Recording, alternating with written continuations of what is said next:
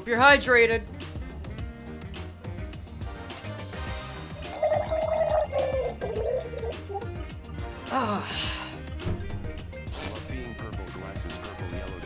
Oh shit, right. I forgot. I need to change that setting. Right, I had a test setting up. That needs to be disabled. So we almost had every chat message put through TTS. Oops. It's okay. It's changed now. It's back. It's back. We're good. Hey, how y'all doing tonight? It has been a while since we've had, like, a non-Limbus gameplay stream. Woo! Hello, hello, Artface, Tycho, Hat. I hope you're having a wonderful evening. I'm gonna give folks a few seconds to trickle in. Hello, Stutterbug. And soon, we're gonna be checking out an idea that I thought was really fun. And if I may say so, what may be the final tier list stream we ever do. I'm running out of ideas. I don't know if I've got any more of these in me. I only really had the 4 planned for APR. And then this one I just came up with like a few days ago. Let's see. So like, I feel like there's a lot of factions that we don't talk about. And it's so easy to like power scale stuff. And I definitely don't want to go into gameplay. But if we go into this with, like, it being about workplace benefits, that feels fun. That feels fun. Hello, Hikato. Hello, McQueen. Yeah, let's go, let's go, let's go. I don't care if... I don't care if you're a Limbus tuber. You need to play Outer Wilds right now. Unfortunately, I have to report, I know everything about Outer Wilds. Because, the way I found out about it was through a specific video that, I will show on screen. Here, let me get my window capture up. The way I found out about Outer Wilds... Oh, yeah, I still have it set to do that from the last stream, huh? Oh, no, it's still spinning, hold on. Frey is a Limbus tuber who is gonna tell me. I know, we need to be burned at the stake. We're all witches. Okay, I gotta fix that. Volpixie should not be spinning. Okay, we're going to disable this. And I'm going to take Volpixie back. Oh yeah, and I added a filter. This is fine. People are still trickling in. It's a-okay. Okay. We'll change the filter so that scroll is gone. Okay, cool. Now it's a regular tab. But no, like, funny thing about Outer Wilds. I already know everything that happens in it. Not because I watched a video about it. No. But because... Actually, does this need to be uncropped? No, that's good. But because I literally made it. I literally made... Where is it? Where are you? I know you're here. Pokemon D&D, Pokemon Buttons Mario was before that. I literally made this video for Volpixie. So, I'm sorry, but I can't really get much out of it. I know everything that happens in the game. So there's that. It's still spinning. Yeah, spoiler, Shreya, the office is Triple S here. Here, it's gonna be interesting seeing where these go. I've already learned a lot about the different factions in my time finding these. So I'm very curious to find out what to take away. Let me just take a second to ping the Discord about this. That we are live, here. Good alert, we are live. We are live now with 100 factions. Hi. There we go. Okay, so... Here's how this is gonna work.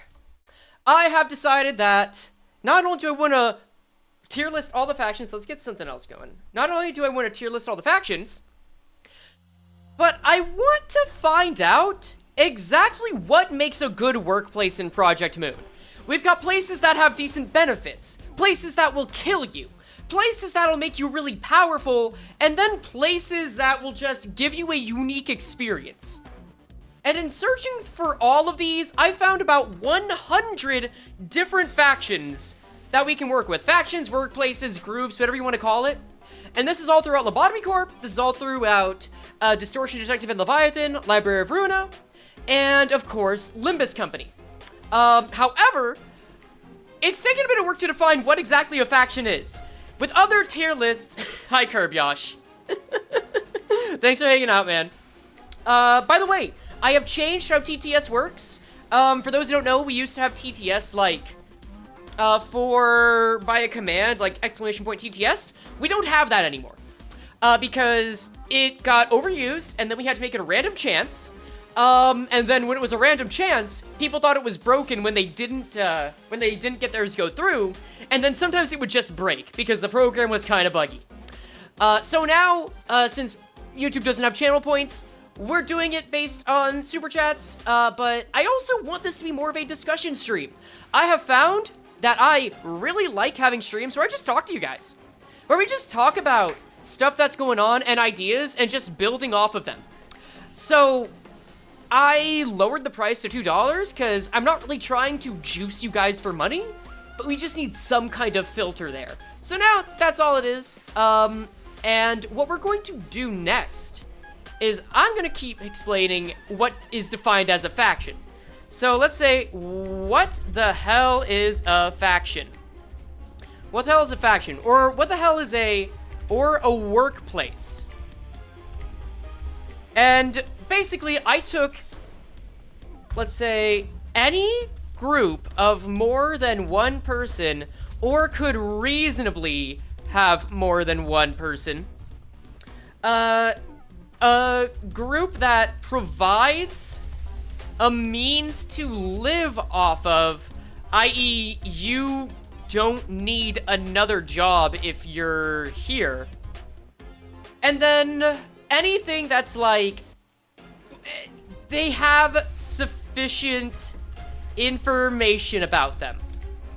So, for instance, let's say we have someone like Iori's group, with like Lion, Panther, and Wolf. Even though I'm pretty sure 2 of those are dead. Spoilers for the prologue, by the way. We're gonna get a lot of spoilers for a lot of Limbus Company, but definitely the prologue. So not a teacher in the public school system, got it. Yeah, no, you get it.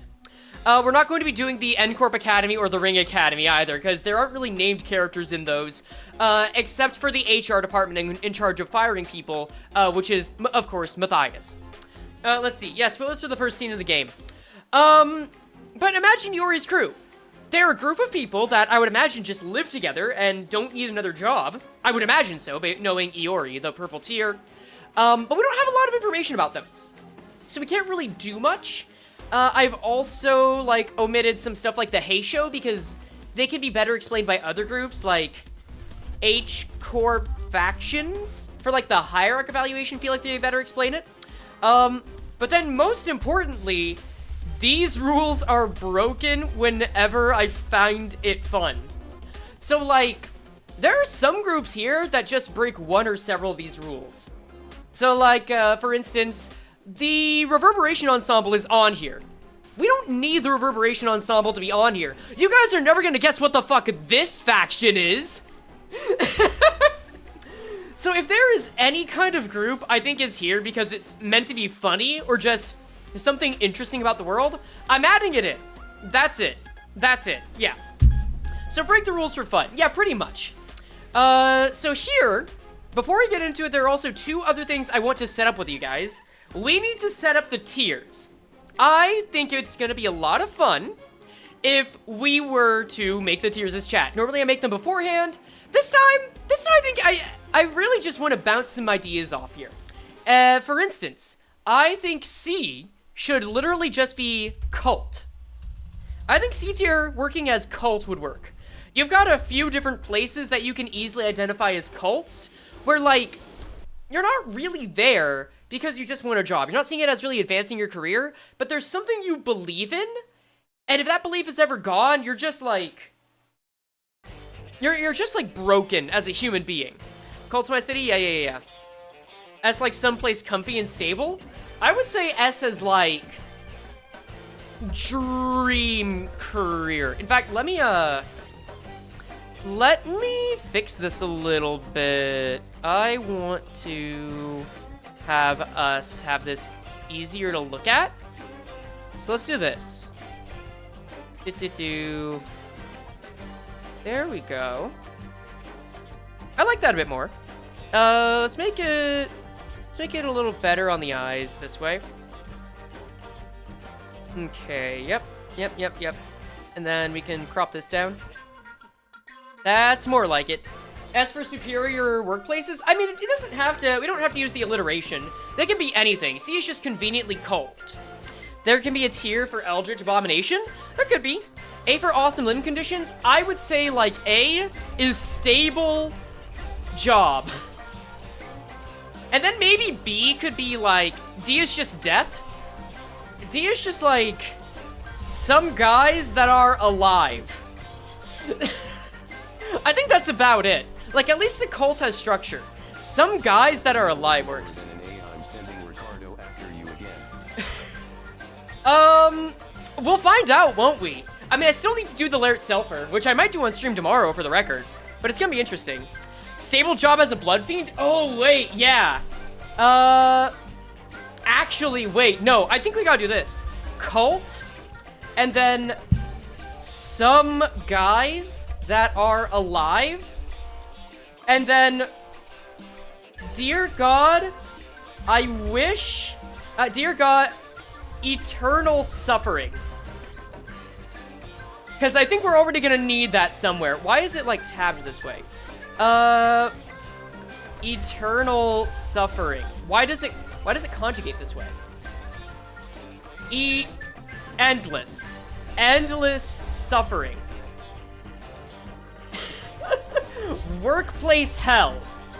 Why do you conjugate that way? That's so, I don't want to look at that. I'm sorry. Maybe I'm getting stuck on that. Dead end? No, dead end job is... Okay, I feel like we can work the rest out. We'll say D tier for now, and I'll even remove cult. I think this is fine for the moment. I think this is fine. Keep it like that. The suffering is the formatting. We'll see. Where's the Schemescape office place? We'll find out. There is one other thing too. The last thing before we go into it is I wanted to have more fun with my mods. For those who don't know, I got a lot more mods a couple months ago in my server. We kind of revamped it too in the Discord, which there's a link to in the description. We've got an art contest going on now, and I wanted to change how things worked, and I've been trying to, like, find new stuff for my mods to do. So we thought it'd be really cool if we make some terrible rumors about how I run my mod team. Like, the worst stuff, but it has to be funny. It has to be really funny rumors. And the best inspiration we can get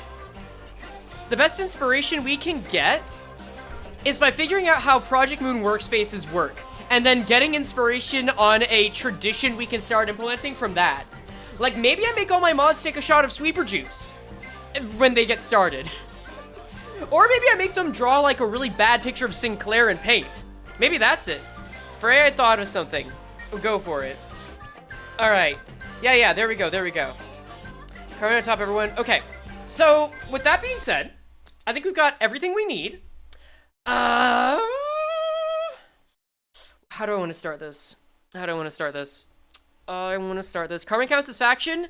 All of the images have their, all of the images have a reason for existing the way they do. If there's something that doesn't make sense, that's probably because the faction itself does not have a good image of it. So I had to make do with the best next thing. Let us now begin. I heard from a mob that they all have to drink a liter of milk before they go for Yeah, maybe that is the tradition. Maybe we make them drink a liter of milk before they get their mod permissions. Oh god, we could just not have any lactose intolerant moderators in the server. Wait, that's already a great idea. Frey the Pinky has a logo now? Oh, don't worry. I noticed. Okay, I also, last thing, I want to make sure this stream is, like, not too long by the time we start the tier list. So it's 7:15 right now. I want to finish this in, like, 3 hours. Let's go. All right, let's go. First off, the first faction. This is, like, the oldest one in existence from Lobotomy Corp. This is Carmen's research team. Not the Sephiroth, not Lobotomy Corp, not the Librarians. This is Carmen's research team. These are the people that went into the outskirts. They tried to make Cogito work, and, well, they ultimately failed, and several lives were lost. And unfortunately, they also tested on exactly one child. Now, that being said, I think as a regular person working there, if I'm just, like, Joe Schmo working there, I'm, like, the lowest class of technically employed I could be. I think we need to establish that. We need to have this be, like, we're not special named characters. We are the lowest of the low that may work up later. So I think we would be Malcut. So if we're Malcut and at this job, for better or worse, I think this has to go in stable job tier. Like, we're trying to do something really good with the world. Like, morale is high for a while. And then it just kind of keeps going until it becomes terrible all at once. And here's the thing. Having everything be super optimistic and going really well and having great vibes and making great progress, and then suddenly everything going terrible, that's just working at a startup, baby. That's just working at a startup. So I feel like this is a reasonable ranking for it. I think that's fine. Take it down a tier for the horrible end. Not enough tiers. I think you're right. I think we go to... I feel like if I do... It was great until it wasn't. That's gonna be like so many of them. Let's say... Oh, you know what? Good, but keep your resume updated. Wait, no. Resume fodder? How about a good few years? We'll say a good few years. I think a good few years is good. This is fine. A good few years works. All right, let's see. Next, we've got the head. No frills about it. This is the head. It's literally just that. It is A Corp, B Corp, and C Corp. And if we're talking about the people that are in the lowest of the low, unfortunately, we don't have a reference for that. We only have Arbiters, Claws, and Beholders. So we can't really tell. It could be a dream career if you like being a fascist. If you're a fascist, this is a dream career. If you're not, though, I feel like you just have a really stable job. It's basically a government job in a place that really likes to keep its talent on deck. This might change by the time we get past the Inferno or something, but I think it's good. If you work for the head, I mean, it's literally the head. That's literally the tier. Claws are drugged up a ton. That's true. I think that's just a good reason to not put it as dream career. I think a stable job is good, because normally, like, let's say you're in the Sank Association or the Liu Association. This would probably go into a good few years, or even lower, actually, because you're endlessly fighting. You're putting your life at risk on the daily. But if you're a claw, you don't have to worry about that. If you're a claw, people run from you. Do you get the bigger job? Sure.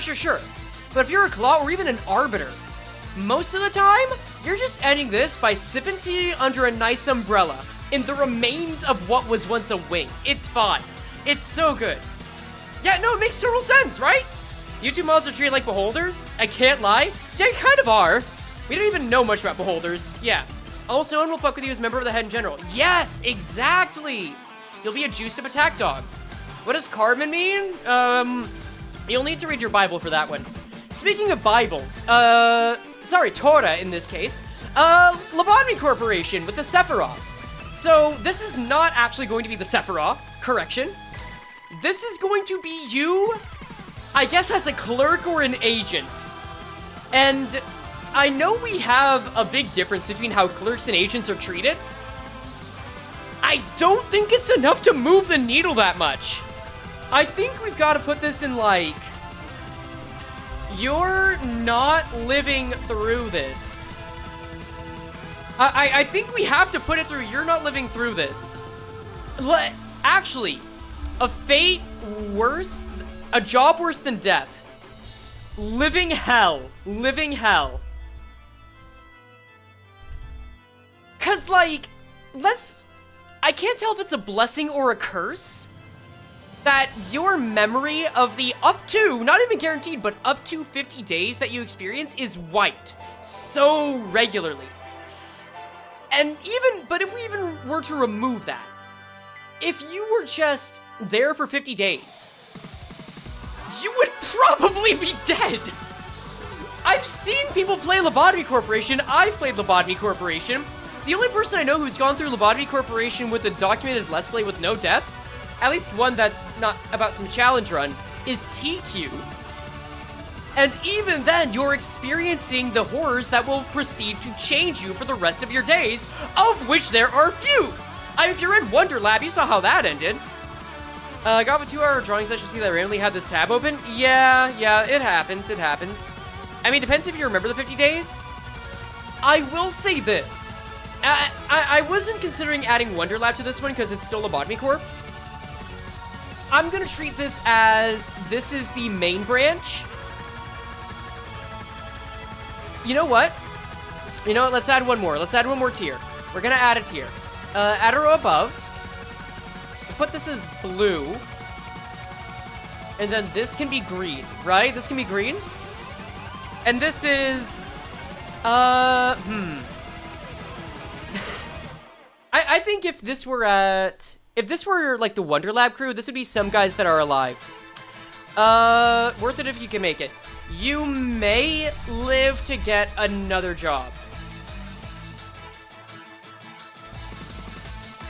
Yeah, I think this is good. I think that's good. That's good. Call it T-Corp? No. We got another one. Okay, I think this is it. You're just screwed eternally if you're in the headquarters. And if you're in the Sephiroth, I guess you might get a great retirement. In fact, you might get a really good retirement, because now we have the library. At the library, I feel like, depending on who you are, this could be a dream career. I think the library is unironically heaven to the people that live within it. I think this is probably a case for the best living condition you could have in the city. The library is great if you're an Abno. The library is great if, like... The library is great if you are a librarian, Angela, or Roland, who I guess is a librarian, all of them. Do you get paid? No, but you don't have any want of money.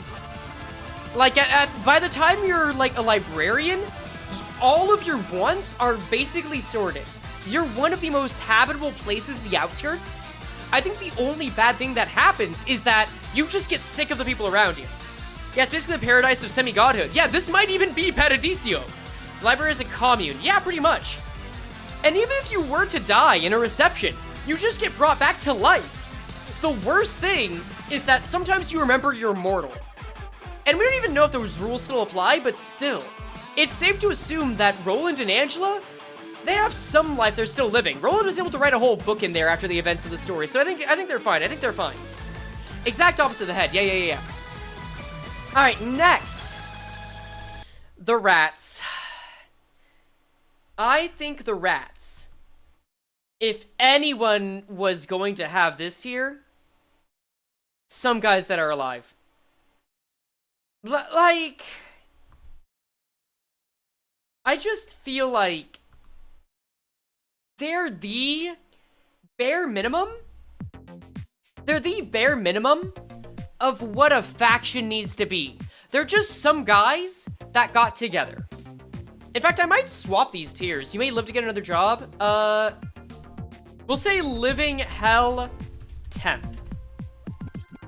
At least you can live to see another job. But with this one, it's just that, no, you're probably not making out of this alive, no. Rats, we're the rats. Yes. Wait, mods, do you guys want to be rats? Wait, do you guys just, like... I mean, we're already trying to see if we can make you chug milk. Do we need to, like, force you to chug dairy or something? Could be kefir. Ah, whatever, who cares? Homelessness the job. Exactly. It's barely even having a job. You just decide to get a few people together and just, like, huddle together with impotent squirmings keeping you alive. That's it. And you might make a rat king, which is not good for you. Sorry, Pete. Rats, aka I ain't making it tomorrow. Exactly. All right, next. The rats gotta go. Correct. Next, we got Yoon's office. What do I even do with Yoon's office? This is like a gloop shitto job. I'm sorry. I feel like it goes into some guys that are alive. Because, like, this is a really low-tier office. Isn't Yoon, like, a grade 7 fixer? Hold up. Limbus Company... No, not Limbus Company. Library of Ruin, Wiki GG. Isn't Yoon just, like... Hello, Baird. Yoon's office. Isn't he, like, a grade 7 office? Yeah, he's a grade 7 office. That's barely anything.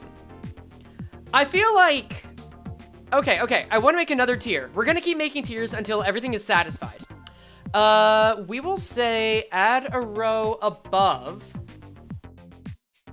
And that's gonna be technically a job. Technically a job. I think that's what Yoon's office should be. It's better than the rats, but it's only technically a job, right? You will get paid. That's really it. It's entry level. We'll say barely a job. Like, because it is a job, but it is very much a starter job. And even then, a starter job, I feel like, if you're just serving tables, I think you call that a starter job, depending on, like, your take on a lot of things. If you're a grade 9 fixer working at Yoon's office, you're hoping you don't die and you can just get a cat from a tree, right? That's it. Intern or family business hire? Yeah. How's the stream going? It's going pretty well. Let's see. And then, Frey, I have a video idea. Nah, I do have some extreme Mirror Dungeon ideas, but we're gonna go with a different one. No, call it the city's version of McDonald's?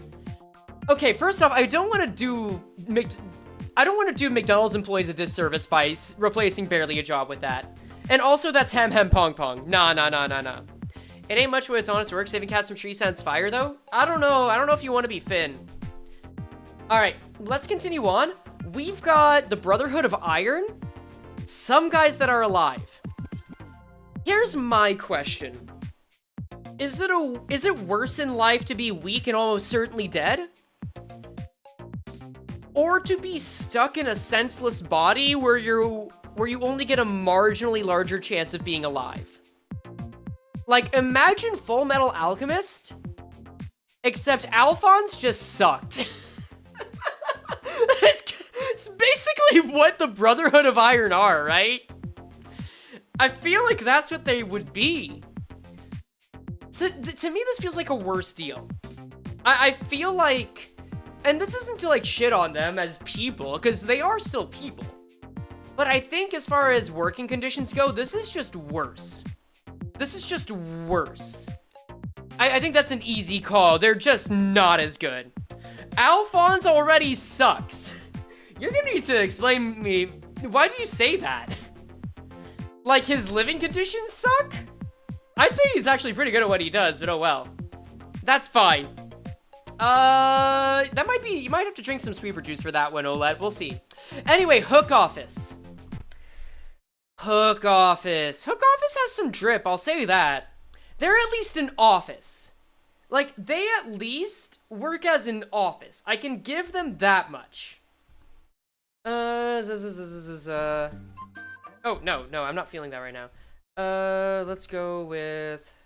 This is good. These guys are at the very least an office. They take legitimate jobs.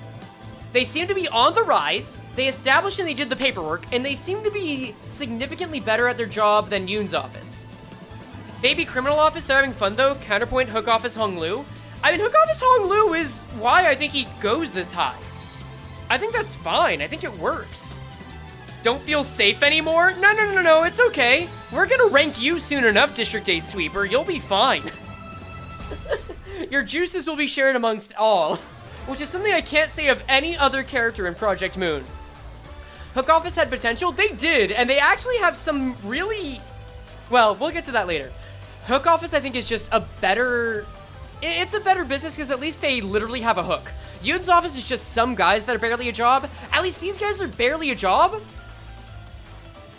Because they're kinda LARPing as an office in the best way.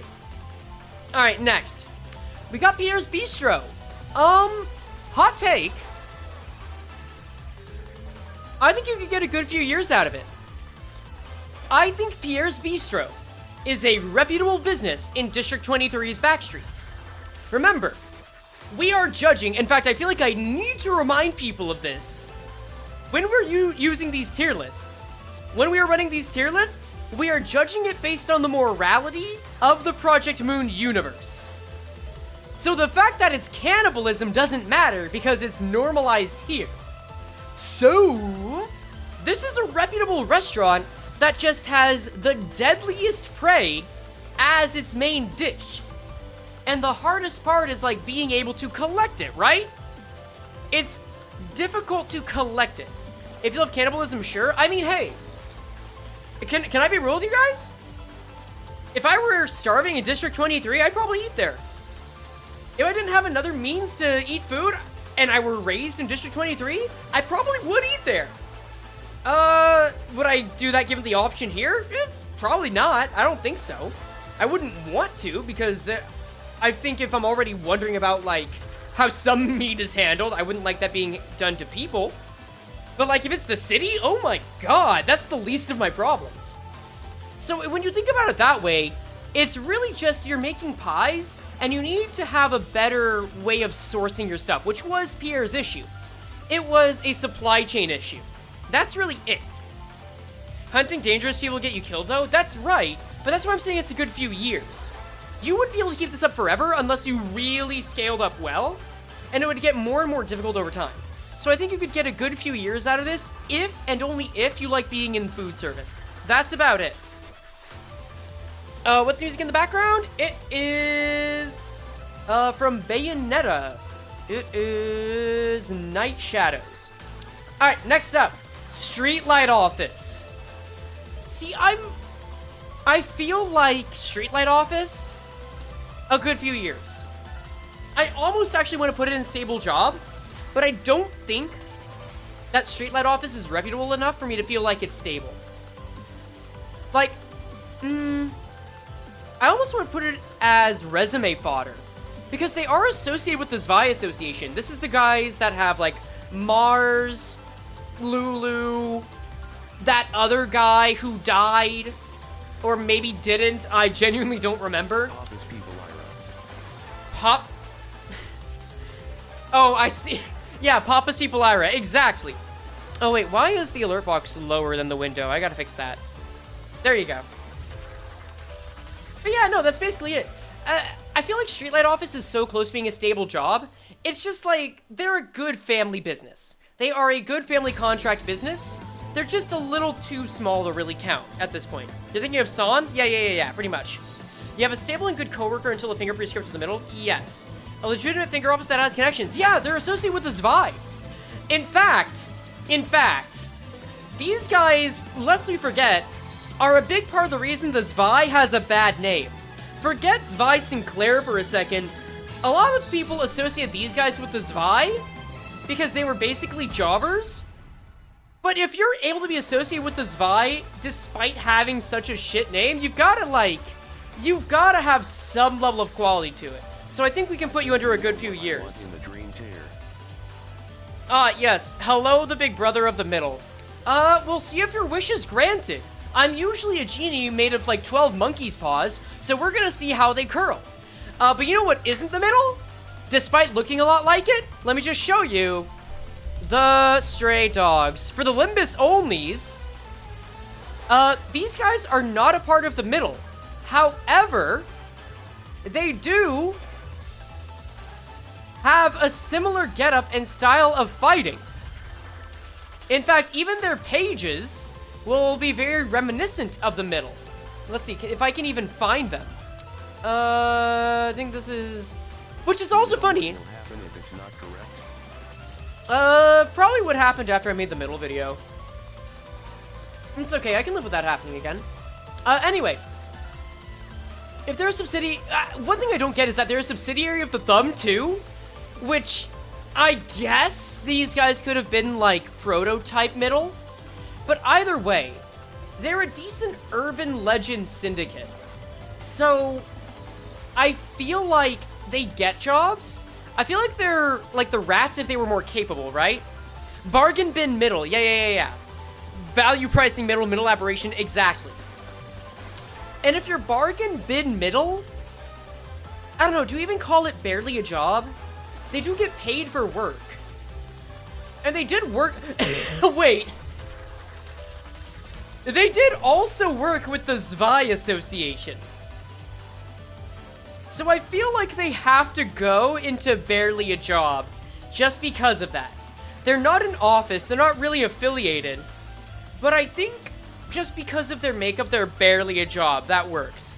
They're just a group of people, yeah. But I think barely a job is good enough. We don't need a faker tier, that's way too unique. I think we might have too many tiers and we're gonna condense them later, but this is good, Alright.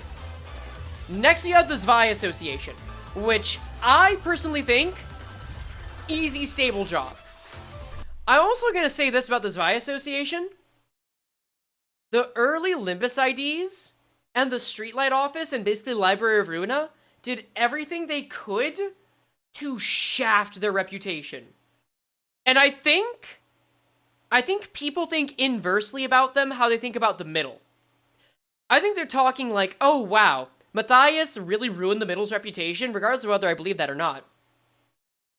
But there's like some secret kernels of the Zwei Association that are legitimately badass. And I'm not just talking about Ishmael. It's actually mad. Like, okay, so there is a grade 1 fixer. Here, well, we can play this in the meantime. There is a grade 1 fixer in the Zwei Association who has a full suit of armor that doubles as a robot dog. And he was able to give Vespa trouble.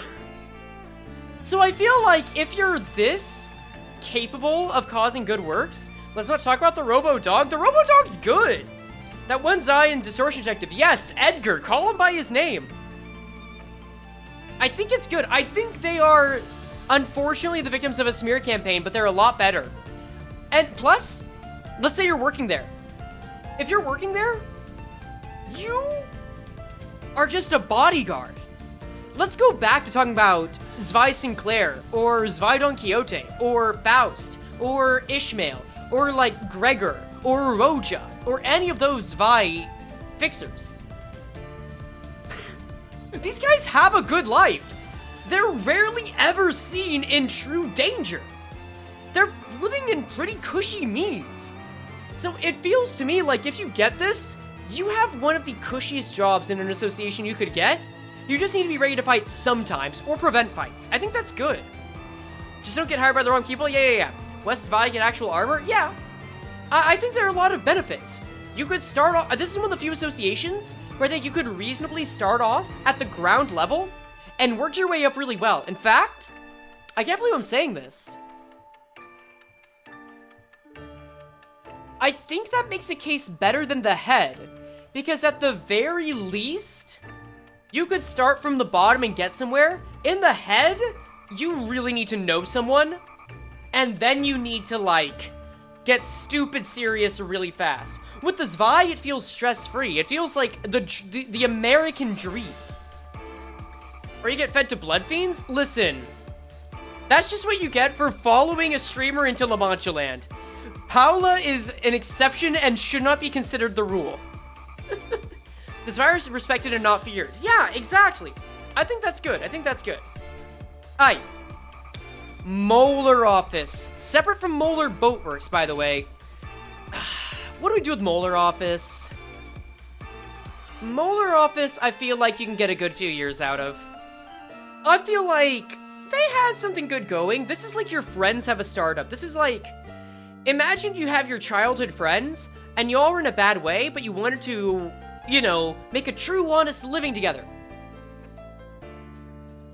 and you just made a little found family, and you decided, you know what? We got these pretty good pieces of workshop equipment. We can make it work. Let's try it.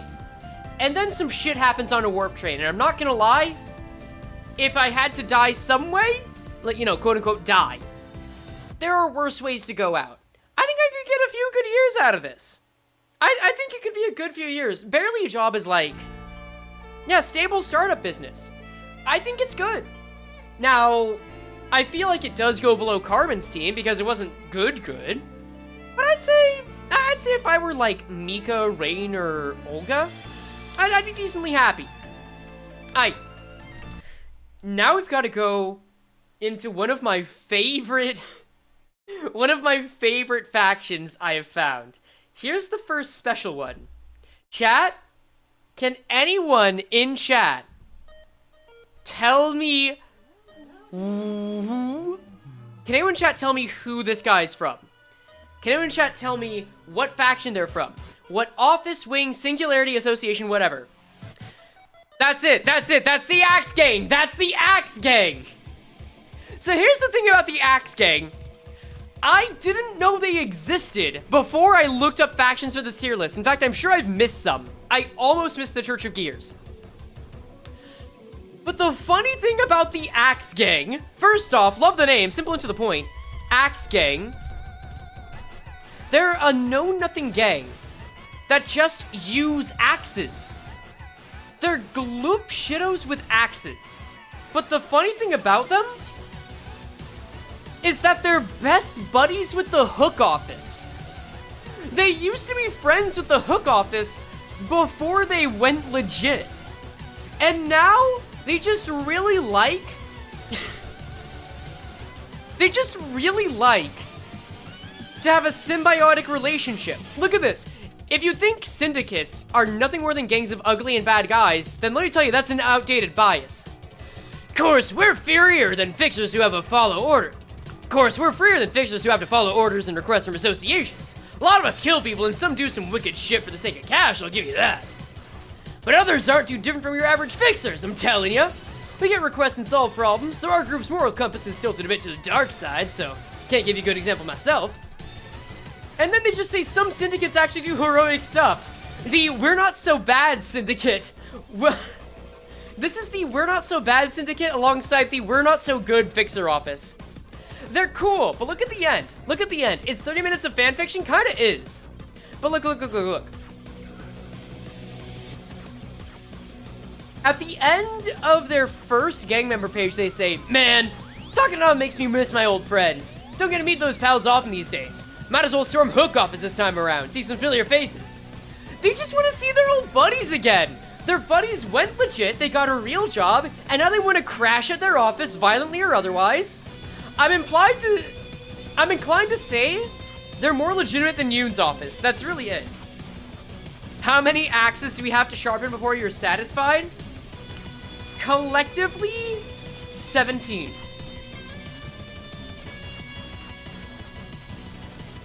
I want there to be one axe for every Sephiroth and every Sid. And I want them to be themed based off of that. Tied with the hooks, tied with the hooks. Yeah, I'll put these lower down because they're a little worse off because they're still a syndicate, not an office, which I think is a bit higher because of benefits. But they're better than Yoon's office. Come on. All right, let's see. Next, we've got the Carnival.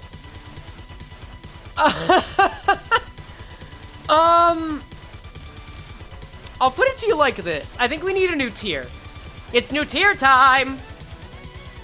At a row above. Solid work with a catch. I feel like the Carnival, you could get some really good work out of the Carnival.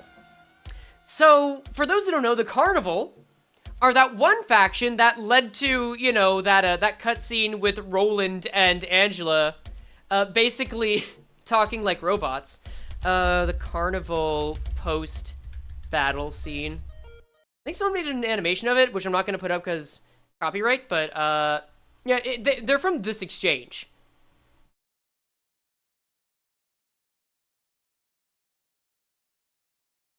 Exhausted, tired, want to rest, hungry, want out, yeah. Okay, well, you guys, it's gonna be cropped, but you get it. And that's just it. First off, that's the entire cutscene. Brilliant writing. Second off, the carnival talk this way. I think it's just because of whatever kind of bodies they put themselves into, which I feel very... I have many thoughts about these designs.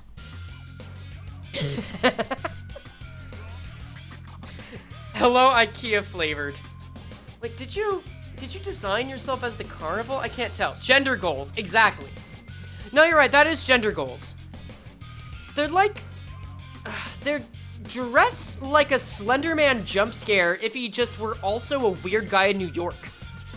That being said, they do have access to what was once a singularity, you gotta keep that in mind. They make thread that's supposed to be really powerful, and it just happens to be from people.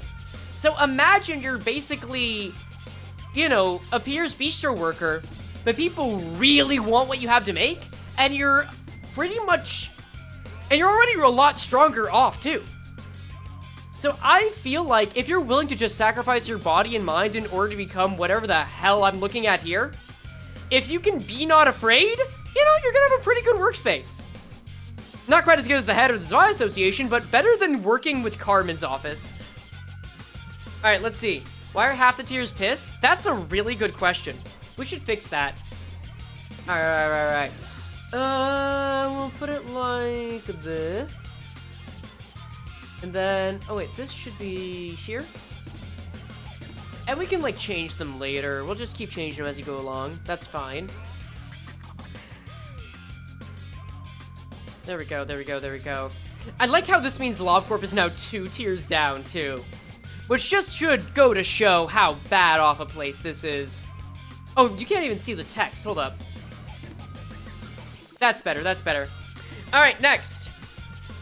Full Stop Office. We're gonna go with the one from Library of Ruina, not Hong Lu's version for that. In which case, I feel like this is a few good years. I feel like the carnival is too ingrained with like having stable work and people wanting their thread to be considered, you know, only being there for a few good years. Plus, like, again, you really have to commit your body to be with the carnival. With the Full Stop Office, like, they're powerful, don't get me wrong. They're a reputable office, and they've got good rapport, even if Stefan is, like, meant to be on the sidelines. But I feel like the bullets just suck. They don't seem very profitable. Yeah, they have access to guns and bullets, but dear God, are they hemorrhaging money if they get into a lot of trouble? I mean, it could be worse. They could be dead like Streetlight Office or like Molar Office, which actually, I feel like I judged Molar Office too harshly. I feel like they should be higher up. Because at the very least, you know, they've got some strength with them. And these guys, they really ruin their reputation. I think these guys should be higher up than like food service. There's always taxes? Yeah, exactly. They're closer to Shi South. In terms of strength, maybe if you remove Eugen. But I also think it really just comes down to the fact that bullets are fucking expensive. That being said, speaking of Full Stop Office, let's talk about the ones that did him in. The Church of Gears. I feel like if you are going in as a Church of Gears representative, you are playing Russian roulette. Why the carnival kinda eyes? Listen, I'm not here to judge. I don't do Hear Me Out tier lists. Yet.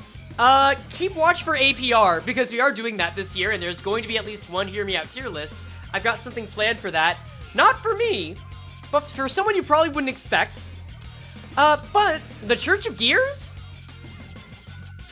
The Church of Gears is like saying, hey, here's your interview.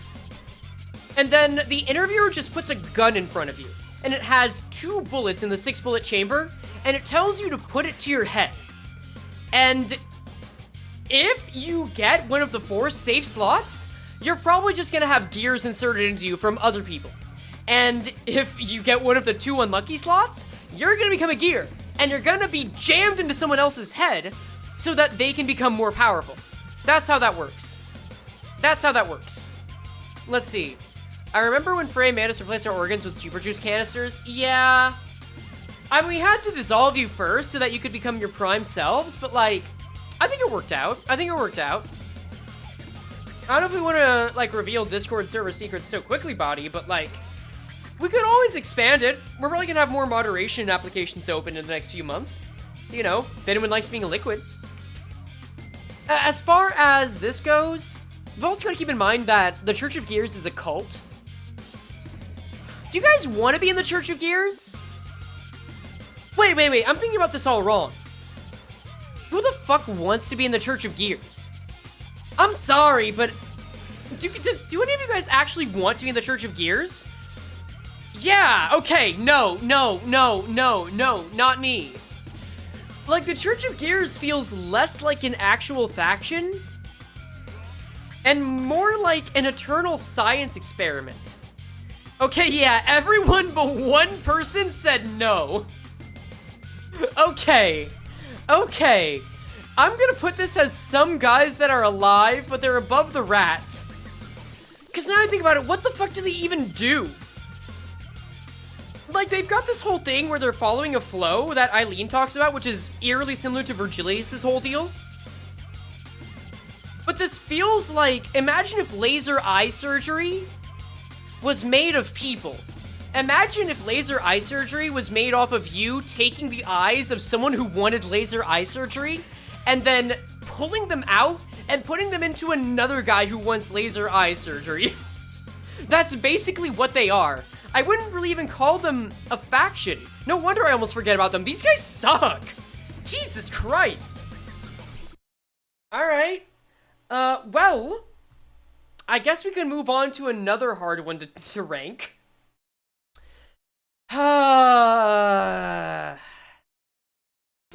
It's time for the Dawn Office.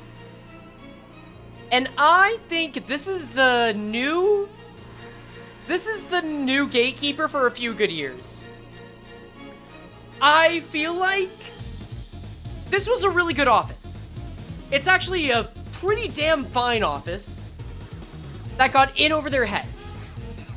I honestly want to give them a stable job because Philip got so much care that he needed. Here's the thing about the Dawn Office. We have to keep in mind that every single reception that involves going to the library is the people who are doomed from the start. We are literally seeing people who are destined to about to have the worst day of their lives. We are seeing the last days of their lives for all we know when we're going through that, right? I mean, for 90% of them, of course, Philip. But if we consider everything before that, Philip is the lowest ranked member of the Dawn Office. He's treated really well. He's treated so damn well by Salvador, by Yuna. He doesn't really have any problems. In fact, one of his biggest problems that he has before, you know, the culling, is that he just has an unrequited crush. And also he has this weird thought that Salvador and Yuna are a thing later on. I don't know where that got into his head, but I don't know, it's a Korean game, so maybe that's related. But it's a really good place. And if we focus on, like, how Dawn Office Sinclair works in his Uptie story, which is not the same, but we can pull some references from it, they treated him super well. I'm inclined to say this is a stable job because they just made a really good small business. Like, emotionally speaking, and as far as their capabilities go, it's stable. It's really good. It's just a shame that it had to end the way it did, right?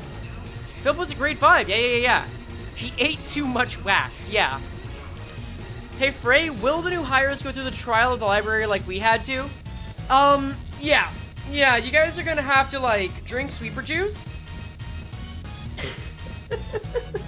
And then you're just gonna have to name every book reference in Project Moon. That's what it's gonna be. That's how that works. Alright, let's see. So next... No, I think Dawn Office, very solid answer. Gaze Office.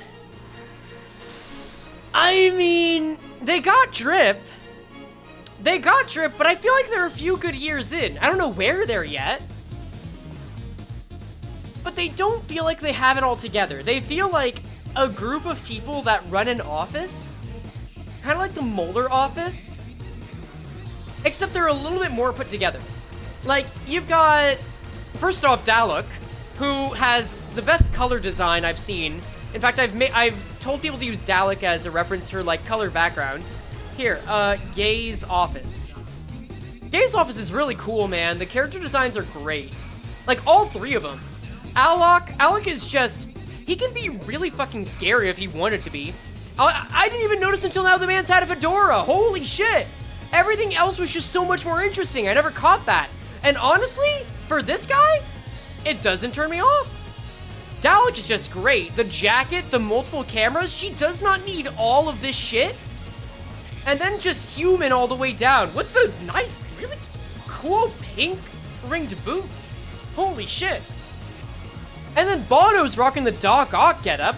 And if you would have thought, who is the most paranoid out of all these three? If you had to pick one of these three to be a coward, who would it be?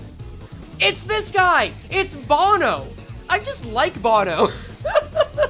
I like all three of these guys, actually. I kind of wish they would show up in a wall. But they're kind of dysfunctional. Alok is he's very gung-ho. And that confidence is good. He's like the leader. He's got to do that. Dalek is just kind of there as a character. I think she's got some kind of energy to her. Like, optimistic energy. But, like, I genuinely haven't picked up much from her. And then Bono's like a coward. And I feel like putting all these three together makes for an interesting, like, D&D party. Wait, look at Bono and his fourth claw. I don't see any big differences, but okay. I feel like when you put all three of these together, they make an interesting D&D party, not as good in Office. So I feel like they've got a few good years. Someone's probably gonna go their separate ways. It's probably gonna either be Bono or Alok, and that's fine. But I think as long as you're willing to do their work, which, what the fuck even was their work? Oh, intelligence collecting. Wait. Oh, no. That actually puts them up higher. These guys aren't even in combat a lot of the time. They're intelligence. Oh, if they just had a better, like, team comp and benefits, they could be a stable job. Oh my god. That's good. Okay, Gay's office is actually kind of spitting. Bomb-ass logo, too. I gotta give it to him. Alright. Yes, you see the vision. Absolutely. This is like if you want to just play spies. Alright, next. We have the Kurokumo clan. God. I feel inclined to put this as barely a job. Like, I'm sorry. There's something about the Kurokumo clan. All the reputation that the Zwei Association gets, I think is justified as the Kurokumo clan. The Kurokumo clan is just an entire syndicate of jobbers. I'm sorry. I don't care about June at all. June kind of sucks. Not as a person, but like in terms of being a great representative for threat level. The IDs can be kind of gas if you look at the latest two. I will say, I do think that Kurokumo, Heathcliff, and Ishmael are the best case of there being a Luffy-Zoro connection or relationship and sense of brotherhood that I've seen in Project Moon. I think that's actually really sweet and I love it. Heathcliff and Ishmael being the best bromance is actually really cute. They're in the thumb. Yeah, they are, aren't they? They do have a genuine racket, though. Like, if I'm gonna put Pierre's Bistro in a good few years, I should put Kurokumo in there. I don't know, man. It just feels so wrong. I know my brain says. Why, of course. They're a very large syndicate that takes tolls from people. They're a part of the thumb. They have their own hierarchy. But every time we see them, they're just eviscerated. Library of Ruina. Sayo? One of the stronger members? Nuh-uh, she's already being made to go in the library by friggin' Tanya. Super strong character, don't get me wrong. Maybe they're being slandered too, I don't know. Then we've got the Kurokumo in, like, the Young Jean building in Yowieville. And they're just mooks. And then the IDs aren't that good. And then they're eviscerated by Vespa and Distortion Detective. They're basically red shirts, they're thumb fodder. You have to deal with being in a war against a different gang. Thumbs on screen, everything's for the plot. Yeah, no, they're such fodder, man. Like, what do I do with this? Because technically they're supposed to be threatening. They're like a paper tiger. I feel like if you're in the Kurakumo clan, then I immediately have less respect for you. Like, you tell me you're a part of the Thumb, I think, okay, wait. This guy's done something that's got him some level of prestige, even if you're a soldato. Even if you are a soldato, you've committed yourself to something important. You tell me you're a Thumb subsidiary in the Kurakumo clan, I immediately think that God put you on this earth to die. In a funny way, no less. They got massive drip. It's so weird, because there's so many things that sound like should be good about them. I'm pissed off. I'm pissed off now. Your time in any syndicate is numbered? No, but unless you're an ID, literally. Okay, no. I need to find out about this. No, this is pissing me off now. The Kurakumo clan. No, is there a member of the Kurakumo clan that is not an ID and has been put on screen that has either not died or not been put into a position where they're expected to have died? All three of these guys may as well be fucking dead. I don't give a shit about them. I don't give a shit about Saya. I don't give a shit about Yang. I don't give a shit about Jane. I don't give a shit about these guys. And then we move on to, like, June. That guy's dead. That guy's just fucking dead. Yuri, the Kurakumo member from Distortion Detective, she's just dead.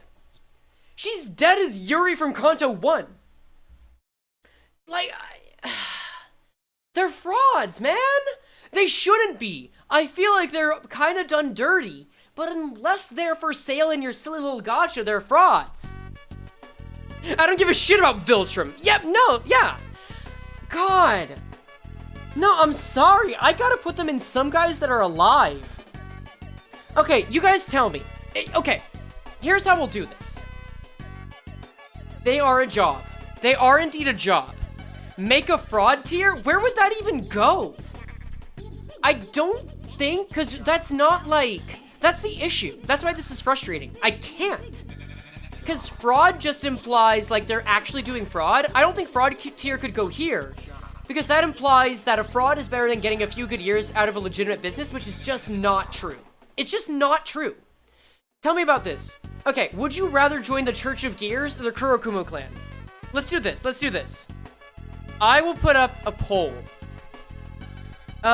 Church of Gears or Kurakumo clan? Church Kurakumo. No, we'll decide this by poll. We'll see which one is higher based on this. Because, like, on paper, the Kurakumo clan seems like they would be worth being in. They're like the Yakuza, basically. They should be the Yakuza. But they're just... They feel like they can't keep it up. I don't know why. Okay, do you want $1 or dirty shoe type question? It's almost unanimous. Yeah, let's see. Kurakumo clan, any day church sucks.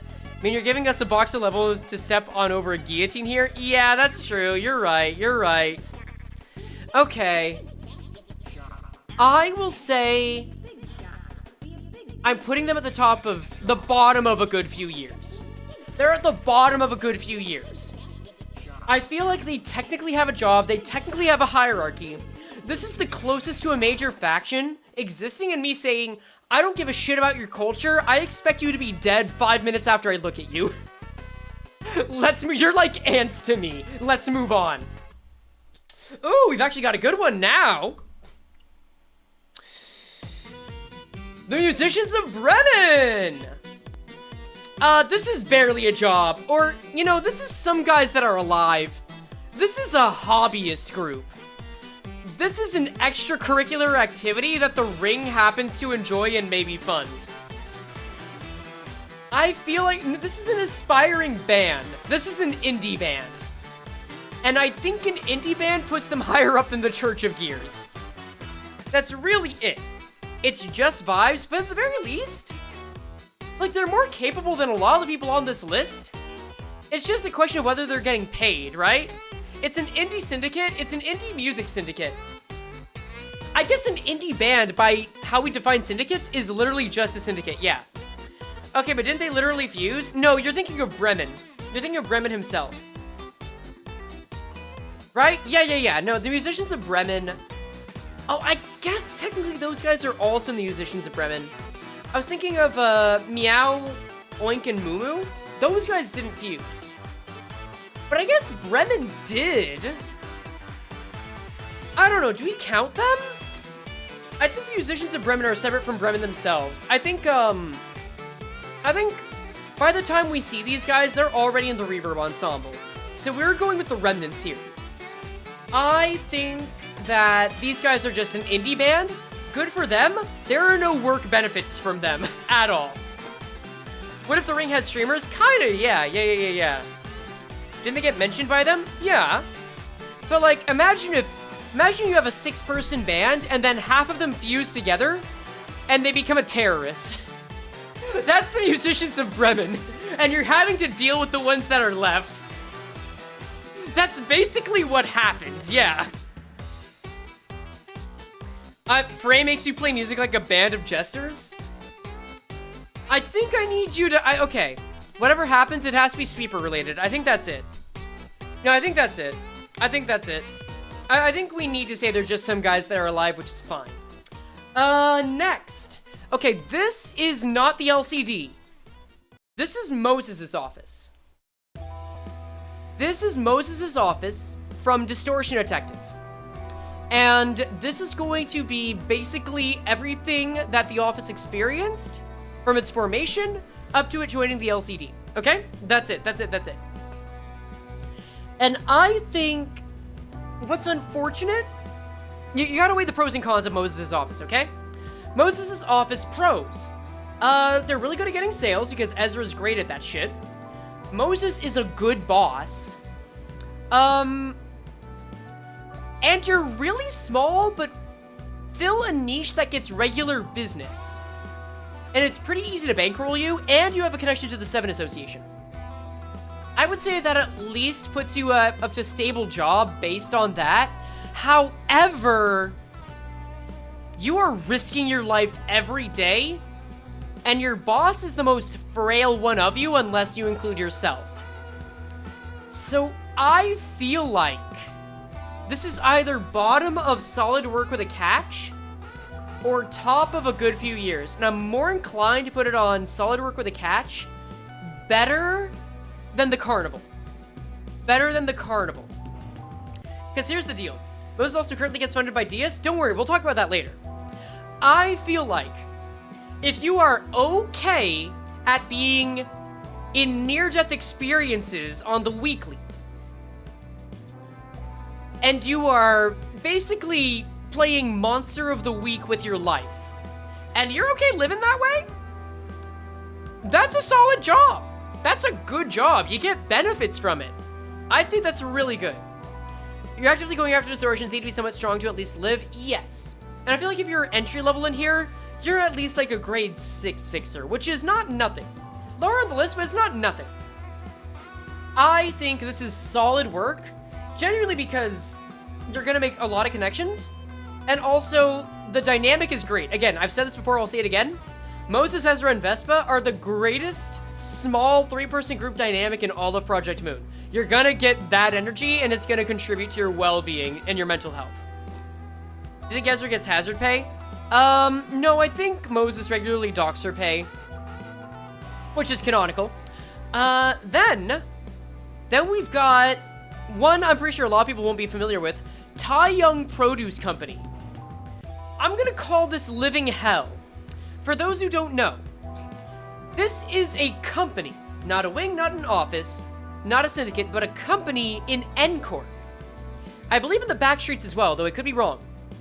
That was meant to make produce, except they decided at one point, and I'm paraphrasing and I might get some of this wrong, because it's been a while since I read it, but at some point, they decided they wanted to sacrifice 108 of their employees to a monolith in order to make a combination distortion because Diaz asked them to. I don't know, I forget if it was for money, I forget if it was for a product. The CEO there, I'm pretty sure said something about it at the end. But it's just the worst impression you could get. In fact, let me go over to Cogitopedia, Distortion Detective, characters. See, you see how often I go to this. You want to see what the Tyone Produce Company looks like during Distortion Detective? It looks like the library if it was more fucked up. Like, check this out. This is what it looks like. This is the building mid-distortion. Everyone is just going through a different level of hell. It has become Dante's Inferno, but also a really sweet-ass piece of art, if I can be honest with you. Like, The Ring would fuck with this hard. But any place that is depicted like this does not look like a place I want to work at. Who looks at... Okay, this is Pierre's office. Okay, this is Lovetown with hexagons. Okay, who looks at this and says, ah, yes, my next career option, the floating bleed room. Become soup, yeah. Was that the statue, Abno? No, probably not, at least. So yeah, I feel like we're justified saying that this is a living hell. At least it's temporary, unlike Lobotomy Corp. Alright, so there's that. At least Hellcorp, they pretend to help you? Maybe. Maybe. It's literally depicted as the Rings of Hell? There we go! It's extremely accurate then! That's great. You understand it was just that specific Tuesday? It was, but how bad off do you have to be to get to that point? The CEO, I feel pretty confident saying he was just a shit guy. I'm pretty sure the CEO just sold them all out. Son, put like a reference to Distortion Detective on screen to show that. If I forget to give it to you, just let me know. What did they do before that? They were a produce company that was either going under or like the CEO was willing to sell them all out. Either way, really shit management. Which I can't say about this next one, Donggui's combat office. Unfortunately, these guys have the opposite issue. So Donggui's combat office is a grade 2 fixer office. Pretty high up there. Pretty high up there. It's in the back streets of N-Corp. And it is a group that is hired to defend Moses from Vespa. Because he's trying to kill her. Or at least trying to apprehend her. There's a whole deal with that. So Moses hires them to defend against Vespa. Only issue with that is much like the Kurokumo clan, most of them died. Like 90% of them died. Not all of them, but 90% of them, including Donggui. So the only time we've seen them is when they've been fated to fall to Vespa Crabro. But on the other hand, we have seen Donggui, and this guy is like, he talks like he's here to give you straight business. I'm not gonna screw you over, but I need you to help me out with my daughter. I'll do this job for you. I won't ask questions. The money's good. You seem to be in a tight spot. I'm a reputable businessman. I'm a reputable businessman that knows how to handle the rowdy bunch, but I love my daughter. I got a soft spot for my daughter. She's turned into a fish, Moses. Moses, she has become a fish and I need you to help her. She's locked in her room. It's all filled with water. It's just so bad. I think some people at school have been calling her ugly shite. It's just not good. I'm gonna die for you now, Moses. Goodbye. And that's how it happens. That's exactly what happens. So it's hard to call them jobbers, but also knowing that if I were to work for this guy... So here's my question. Donggui is a guy that must inspire confidence. I should also say that Donggui, after he died, due to the rules of the combat office, leadership of the office went to his daughter, who only had just then recovered from distortion, from distorting. Control moved from him to his daughter, who just recovered from distorting, based on the rules of the office. It just goes in a hereditary format.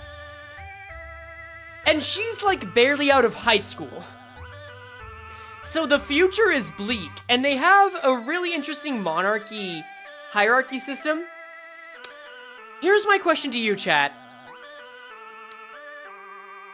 Do you think having a leader that you would follow to the ends of the earth is a good or a bad thing? I want to hear your answers, and then I want to push back on what those might be in either direction. Okay, I'm seeing good. Do not fuck with a natural-born N-Corp citizen. True. Depends, it's a mix. Good, it highly depends. Good. He's definitely a syndicate affiliate. No, I'd be surprised if he wasn't. Good, that means you're happy. In the city, that's horrible. Okay, guys. Some of you guys have already picked up on this. But what if you're being led by Ahab and you're in the Pequod trio? Or even Pequod town? Now, is it such a good thing to want to follow them? Like, Dongui is basically that, but he had a moral compass. It's just that his moral compass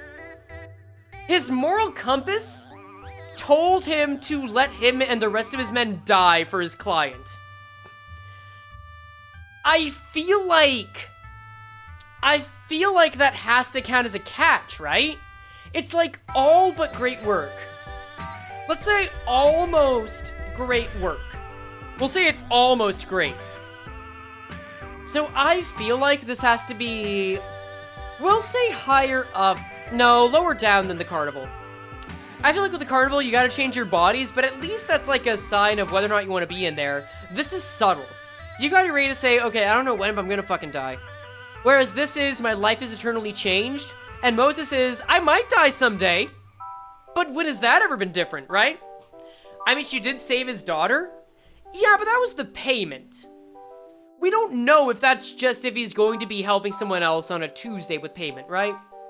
It was a special occasion, but it really did feel like if the price was right, he would have still done it.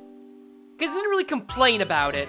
He just said, hey, you want to keep a secret? Here's how you can sweeten the deal. You have a special set of skills, yeah. Alright, there you go. That's Dongui. Next. Next we have Ame Office. Who here remembers Ame Office? You guys remember that? You guys remember Ame Office? You know the memorable details of Ame Office? Who? Nope. Oh, you're not gonna make me go to the wiki, are you? That's fine. Let's take a look at Ame Office. Genuinely who? What? So Ame Office, and this is true, is an office. Oh, wait, no, it's cropped. You can't see the whole thing. Oh, shit. Ame Office is an office. They were one of the offices hired by Taeyong Produce Company to solve their distortion issue. They recommended that Moses' office, I guess, take it on, but all of their fixers were killed. That's it. They're just an office. They're John Office. There is literally no image of this office. The only reason I have this image is because I Googled Ame. And I didn't want to put a fucking waifu on here. Apparently, this guy is Ame, parentheses gamer. Oh shit. Okay, minorly doxed myself, that's fine. Honestly, I don't even put my address in there, so it's just doing its best. It doesn't even know where I live. Apparently he's a Dota 2 player, so that's awesome. So yeah, you have your gamer office. So cool. This is just some guys that are alive. This is the most some guys that are alive that's ever existed. That's it. That is Office the Office. There you go. Now we're gonna move on to a very special case. This is a picture of Sancho. But this is not Sancho. This is not the Manchanigan Blood Fiends. This is Hotel Lerriere from Distortion Detective. So, for those who don't know, again, we're still in the Distortion Detective hole. We've got like 2 more of these. The last chapter of Distortion Detective has Moses, Vespa, Ezra, everyone else they've collected up to this point, go into District 12, and they have to stay at a hotel. And that hotel is run by a blood fiend. I forget if they're a blood fiend elder. They're either a blood fiend elder or a first kindred. No, they're the same thing. Yeah, no, they must be a blood fiend elder. But the catch is that Larriere, who owns the hotel and is said blood fiend, just takes some blood from people while they're sleeping. That's how they maintain it. They don't tell anyone, they just kind of go for it. And she offers Moses a job to kill another blood fiend who might take her position. That's it. Is it like Hotel Maria? Yeah, pretty much. Their toasters don't work also. That's the issue. Did he make all his tenants into blood bags? I don't know if we'd say blood bags. I think they just literally took blood. I guess with what we know now about it, they would be blood bags. It's honestly hard to tell because they frame it as like a, oh, we're just taking some blood while you sleep. I don't think blood bags were ever mentioned back in Distortion Detective, unfortunately, so that could be a retcon. Either way, if you're working at Hotel Larriere, you're basically working at Hotel Transylvania. You can't fool me, I know this is just the plot to Hotel Transylvania. Okay, but you're working at a hotel, which could be worse. It's like customer service.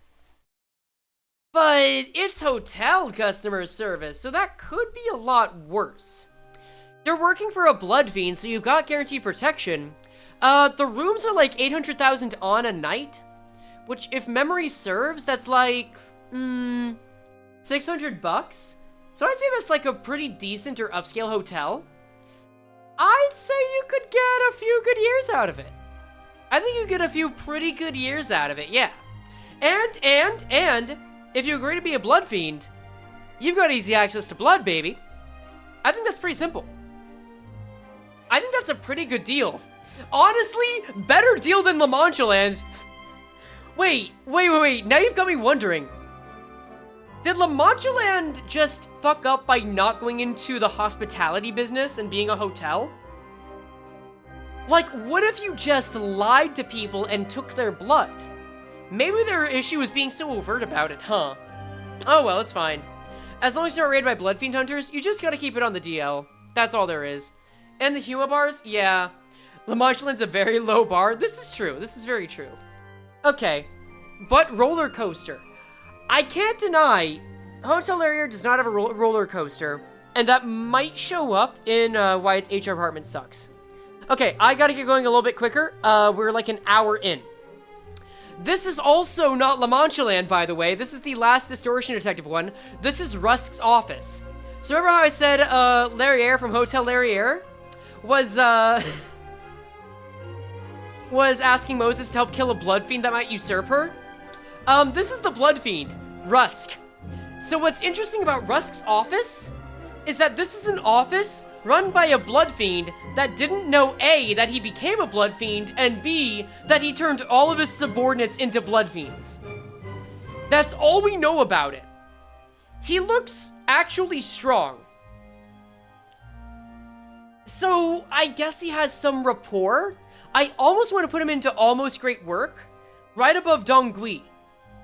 Because even if you can get into Rusk office, you have to be a pretty strong fellow. Let me just check. Rusk. He's a grade 1 fixer if I remember. Yeah, Rusk is a grade 1 fixer operating Rusk's office. All members of the office are blood fiends turned by him. Okay, cool. So he's grade 1, you're working for a grade 1 fixer. He seems chill, he seems stoic, he doesn't want to make a fuss. He just doesn't know he's a blood fiend. There is that ticking bomb of him recognizing that and then probably having a mental breakdown, but at the same time, you're already a blood fiend too, so at least you'll be going through it together. If you were somehow transformed into a vampire, would you not feel better knowing that every one of your coworkers was also transformed into one? You could process that together? Food for thought. It's the power of friendship. It's the power of friendship. He turned his office into his family, his kindred. Yeah, exactly. Genuinely, Rusk was ignoring it, which stopped his hunger. Wait, that's so true. No, I think he was just sleep eating. But still. Reverse Fire Fist office. Yes, exactly, Juice Bag. Okay. Now we've got Virgilius's office. I feel like this is a stable job. I feel like this is just a good, stable job. Maybe not as much as the Zwei Association, but like, you're working for a color fixer who was the color fixer at the time. You're working for a man who, despite being, you know, standoffish, is a good man's. And you get to hang out with a really friendly guy, despite the fact that he'll betray you later. A stern coworker who wants your best interest in mind. And the most androgynous fucking bitch bozo that just has sunglasses as children. Like, this is one of my favorite characters in all of Project Moon. Where's Denver? Where's Denver? Let me see Denver. I fucking love Denver. And then Garnet. And then Garnet, who we never got to see. We also have Garnet, yeah. Although Garnet was only there for a bit. They also have Denver. Denver is one of the best characters I've ever seen. She's just a lot of fun. Well, the rest has to deal with the nibbles of busy work. Like, she just has sunglass babies. Ricardo and her would get along so well. I don't know why, and they don't make her stupid either. She's just a fun character. Unfortunately, I think she dies. I genuinely don't remember. But this is exactly my energy of character. I'm sorry, this is me just gushing over Denver now. Also, they give their boss stuff for Christmas, which is very sweet. Still. She's not dumb, just amazing. Exactly. But still. I think this is a good office. I think, you know what? Is it good enough to be a dream job? No, I don't think so. I think dream job is like anyone would want it, and you would be lucky to have it, which a lot of people would want it, and you would be lucky to work at Virgilius' office. If we ignore how everyone nearly dies, and I mean that as in there was only one survivor, I would say that this is the second best stable job because you're still putting yourself in danger, but you're like of the best there, right? That's it. A good few years? Nah. I think you could do more than that. Like, let's just assume they didn't get in over their head. Which, with the color fixer, you would expect that to not happen. I think they've got a really good shot. Good while it lasted? Yeah. I think it bounces out to being a stable job. Is it dangerous? Yes. But it's not dangerous as often as working with Moses' crew in her office. And Virgilius' office is just a lot more chill in terms of work with the same energy. I think it's good. Alright, Wedge office. Oh, God. What do I want to do with this one? I feel... my gut says almost good work. I feel like these guys... they're in Urban Plague. They're in, like, higher Urban Plague at this point. Put it as the same as Dawn? Dawn office? Stable job? Ooh, Here's my thing, right? Here's my thing about the Wedge office. I feel like the Wedge office is worse than the Dawn office. For one, are they on the same page a lot? Yes, absolutely they are. Oscar, Pamela, and Pamela are so much on the same page that two of them may as well be twins, whether they like it or not. But I think some bad judgment calls were made by them. I think they've got an issue with thinking they're too hot shit for their own good. Wedge office just finished trying to take care of the 8 o'clock circus, had one of their members die, and then right after they got the body back, immediately went back in over their head with reinforcements because they asked for help. As much as Oscar likes to put up being a rational human being, that front, I don't think he is. I don't think he's as rational a human being as he likes to put on, and he's not aware of how emotional he can be. I think this is a few good years in a worse way. I think I put it right above Gay's office. I think they have the skills to pay the bills, but they have one fatal flaw that just stops them from being, like, good. I don't even want to put them in almost great work, because the work wouldn't be great, the work would be good. If Oscar knew where to put himself up, I might consider stable job. But I feel like these guys just got in way over their heads several times. Frey had us eat nails without milk? I think I remember having you guys, like... I think the old mods have the privilege of eating the arm of the new mods. And that's like how you become strong like Vespa Crabro was. That's like how you go through initiation. That's how you're able to show your loyalty. And that's how you're able to show your respect for your betters. And it just means that everyone gets to bond that way. Fresh meat, yeah, exactly. Speaking of fresh meat, Lovetown. I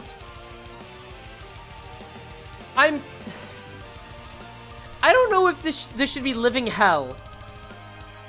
I feel like, no, these are just some guys that are alive. No, they're not even in office. They're just Lovetown. In fact, you know what? I should put Ame office right above the rats, because at least they're in office. Living hell temporary? Here's the thing, the people in Lovetown are happy about it. This is really just an honorable mention, too. If I were being strict about the rules, Lovetown wouldn't be here, but am I really gonna ignore Lovetown? Come on. Let's see. Correction, they were in office? I wouldn't say Lovetown was ever in office. If I turn a human into a smoothie... No, if I turn 12 random people on the street into a smoothie, and then it just has sapience, I'm not gonna say they work at the same company. I'm going to say they're a Cronenberg. No Ame office? No, I think... Yeah, they're no Ame office. They're... You know what they are? Wait, no, I know exactly what they are. Hold on. Oh, shit. Hold up. Limbus Company Wiki. Wait, hold up. Let me cook. That's the wrong one. Limbus Company Wiki GG. Failure. Failures. They're these guys. They're these guys if they could still speak and weren't always in pain from Kanto 8. This is who they are. This is just who they are. They're the failures from Kanto 8 if they somehow made a tiny little society. This is also why Quirkus Village isn't on here, because that would be too repetitive. But yeah, pretty much. That's how that works. So I feel like saying that they're just some guys that are alive, they're quintessentially just some guys that are alive. The city-state of Lovetown. Yeah, pretty much. Alright. Next, we've got the Rusted Chains. Alright, pop quiz, guys. What is the one thing that sets the Rusted Chains apart from any other office? Some of you guys are going to know this right off the bat. Here, I'll give you a hint. Random reception, chains, nothing, BDSM, pain, go to discard sport, they have chains, part of the middle. I don't think they're part of the middle, actually. They take damage when they attack, yes! Alright. They take damage when they attack. Now, guys, second question. Do you guys know why they take damage when they attack in lore? Like, this is... Okay, let me be more specific. These guys use weapons that make them take damage when they attack. They cause themselves to bleed. And their strategy revolves around using cards and moves that bleed themselves. Do you know why they do that? I'll give you a hint. It's not because they're blood fiends. Do you know why? Tattoos, masochism, tetanus core. I haven't seen it yet. They're freaks? That's the closest I've seen. Rusted Chains. They intentionally wooed themselves. Strong, love of the game, failed tattoo. Funnily enough, they do not intentionally wound themselves, which is what's really funny about it. If we go into G-Con's page, the reason they wound themselves is as follows. Oh, the Rusted Chains ain't the biggest syndicate, but each member's got strength to boot and boast. The only weapon we use is these spiky chains. Tie 'em, smack 'em, anything goes. We gotta be careful not to get swung or swayed around or bind ourselves with our own metal. My body's full of scars thanks to that, but hey, it's not all bad, right? They do it on accident. None of it is on purpose. They just accidentally hurt themselves when they attack. They're just clumsy. It's just on fucking accident. Their entire gimmick is something that is a result of their incompetence. They're just dumb. They're not doing it on purpose. I don't care if we get some kind of Rusted Chains, ID, and Walpurgis later on, that's scaled up. Maybe they'll have learned to make use of themselves, you know, bleeding themselves. They're just dumb. Their keystone is that they're just dumb. So I feel like you're not even going to get a few good years. They're at the top of barely a job. And it's really something that they're put below the Kurokumo clan. This is just astoundingly incapable of them. It's not even for aura farming. They're just bloodletting themselves as a hobby. That's it. That's it. If they become blood fiends, they would actually be able to make that work. They would be better off as blood fiends, yeah. Imagine a blood fiend whose claim to fame was that they accidentally collected their own blood. Wait, I don't think they can do that, actually. Wait, no. This would make sense only if G-Con was a blood fiend. And he made everyone else. Wait. Chad, hear me out. Is being a blood fiend just like being in a multi-level marketing scheme? Like, you get benefits by being a higher kindred than any others. And that means that they quench your thirst and needs, you're more powerful, and you have more sway in the place, and if you tell people to bleed for you, they will. Are blood fiends just the living embodiment of a pyramid scheme? Like, it's not the circle of life, it's not the food chain. It's literally just, wait, what's the name of it? What's the name of that company? BioLife or Good Life? Multi-level marketing company names. Hold up. Oh, Herbalife, yeah. Herbalife is... Blood fiends are just Herbalife? But with blood. Anyway, that's what Jakan is. We can move on now. The blood fiend hierarchy is literally a pyramid. Yeah, exactly. Yeah.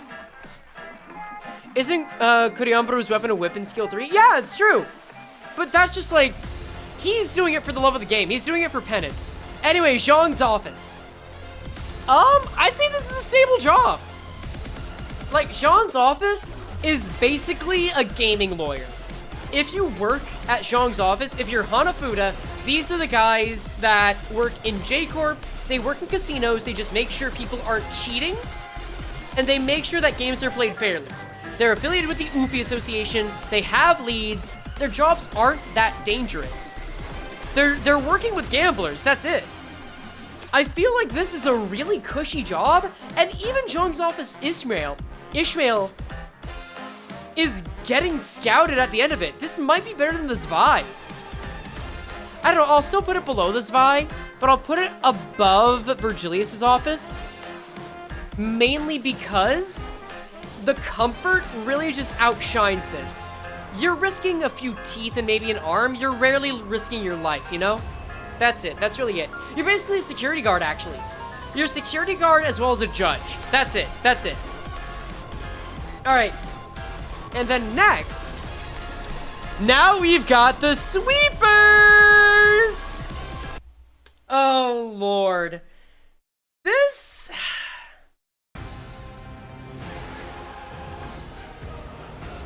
I mean this in the best way possible. Being a sweeper is barely a job. It is the best kind of barely a job I think you could get. You're not going to be there for a few years. This is a lifetime position. It's almost good work in the sense that you need to sacrifice something big to get something big in return. But the difference between that and a stable job is that you're not really getting paid in money.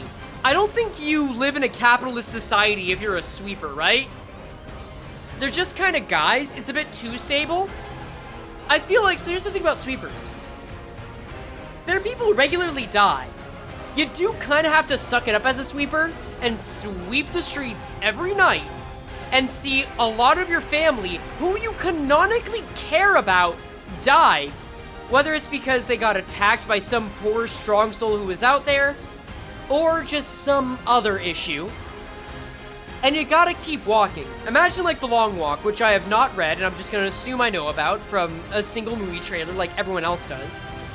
But if you don't go fast enough, you're just going to lose your family.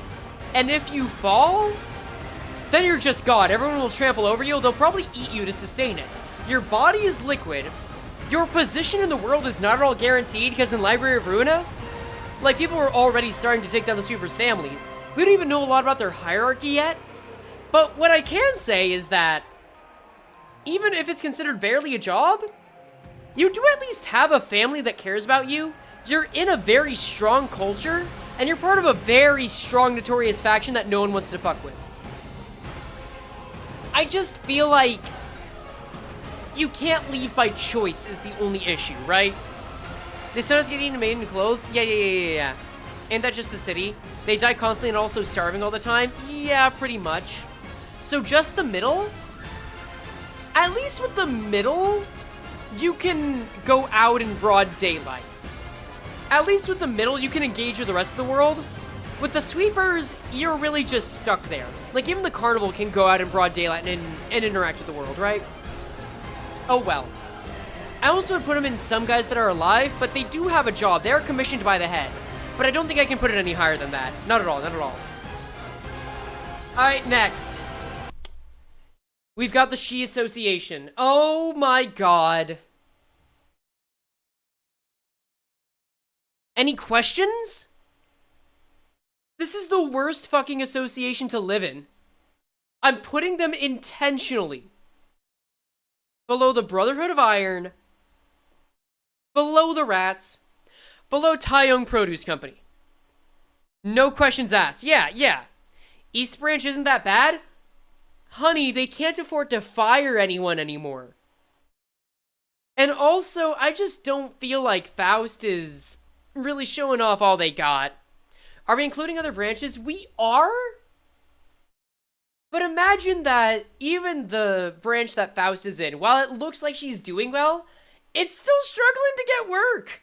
They're still struggling to get work. It's still rough out there. I genuinely don't think that there is any worse association to work for. I think this is one of the worst places in the city. I think that's it. Also, is Launch talked about, or was that Distortion Detective? That's Distortion Detective. So yeah, no music, no questions. If you played the Library of Ruina, you understand. If you've read Ishmael's Uptide story, you understand. That's all there is to it. Next! Oh, actually, this is way too serious. Here we go. The 8 o'clock circus! Alright, let's go. The 8 o'clock circus is... It's barely a job, but if I say it's barely a job, then I'm saying what I do is barely a job. Which, I mean, you can make the argument, but still. Like, Emma and Noah seem to be happy with them. If they didn't go to the library, they might have worked there for a good long while. They're all unemployed. Wait, do we put them as some guys that are alive? They don't really have a job. They really just hijacked the airways for a moment, didn't they? 8 o'clock circus is actually based. Yeah, there is a philosophy that Oswald has. That's like, hey, why are we just putting on so many masks about ourselves? Why don't we just be happy and just remove all the obligation? I mean, they're good. I don't think the reason I'm ranking them low is because they're bad. I think I'm ranking them low is because they're not really a workplace.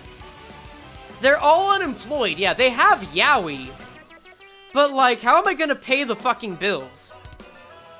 They had to go into the Reverb Ensemble to really get more. I think these are just, like... So, they're about as much as a job as the Musicians of Bremen. Musicians of Bremen wanted to seek out new sounds. 8 o'clock circus, Oswald wanted to find new scents. And that's what Pluto and Argalia could offer him. That's really it. Yeah. That's pretty much it. Employment shame is wild? Brother, if you go into a competition about how good your apple pie is, and you show up with a pie that doesn't have apples, I'm gonna rank you lower. Like, that could be the best pie in the world. It wasn't what was offered. I don't know what you want me to tell you. Then again, maybe you did that because you were told to do so by a prescript. I am obligated to play this track now because it is really damn good. Alright, the index. I feel like this is actually a good place for the index. I feel like this is a good place for it. Or should it be a lot lower? It's very polarizing. Because I don't think you get a few good years out of the index. I think once you're out of the index, you're gone. You're just fucking gone. Being a proxy is at least stable work. Here's the issue. I think if you believe in the prescripts wholeheartedly, then the index is perfect for you. I feel like, let's talk about Donggui's combat office, and then talk about Ahab, which we'll get to later. If you are really drinking that sweet, sweet prescript inky Kool-Aid, then this is the best place for you to be in. If you're Sora, this might be the best place for you. Like, genuinely, I don't think there's any chance of her leaving the index and being happy if that's what her ego is manifested for. You can talk about that for a long day, but I think it's a very hard sell to say that, despite her being in the House of Spiders. It all hinges on you believing it, though. If you don't believe in it, and you're just in there, then you're fucking screwed. Then it's a living hell. And if you ever lose that faith, it's a living hell. That's it. That's the issue.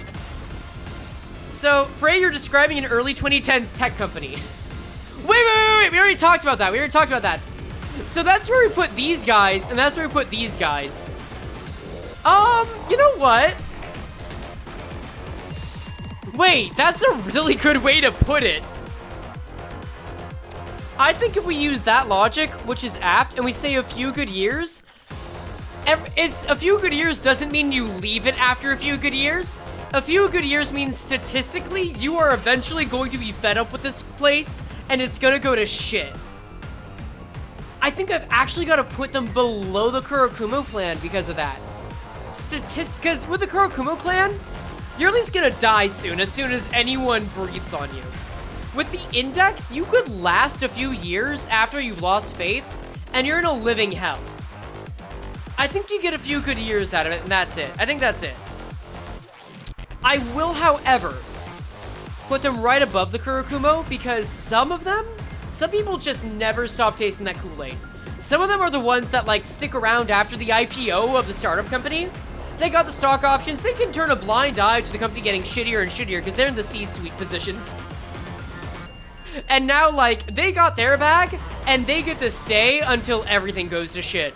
That's the index. That's, like, the best parts of the index. So, yeah, you know what? I'll put it there. That works. Alright, let's see. And next, you got the smiling faces. The smiling faces are an odd one. These guys... That is way too intense. We can use this. This is fitting. The smiling faces are always high. If you like to get high, sure.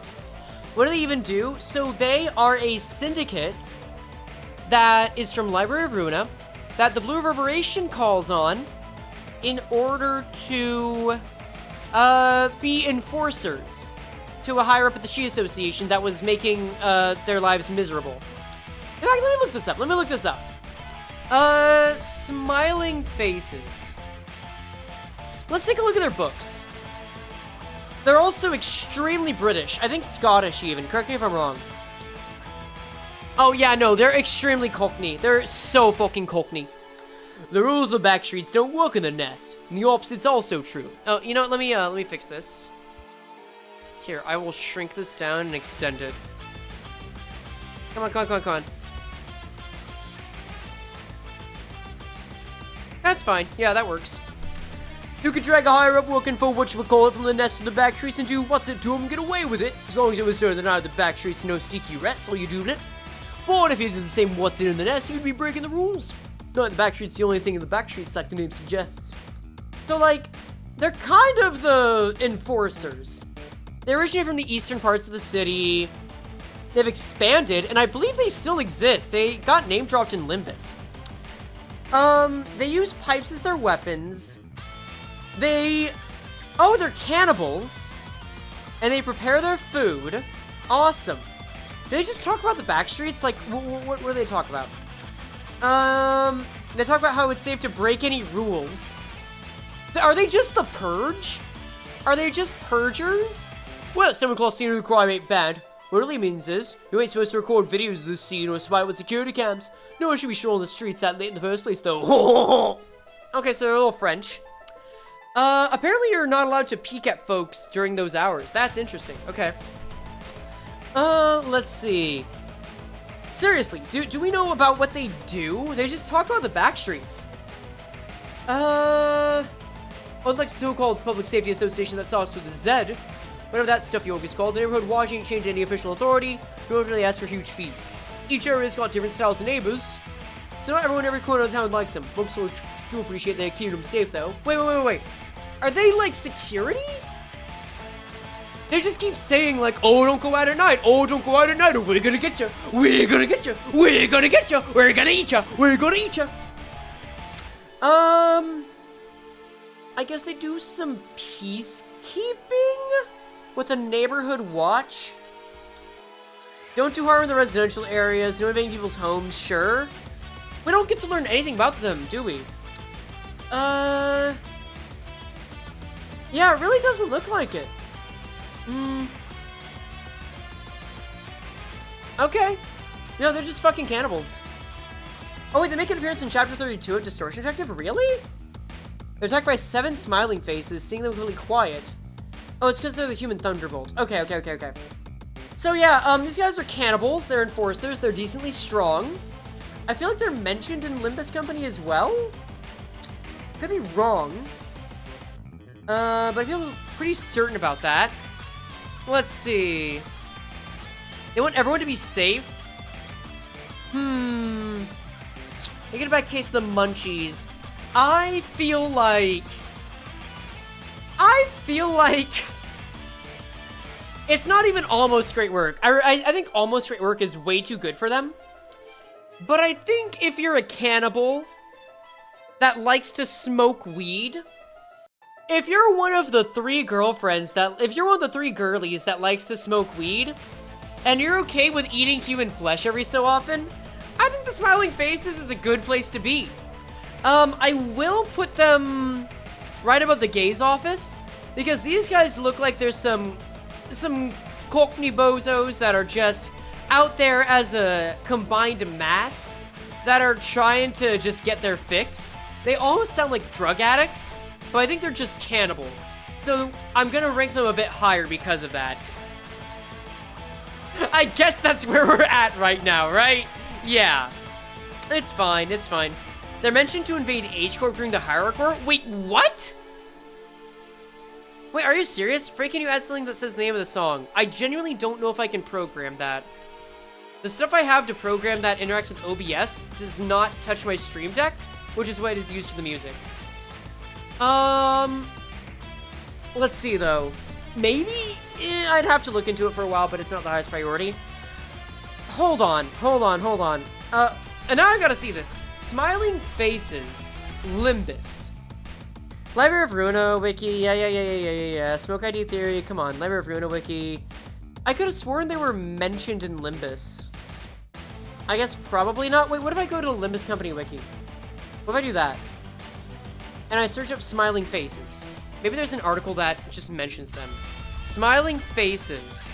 Name dropped by Jacques Q when listing all the invading forces? Wait, really? Hold up. Control F, Smiling... Syndicates that only mentioned in passing. 31. Kanto 822. Wait, really? Control F, Smiling Faces. And when it does, this is talking about, like, the war that's upcoming. And when it does, the crack that's formed in the walls of Hongyun will widen. Vultures of the city will smell the rot and turn to the wound to pilfer the boluses and the recipes. The Smiling Face is the corpse core of the Yakshas. Maybe they're still big shit. Okay. You know what? They're above Wedge Office for that. They have staying power. to be considered someone that would dare to go into, like, the festering wound of the H-Car Hierarch War. The power gap. I gotta give him respect for that. Sure, why not? That's fine. Alright. Alright, I'll give him that much, why not? Next. Oh, dear lord. W Corp. Oh, W Corp. Like, we gotta consider that the place is almost, you know, torn asunder, right? Right? Dream career? Why dream career? No! Absolutely not. Well, okay, I'll hear you out. Because I really want to know why. But, like, let's also assume that you're a cleanup agent. Let's assume cleanup agent, specifically. You might be able to get a few good years out of that. Why dream career? I've seen several people say dream career. For exclusively Ryoshu, sure. You realize you could never leave? You could leave. I don't know why you're saying that. You could leave. I don't see why you wouldn't be able to leave. I think it's barely a job. No. It is absolutely a job. Like, you are paid money by a company, one of the 25 or 26 largest ones in existence.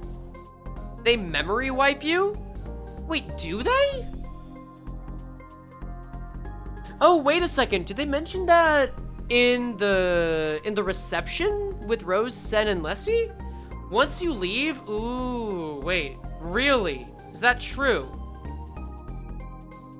Hold up. It's a superstition? Okay, the person that said it was a dream job did just say that they do wipe your memory, which just raises further questions. And let's see, Sen? Sen says to get your memory wiped? Wait, I want to see this. Let's see, Sen. Hold up. We'll go into the key page story. It's usually there. Let's see. I'll say memory. No, wipe. Maybe it's phrased in a different manner. Is it mentioned in the cutscene?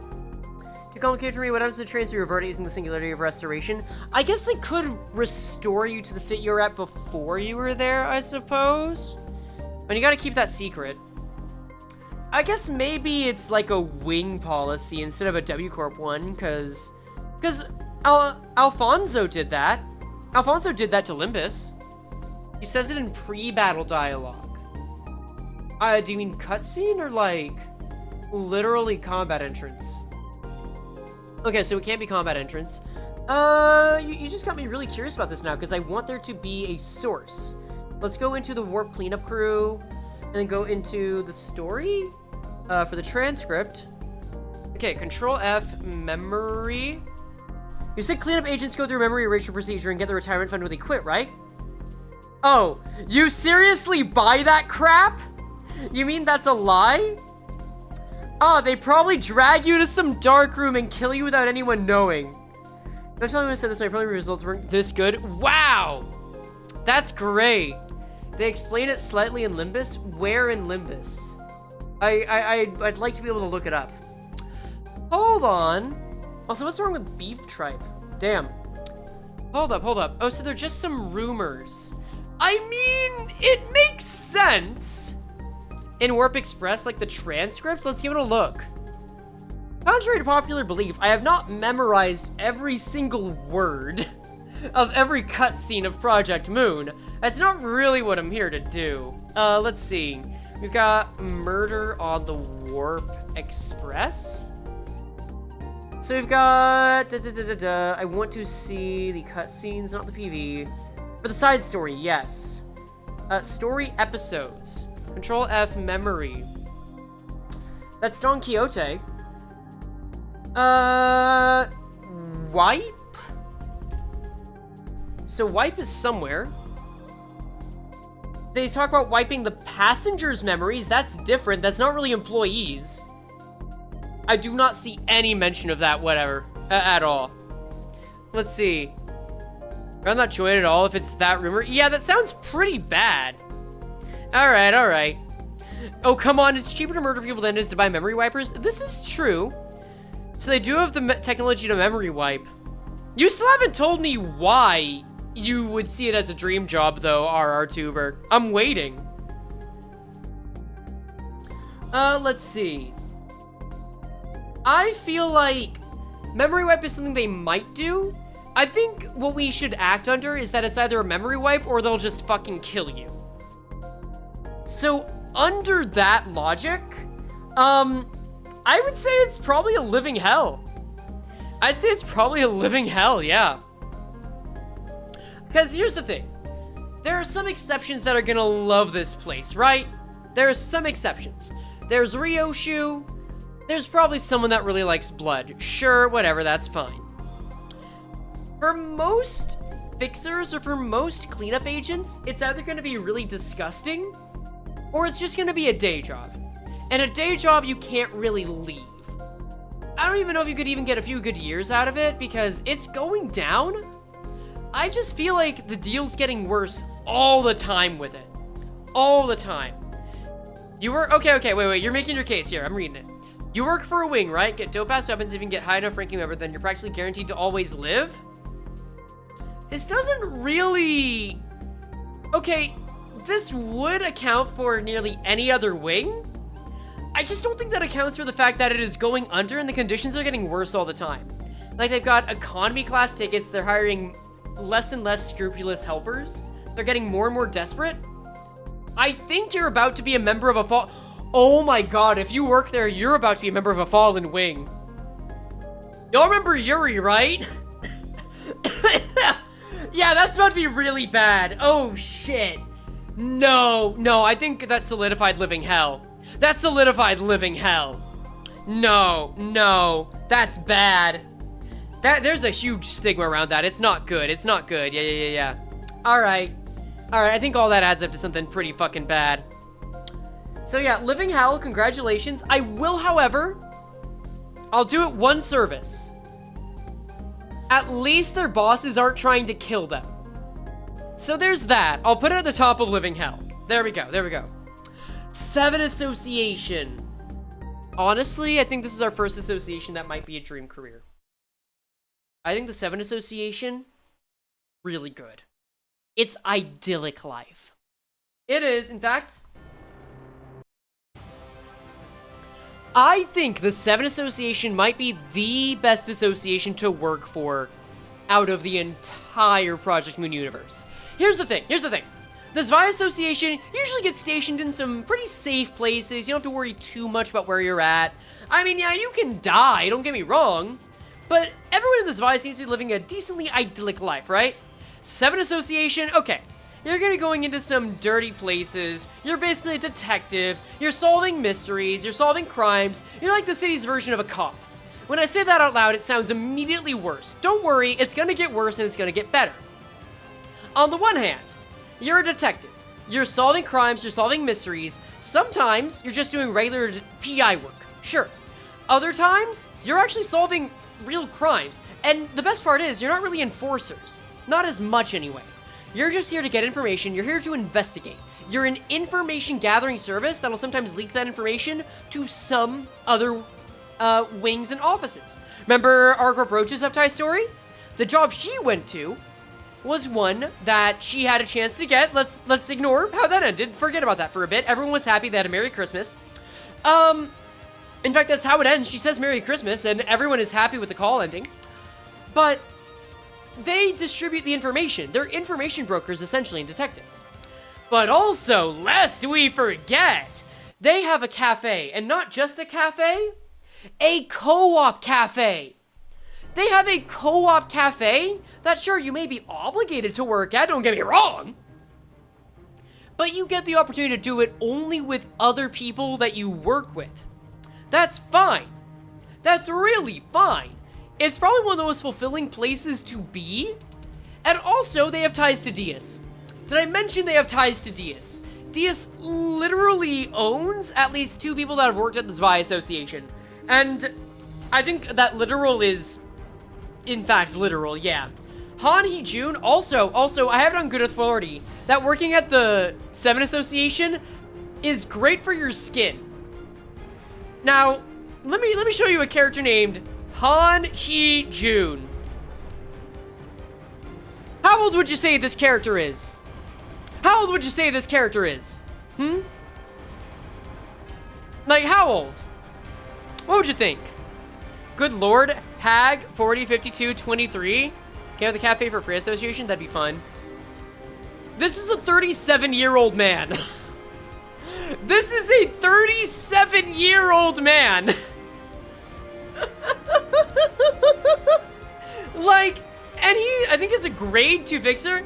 Man, yes.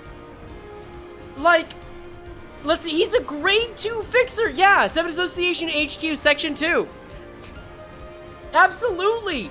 He's also incredibly smarmy at like a bitch. Look at this. Look at this fuck. Look at this shit-eating grin. Yeah. No, and he's like Diaz's assistant too. The point is, you have a lot of connections to power in the 7 Association. There's a lot of chances for danger, don't get me wrong. But as of now, unless something terrible happens, it's a really good energy to work there. We might talk about the Dietchi Association more later. I did see someone bring that up, and there's a case to be made about it. But for now, I think this is solid. I think this is super solid. Alright, next. Oh, boy. No, I don't like that. What do I want for this? The Blade lineage. The Blade lineage.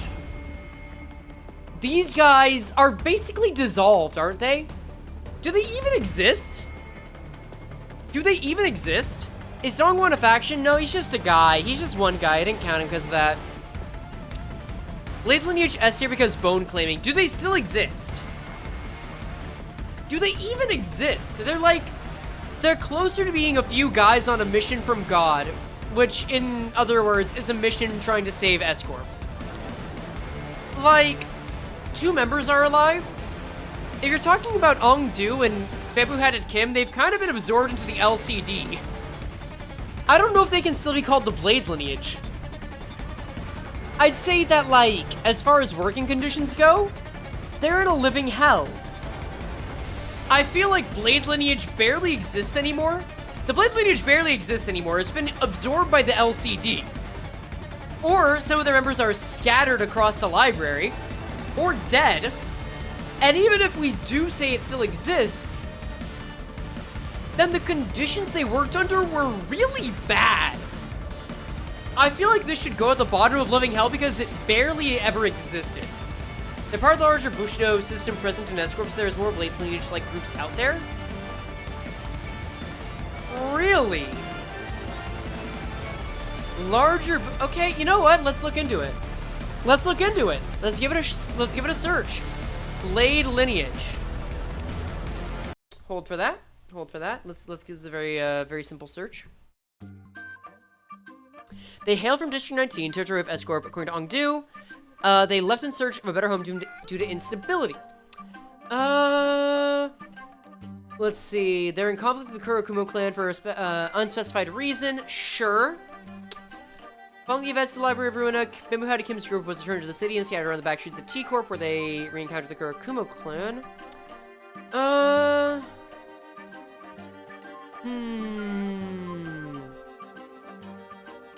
Do we see different factions of the Blade lineage, actually? Blade lineage were first introduced in the Library of Ruina as a general invitation faction. They were originally planned as guests for the main story, but had their roles reduced during development. While faction logo and full character designs were made, and can be seen in the art book, they never had come in the generic Blade lineage cutthroat faction. Blade lineage cutthroat faction. Hold on. Rousseau's story might show more? It might. Blade lineage identities. Cutthroat implies that there might be more. Can I think about it, what the Blade lineage actually is? Just traveling nomads who get jumped everywhere they go? Yeah, that's not really a job. That's more like a fugitive. That's more like a bunch of fugitives who just vaguely want the same thing, but are not around each other. I will check Bamboo-Headed Kim Merceau. I will check on his identity story. Let's take a look and see. Let's take a look and see what happens at the end. The child left the third stage count circling Bowles behind and resolutely made his way to the borders of S-Corp. His persecuted fellows who were barely maintaining their status as feathers at S-Corp, those who wielded their blades under the banner of the Blade lineage. He would one day return to this place with them by his side. So, it would seem that they all left. It would seem that they all left. I feel like there's not a lot of signs that there are other factions of the Blade lineage out there. We'll know more in like a month or two. Maybe. Maybe we will. This is one of the factions that has the chance to become very outdated very quickly. That being said, if we assume that there is another Blade lineage sect still out there, let's address that. Let's think about it. They're still fugitives. They're still on the run. And they're more just tied together by a cause with no clear way to solve it, at least for now. I'm gonna call this Living Hell. I think Living Hell is still apt. I think that's very fair. Alright, next up! We've got everyone's favorite gun-toting girlies and guysies. The Thumb! Okay, the Thumb is better than this. I think the Thumb would sound a little more posh. Do I even have a good Thumb track? That's a good question. I might not. You know what? This'll do. Yeah, this'll do. The Thumb! God! This one's tricky. I almost want to put it in almost great work. Like, I think that could work well. The thing is, if you're in the Thumb, you're almost assured to lose a limb somehow. Right? Because Valentino lost an eye. I think Lei Hung is the only one that has gotten into as high a position as he is without losing some ligament, some body part. I mean, I guess, what was his name? Kahlo. I guess Kahlo also got through it pretty well. Prosthetics are cheap, though? That's true. Rules shut your mouth, pretty much. I mean, if you shut your mouth, if you know how to shut your mouth, this could be great work.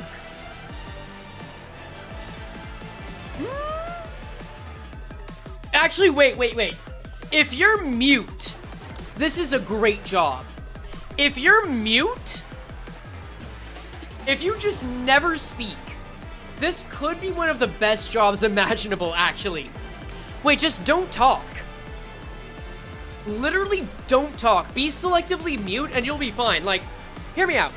We saw through Sinclair's uptie story, his Thumb uptie story, that the Thumb is really well organized. Like, does it feel like you're living in a commune? Yeah, sure. A very, in fact, a cult of hierarchy, one might say. But if you're willing to play by those rules, like you're willing to just eat later, you're willing to starve yourself for the first few months, then you're willing to help someone stock their ammo, and you're willing to go on missions for them, and you just do everything they say, you're good, right?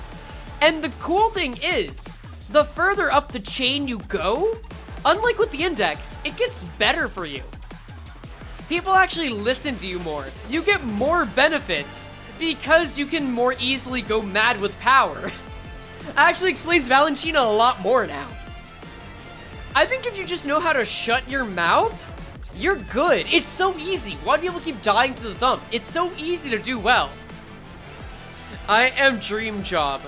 When do you become a capo? That's true. That's true. Isn't looking at a high rank in the eye considered taboo? Or am I misremembering? This is true. You do need to make sure that you know, keep your head down.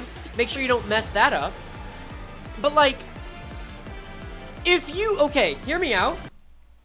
If you're on the spectrum and the rules are explicitly laid out for you, this could be a wonderful diversity option.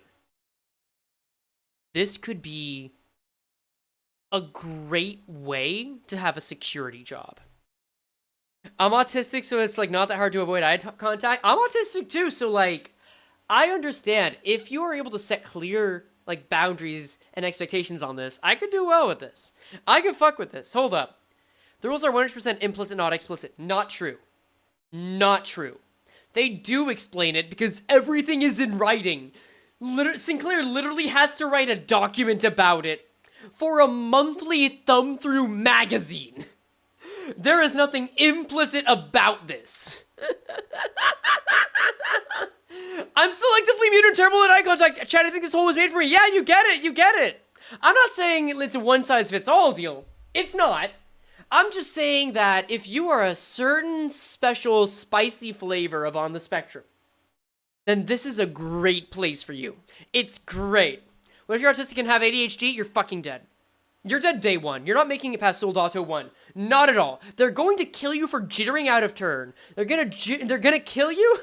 They're gonna kill you immediately for not being able to stay fucking still. I'm sorry, that's just how it is. Rainbow Road. Why do you think Rousseau's a capo? Yeah, ADHD doesn't work. You only get the one flavor. You can't have both levels of spicy. No. Alright, no, I think that works. I think that surprisingly works. Now we've got the Reverberation Ensemble. These guys are a joke. And I don't mean that as in they shouldn't be taken seriously, but I mean I added them only because people would give me so many questions in the comments and in chat for why I didn't. And the reason is there's literally just no grunt work in the Reverb Ensemble. The closest is being a Church of Gears representative, and we know how that already goes. Sorry, Church of Gears worshiper. If you want to be in there cool, I feel like these guys are like the Blade lineage, but they're actually having a good time. They're just terrorists, really. They're just terrorists, but for funsies. That's really what it is. This is another cult? Yeah. I think I have to put this up as barely a job. It's better conditions than the sweepers, but by definition, it's just not a job. Or, if you'll put it a different way, it is a job because they see themselves as having one big purpose for one big heist for one big payout. And if you put it that way, it's still barely a job because they have no structure, they have no payment, they had no plan on what to do afterward. They really just decided to walk up to the library, say, hey, we're strong, we've already fed the prized pig, and now we're here to slaughter it for the meat. And they had aura, I won't deny it, but that's all they got. It doesn't work. So there you go, there you go. You basically play the LOR equivalent of Butcher's Crew? Yeah, and like, we're 2 episodes away from the series finale, and it's not going well for them either. Anyway, that's about all we've got for this. There was one person who really liked the Arcanite's music, so I guess I'll play that. Leo Association. Oh, man. I think I put it above the Dawn Office. Here's the thing. Do you like war? If you like war, the Leo Association is the best place for you. If you like fighting, if you have actual bloodlust, if you have a dare I say, a fervor for war, then the Leo Association is not only going to give you a great way to feed that, they're also just gonna give you a really good found family. Like, holy shit. Every time we see the Leo Association, they're like the middle if the middle was healthy. There's no bad blood if you leave the Leo Association. In fact, most people stay there until they die voluntarily. See Zhao, see Lol. This is one of the few instances where coworkers working at the same association led to a marriage. They literally met their spouse through work, which is incredible. I'm not saying that marriage is always a good thing, don't get me wrong. I'm proudly divorced to my current partner. But that being said, there is a real healthy familial connection. I said it before in a past tier list. You could make a Hallmark movie about the Leo Association. The only reason it's not higher? The reason it's not higher. Roland? Not an association, that's different. It's also not mutually exclusive, it's one of the only. The only reason it's not higher is because it's just dangerous. It's just dangerous to work in. They're literally an all-out war association. So they're the ones that are going to be put in the front lines of the war. In fact, nearly any surviving Liu Association member for long enough was a veteran of the Smoke War. The entire Liu was hired to participate in the Smoke War.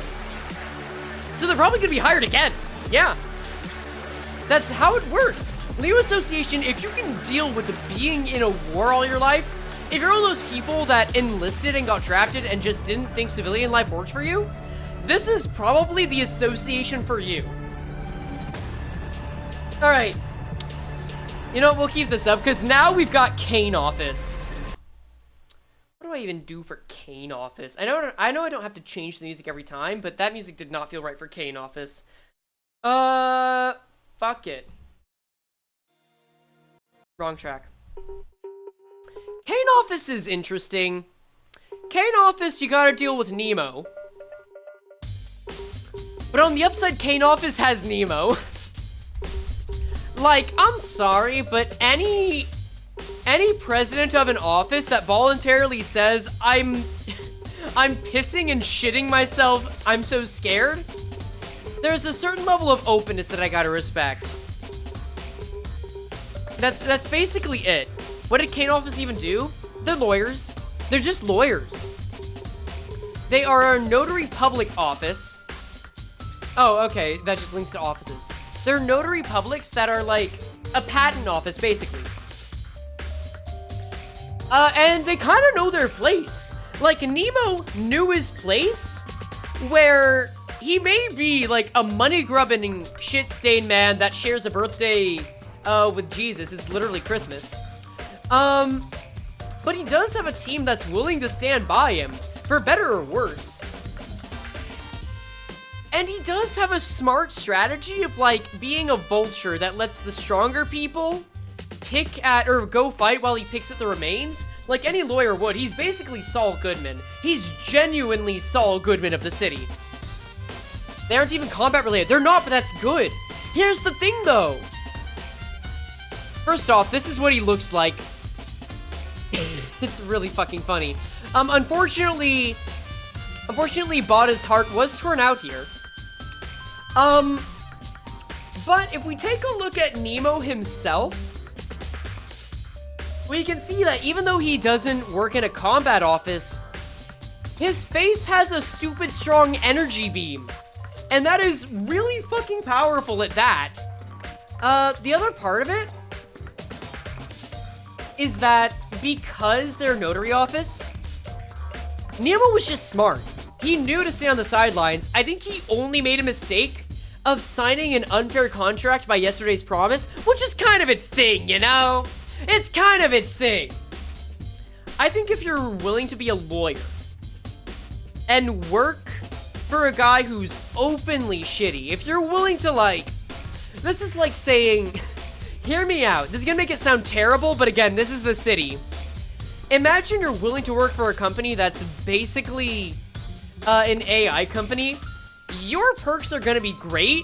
Your soul is gonna be so sold, but it's not gonna be by going into combat often. You will go into combat sometimes, but you're gonna be raking it in and generally speaking, safe a lot of the time.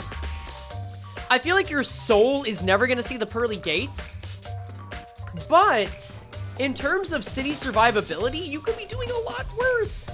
I'm gonna put this in almost great because you have to sell your soul for it. I think that's it. I think that's it. Who cares about my soul? I want to live. In city logic, I get that. In city logic, I wholeheartedly get it. Cheap, Oofy, and Mr. Krabs? Yes, actually. You work for Saul from Better Call Saul. Yes, yes, yes, yes, yes, yes. Alright, cool, cool, cool, cool. Now... Ooh. Ooh. I think we found another living hell. What do I even want to do for this one? This is pretty fucking bad.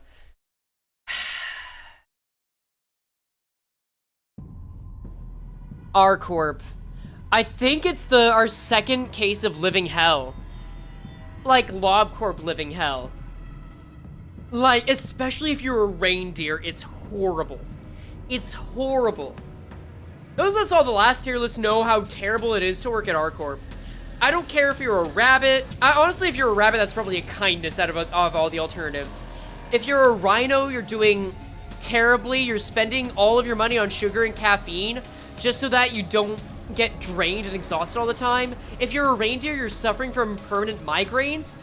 Your work is, depending on your pack, always in danger, and you're just experiencing death over and over, so much so that Hong Lu wasn't able to stay cheery throughout it. It's the worst. It's the worst thing, and they don't even give you the kindness of letting you forget it all or only have it last 50 days like L Corp's HQ. Undoubtedly the worst. It's the worst. Alright, so I think that's settled. Yeah, Reindeer's genuinely the worst pack. The hatchery alone makes it a living hell. You're also worked to the bone. Yeah. And they're going broke. Well, no, they're... I think just one of the packs they found less confidence in. They just wanted to call the pack. I don't think R-Corp's actually going downhill. I think it just got rid of one of them. I think that's it. Because it's just the same pack that's been in danger over and over ever since the Smoke War. That's really it. That being said, now, let's go into something different, a little more lighthearted. I hope you like being chased down by the thumb until you're dead. Because that's what the Night Owls have to go through. Yeah, unfortunately, as much as I think the Night Owls have a cool motif with their stiletto, before they even went to the library, the thumb was hunting them down, and they're not especially strong. So imagine you're a part of an office whose leader just shit the bed, and now one of those violent fingers is after you. That's just it. That's just it. I think that's not a good idea to get shot. Yeah, pretty much. I think the Night Owls, they're a real legitimate office. Or, I'm sorry, syndicate. They're a real legitimate syndicate. But I feel like I should say there's some guys that are alive. Or do we put them in living hell? Because they're kind of like the Blade lineage right now, right? Because it feels like they're, at the very least, they're united. And they might be scattered across the city, which we can say is better than where the Blade lineage is at. Like, we at least have confidence that, well, we don't have certainty that they're dead. Living Hell Temp, I don't think it's a living hell. But wait, Alan! Wait, we got Alan! Alan and Kanto, wait! Wait, Living Hell Temp since Alan's with Kong Q. Wait, yeah, that's true. Alan is guaranteed alive. I mean, the Night Owls are basically disbanded without Alan then, right? I think it's only fair to put them as some guys that are alive. And they're below Ame Office. Because we can't be sure they're still in office. Ame Office is the gatekeeper for is in office. And I don't think we can guarantee that these guys are still a real syndicate, you know? That's it. They're under the protection of the Pinky would be great. I don't know for sure, though. We don't know that for sure. I'm just gonna say they're alive, because more important than anything, we don't know if they're still in practice. Wait, why is Left Hand some guys that are alive? Are you saying that they're not alive, or that they're in office or a syndicate? Where else would they go? Because they're certainly not miserable. Alright, next we got the Ujat.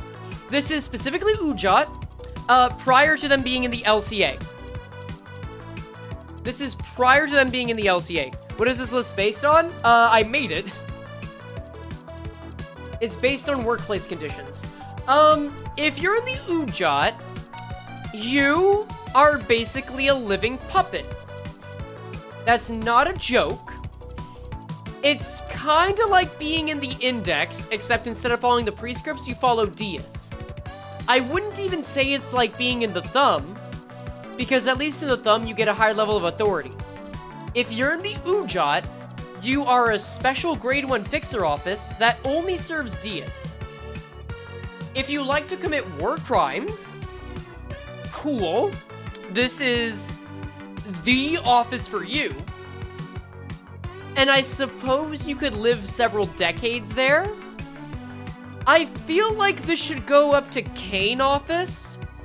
but just below it because it's very violent, but you work with one of the most powerful people in the city, genuinely someone who may overpower the head. You don't know it.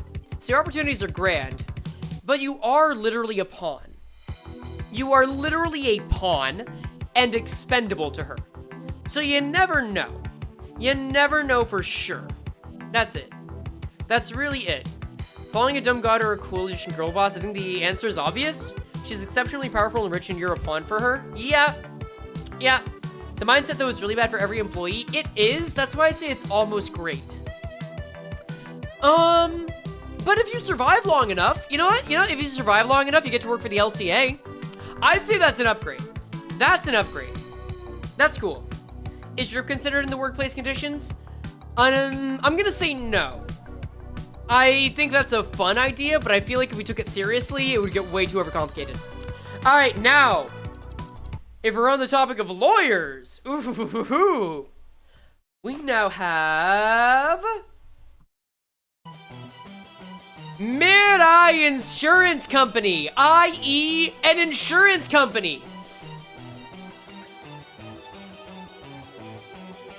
I feel like this is below the Ujat. No. This is right above the Ujat. I've checked in these guys, they're a general reception, so the only character we have a confirmed name on, I think, is Irina. Yeah, I think her name is Irina. She runs an insurance company, a life insurance company, and all of her key page conversations, or all of her key page stories, are literally just about being an insurance company. Like, I'm not joking. It is surprisingly mundane where they say, well, you know, we work for life insurance, but we gotta make sure that people are held to certain rules so they don't abuse getting payouts. So some people say we're too strict. I just think we're handling our money well. That's just it. That's just it. Pros, just an insurance company. Cons, just an insurance company. Exactly. What is the second on Living Hell? R-Corp. It's R-Corp.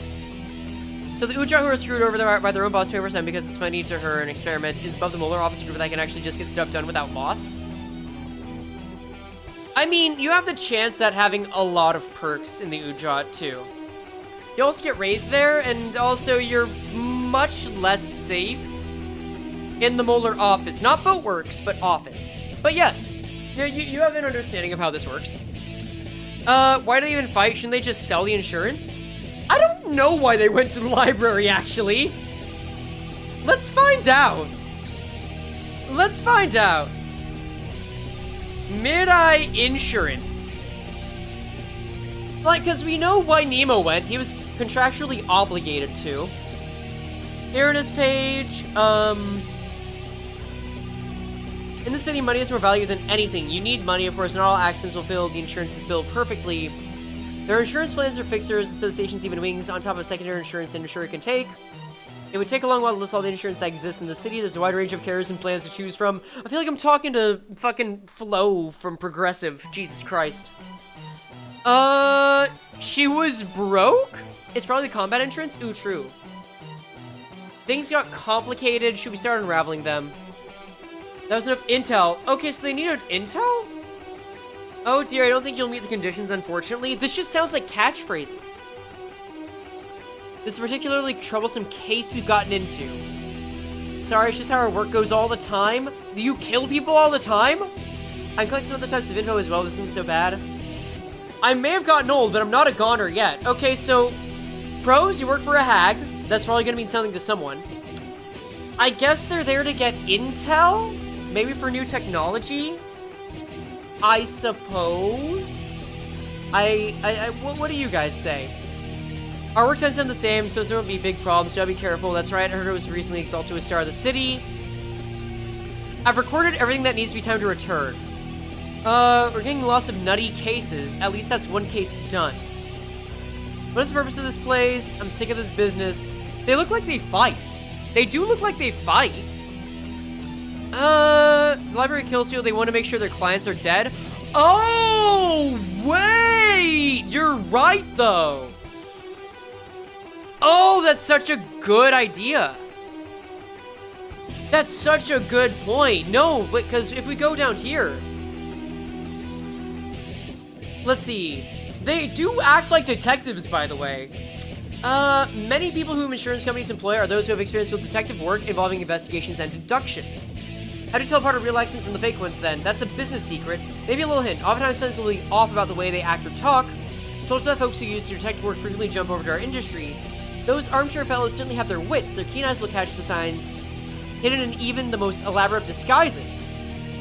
Okay, maybe that's why. Okay, that explains it. So they have to investigate. I feel like it still solidifies their rank as, like, being just below the Kane office. You still have to work in insurance, but it's better than being a pawn of war. Losing your body to certain prosthetics. Or just dying or becoming blood fiends for your leader. I think that's it. We're 7. Yeah. Okay, next is one of my favorites. Next I just really like. Oh, this is Leaflet Workshop. And I feel like if you're like Ezra and just love workshops, this is a really good place to be.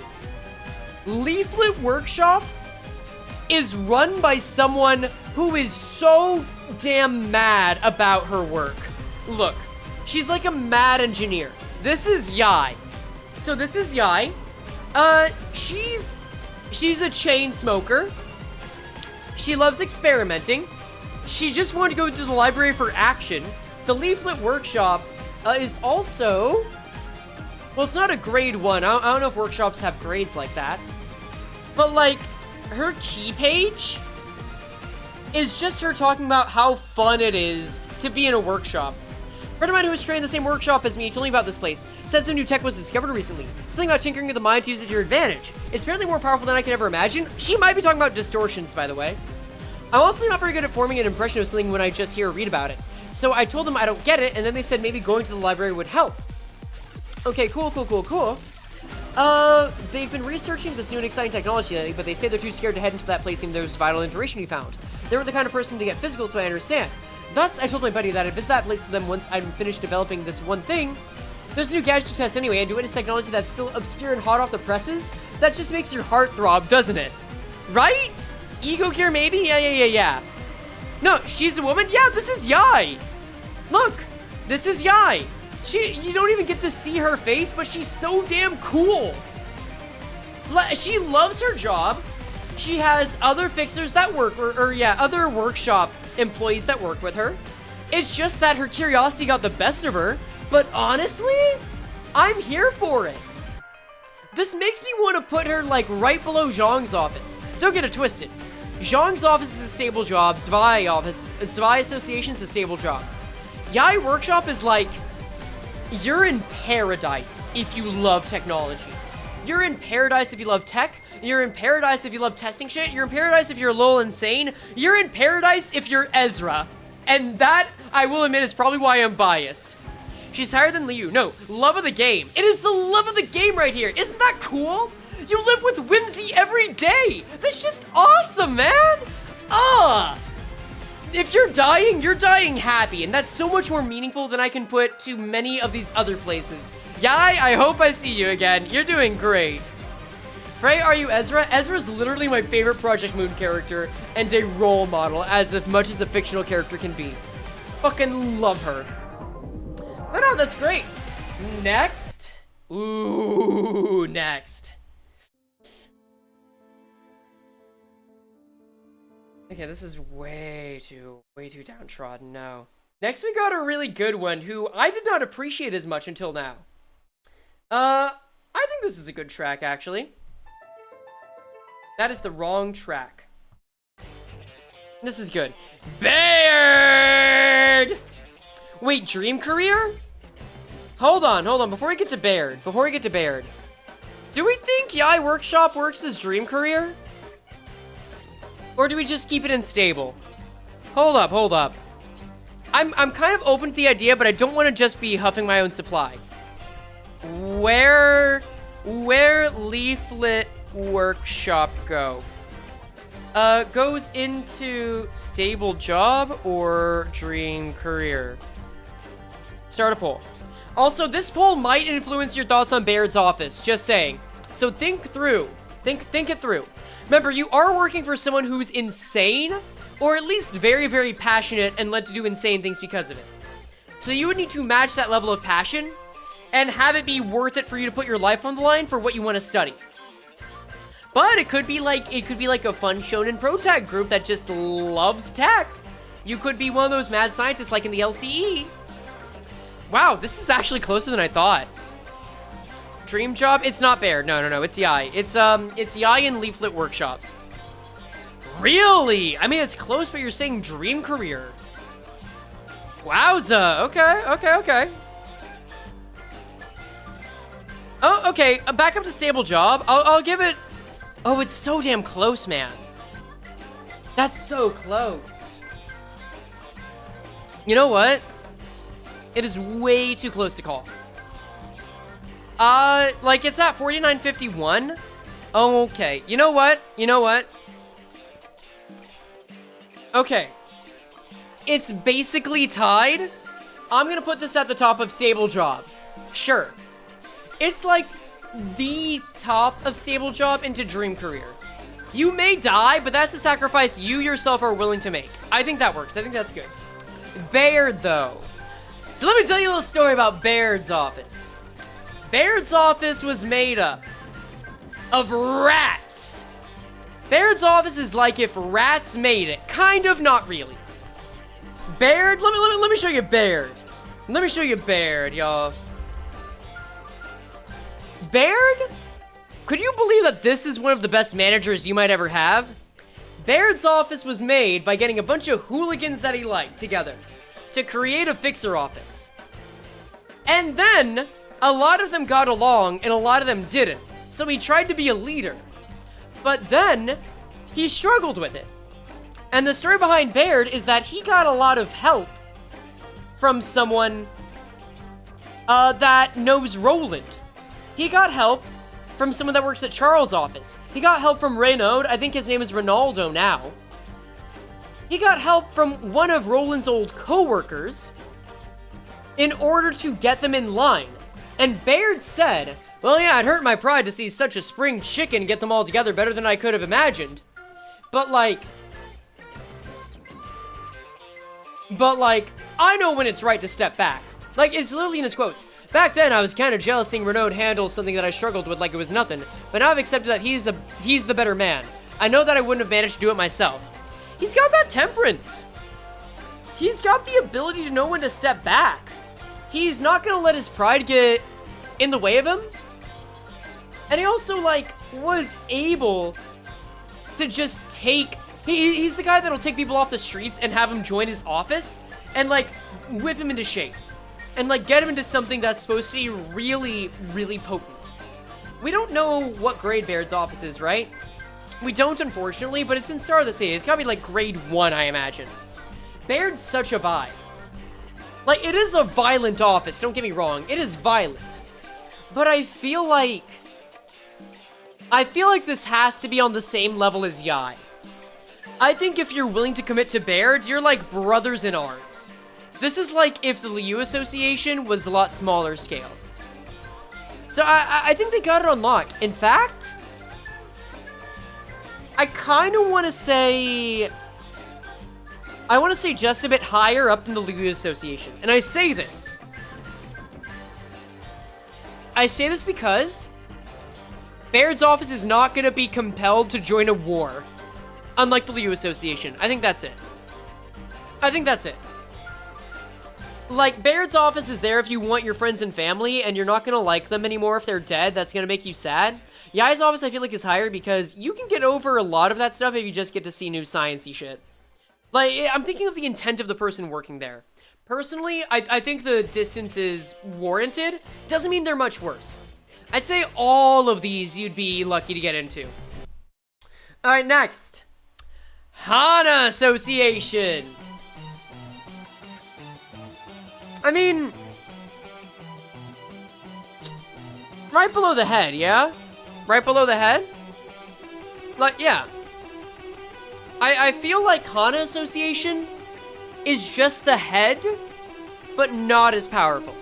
right? It's a good job at an association. You have a lot of authority.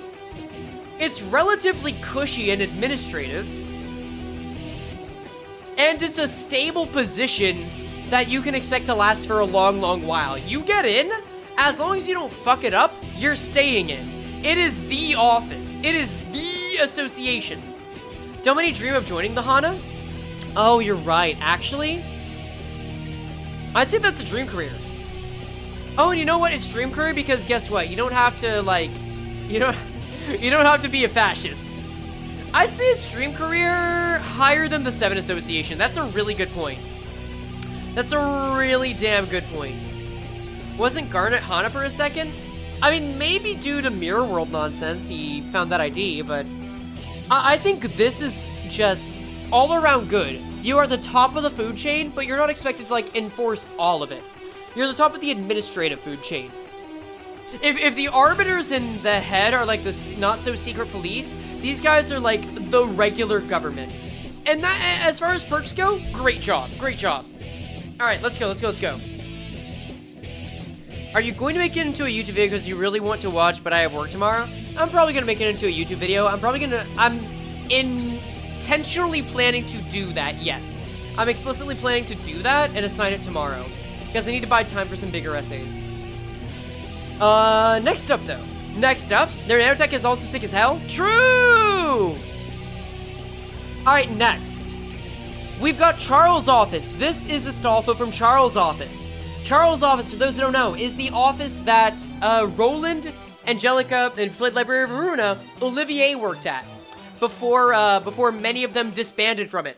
Charles' office was really prestigious. A grade 1 office, took down the Blood Red Knight, but it disbanded. When they were together, though, they were a lot like Baird's office in that they were brothers in arms, but they were all very well named. You get in there, it's a dream job. There's a lot of prestige. I don't know if I would separate it a lot and say it's like a dream, though, because they all seemed very ambitious. And I feel like that's bad for stability, you know? Good until it was bad as Charles' office. This is true. But I feel like, unlike with Carmen, it wasn't bound to be bad. Unlike with the research crew, it wasn't bound to be bad. Personally, I would put these guys right above Dawn office. And I say that because the Liu, long-standing association, you're gonna make a lot of friends, you're gonna keep them unless they die. Baird's office, same idea, but you're not gonna be drafted into the war. Dawn office, these guys had something going on, they just weren't as strong, but they took care of each other really well. Charles' office is that they would fight a lot. Think of it like Blackbeard's crew from One Piece, if that means anything to you. Charles' office is like, if a lot of really strong people came together to just have an office, and they worked well together pretty well, but there were usually some disagreements. That's it. Liu has infinite premium Chinese food. They have nice meals. That's true. You still have to fight crazy shit like Elena? Well, yeah, but you had to fight in the smoke war here. I feel like this is pretty comparable. I feel like it's very clear where the step up is here in terms of living the good life, yeah. Charles' office is where you have the chance to get your claim to fame more so than anything. Yeah, that's a really good way to put it. You would be renowned for working in Charles' office, which I can't really say of a lot of the others here, except maybe the Liu and maybe Baird. And those are both hard maybes. All right, next we got the LCA. Oh, dear Lord. So the LCA is basically the Ujat, but with better perks.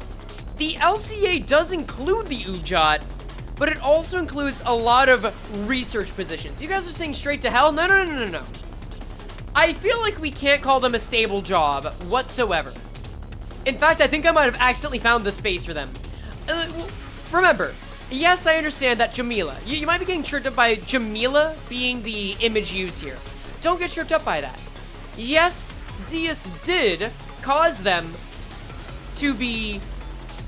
Yes, Diaz did sabotage them and kill the entire unit. Can't deny that. That's definitely happened. But are we going to say the LCE is the worst place to work because of that? I personally don't think so. I personally don't think that we hold that against them because of it. I think that's just something to be aware of working at Limbus Company in general. That being said, the LCA outside of that is also just really well respected, gets to do a lot of research. A lot of the lore I'm pulling from is from the objects. They have mirror world research observation teams. They have a lot of researchers in general. And their groups are really well organized. If the Ujat is this high, I would say that you have a better chance of surviving in the LCA than as an Ujat, but not as much as being a life insurance agent, and you gotta sell your soul there. Pretty much. Isn't the LCA the highest ranking branch in Limbus? Yes, absolutely. Are you out of the woods with them? Absolutely not. But keep in mind, Ujat is higher than the Carnival. The Carnival is higher than the office that turns you into Blood Fiends. The office that turns you into Blood Fiends is higher than the guy that would walk into hell for a job. We have to consider that there is a threshold with these. It just so happens that there seems to be a jump here, right? Right. In fact, you know what? You know what? I will say... Oh, whoops, that wasn't what I wanted to do. I'll make a new tier. I will make a new tier above this one. That's not how you make a new tier.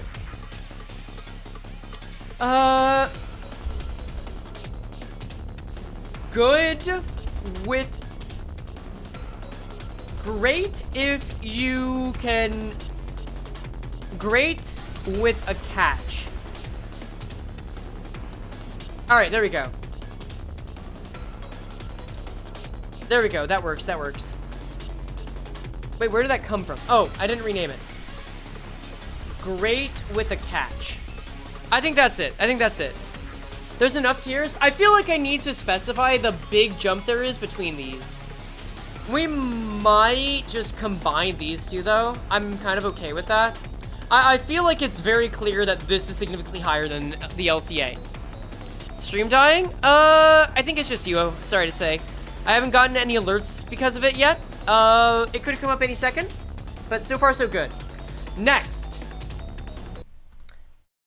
up, we've got the LCE. Oh, hi, Corin. Next up, we've got the LCB. Next, we got the LCB. So this kind of breaks the rule about having like an entry-level position to it. I'm just gonna say that, hey, maybe you are just John regular schmo that's a part of Dante's Clock. As far as we know now, it's implied that every member of the LCB has something special about them, which is why they were picked to be in there. Like, I don't know. There's probably something special about Heathcliff. There's something special about Dawn. We know that with Ryoshi. We know that there's probably something special about all of them. But there's also a real chance that you're just some Joe Schmo that's not special and managed to join in. Who could imagine who that is? I feel like this is one of the highest levels of job security possible. And I would say that if you can deal with dying over and over, that it's a great job. That it's a great job. Stop slandering my wife. I'm just talking about my favorite sinner. Because to me, the ability to not worry about death is probably the biggest benefit you could have in the city. Seriously. And I'm not trying to get all Jean Ren about the deal, because the Jean Ren come with a huge catch. Basically, you have to find a way to stave off aging, which Dante already subverts. You may be dying a lot, but you also have the Liu factor, where you're around a lot of people having meaningful experiences. I almost want to put it under dream career with that. Also, wait. Hear me out. If you can accept the burning pain of death over and over, you could be a part of one of the strongest factions in the city. I feel like that puts it at least around the level of the Seven Association. Immortality will destroy normal Joe's mind? Not with support. I feel like if you're around people that support you, that's different. Isn't Dante soon to be a god? I'd say there's a good chance of it. I would say it's quite likely, in fact, that you'll eventually be one of God's apostles, even. I don't know. I think this is a very good investment. I think joining the LCB is a very good investment, 100%. I don't know. Guys, ask him if there's ask him if it's that be working in Limbus company as a, I don't know what you're saying. Long-term investment, White Knight reference, please no White Knight ego. I don't know. I feel like as long as you can withstand the slings and throws of outrageous fortune, it's gonna work. You get forced exposure therapy, yes. I think for the right person, this is a dream career. And I think many people can be conditioned to become the right person, one way or another. Your life story gets put on full blast when it's your Kanto. I mean, to the people around you that are also in that, but that's just like group therapy, really, yeah. Death hurts, though? Okay, guys. Are we really saying that you're gonna experience your own Kanto is a part of the deal? Because I feel like if these guys weren't sinners and didn't go through their Kantos, that would be worse. That would be them continuing to avoid their issues. Like, is Don Quixote really worse off because she returned to La Mancha Land? I think she's better off for it. Is Heathcliff really worse off because Kathy was forgotten by nearly everyone in the universe? I feel like he as a person is better off for it. Unironically, as bad as that sounds, he at least got to recognize that she didn't hate him and learn to communicate. And that he was enough. Like, genuinely speaking, they became better people. Rodion is worse, though. Sinclair, and Gregor don't count. Because Rodion hasn't embraced it. Rodion hasn't embraced her role yet. That's on her. That's a personal failing. I feel like this is it. Going through a contest like having your browser history reviewed in court, I'd say it's worse than that. But I'd also say, like, hey, you're becoming a better person because of it. And I think that's just a part of the game. That's spiritual enrichment. There's a religion to be made out of this. I don't know. I feel like there's a real case for dream career. Do you guys think it should move down? I'm open to hear more. Open to hearing more. Whole Kanto 9 plus Interval is more of a Gregor Kanto than Kanto 1 at this point. You could make that argument. You can make that argument, yeah. Yeah. No, this is dream career. I'd say dream job is fair. Also just say for mirror technology, yeah. Think it's a fine spot? Yeah. Probably great with a catch. Maybe. I think it's gotta be one or the other. I feel like personally, the benefits drastically outweigh the downsides here. I feel like this is like worldly stuff you can enjoy. This is like, oh, wow. You could never imagine to have this at all. Holy shit. But yeah. I think the LCB can do super well up here. Is it really a catch, though? I mean, you're dying over and over. You gotta experience death, so like... You're gonna have to deal with that. I'm not saying it's nothing. I'm just saying that it's worth it. Also, you get to meet Ricardo, so I guess it is a dream career. Yeah, you know, for certain people that would be. That's fine. We're not at the middle yet, so I guess I'll talk more about that later. Next, we got the LCCB. Ooh. That's a rough one. I personally feel like this is worse. I personally feel like this has got to be worse than the Ujat. 100% worse than the Ujat. Because you're basically meant... A few good years? I can see a few good years, actually. Because you know the company you work for has the money to keep you safe. Unfortunately, you are being conditioned to sacrifice yourself for the LCB. Remember, your coworkers are good and pilot, but you're also being told that your life is expendable for someone else. So as long as you do the mission, it doesn't matter. You're basically Pikmin. You're basically human Pikmin. I feel like this has to go under a few good years. Oh my god, no. You're Limbus Company's Kurokumo clan. Oh, fuck. I mean, granted, they have a better survival rate in terms of characters. But that does feel like the case, doesn't it? And like, to give them credit, to give them their flowers, this isn't like me saying they're bad. They do a lot of good intel. They're really well organized. Also, Pilot is there, who is separate from that. Also, Effie was there. I feel like they just get the rawest hands, but they come out of it really well. I will say that, that if you can deal with the terms, you can get a few good years and hopefully a transfer. That's it, that's it. Alright, next up. The LCCA. Oh god, I feel like the LCCA, unironically, better than the thumb. Or you know what? No, I'll take that a step further. This is just a stable job.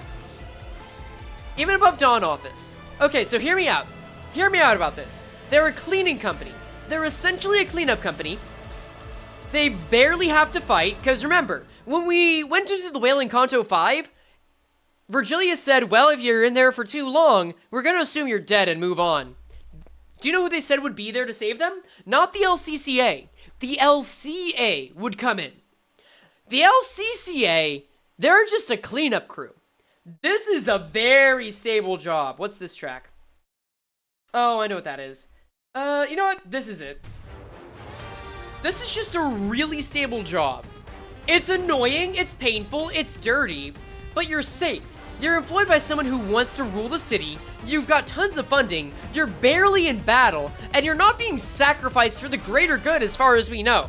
In fact, Cayman, sorry not sorry, what are you even fucking complaining about? You've got one of the best positions in the company, oh my god. Having to clean up after the LCB's mess? Trust me, you wouldn't want to be in the LCB's mess. I'm just gonna say, Cayman should stop complaining. I've come around on this. I think Cayman tells it like it is, which is cool. You need some perspective, girl. Come on.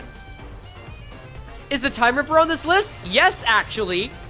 For good reason. But now we've got the LCD. The LCD? Tricky. Very tricky.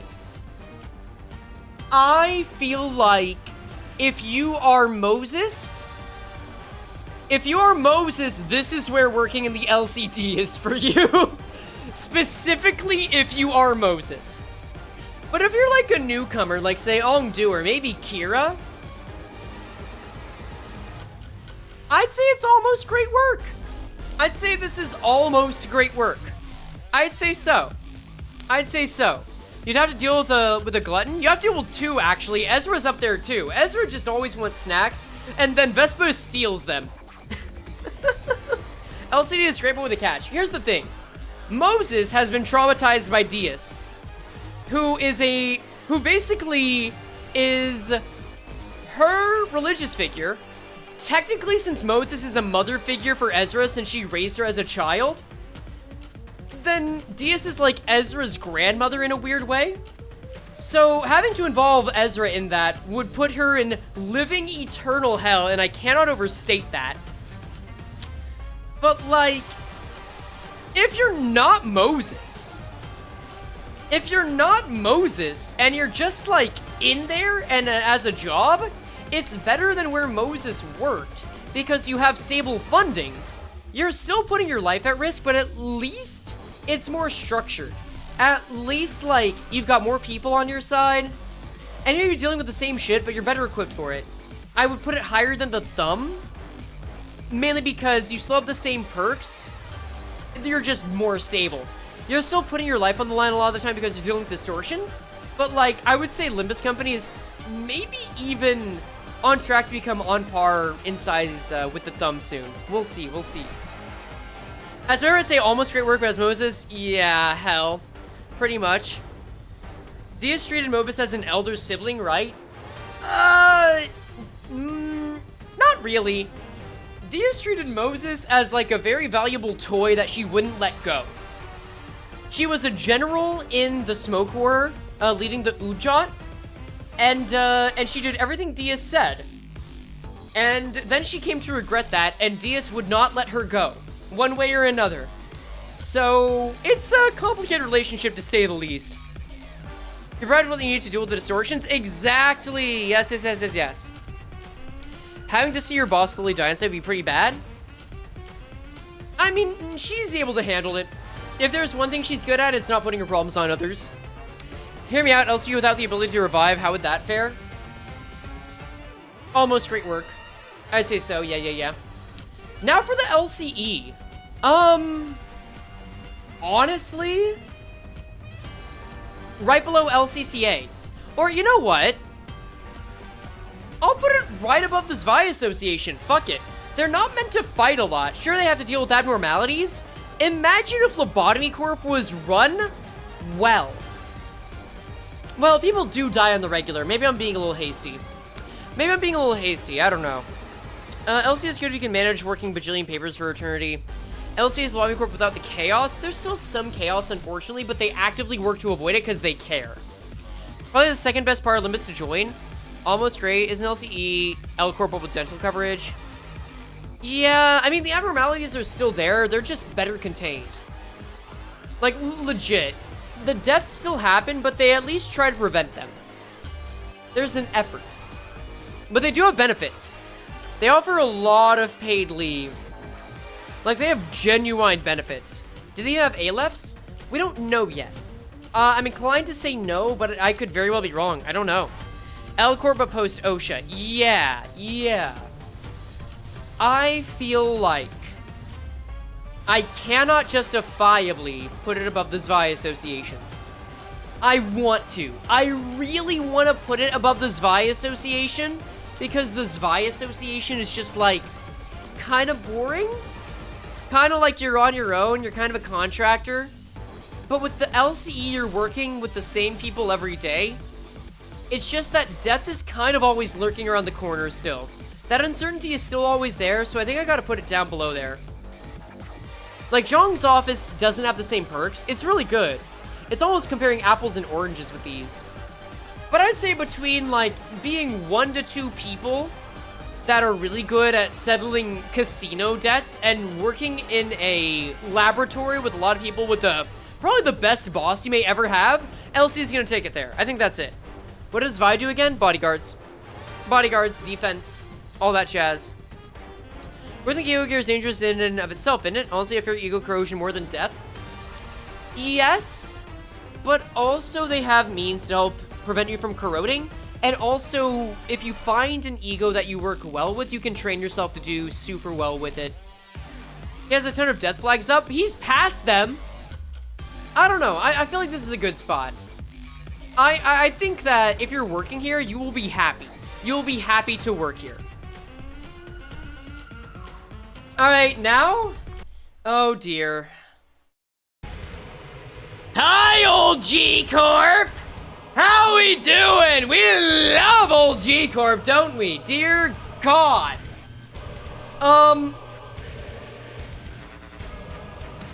Living hell.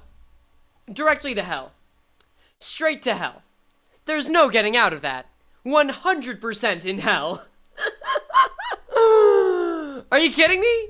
Your body is forcibly mutilated. You fought in a war where you were literally pests meant to die. You are from a fallen wing, and you have all the disadvantages of having the stigma of a fallen wing. You have all the disadvantages. You have all the disadvantages of having the stigma from a fallen wing, and also PTSD. It's terrible. It's terrible. Is that Hell's Chicken? No, it's different. Let's see. Yeah, no question. Don't collect 200. Why is Leaflet Workshop so high? Because you're in it for the passion. You're in it for the love of the game. And if you die, you're dying happy if you work at Leaflet. That's it. That's it. All right, next. We've got H-Corp. Do I have any good H-Corp music? Oh, actually, I do. Yeah, hold up. Hold up a second. Where are you right now? Hold up. I do have something for this.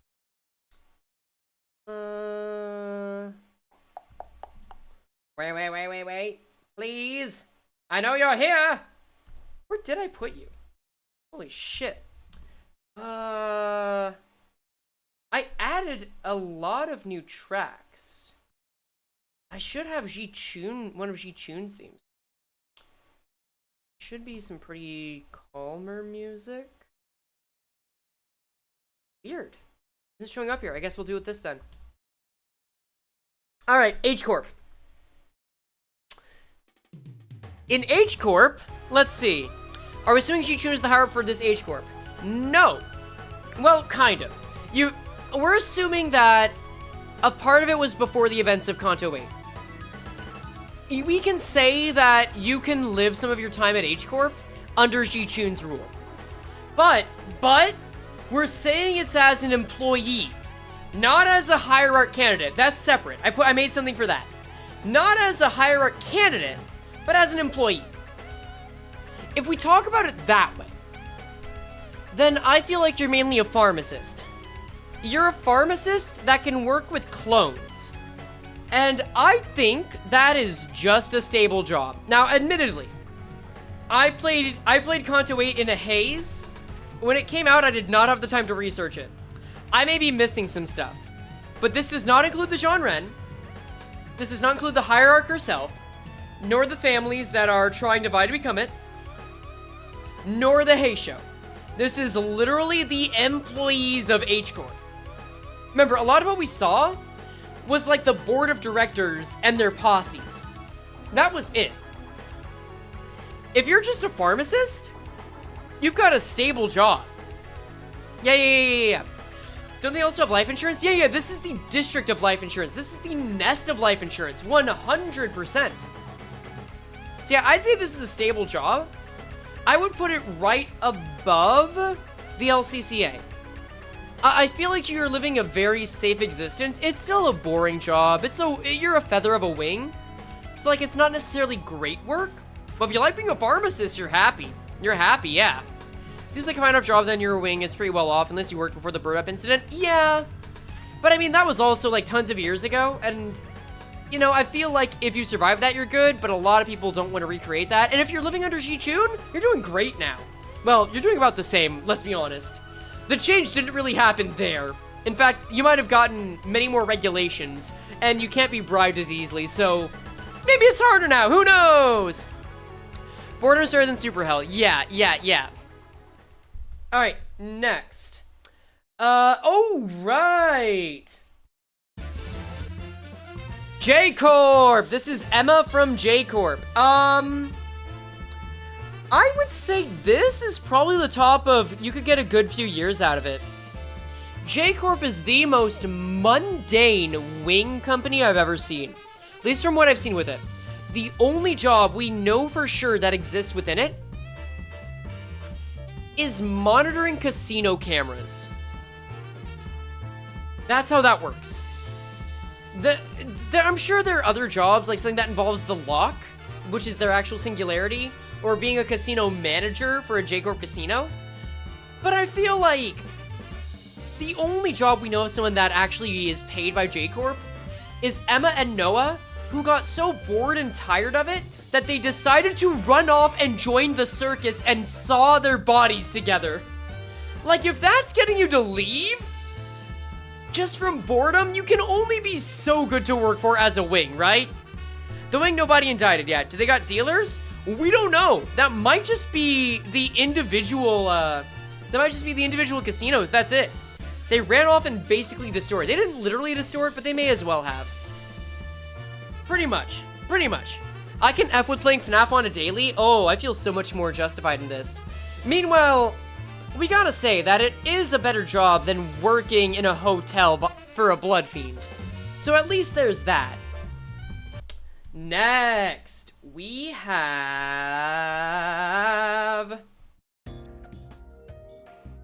K-Corp. Oh god, K-Corp.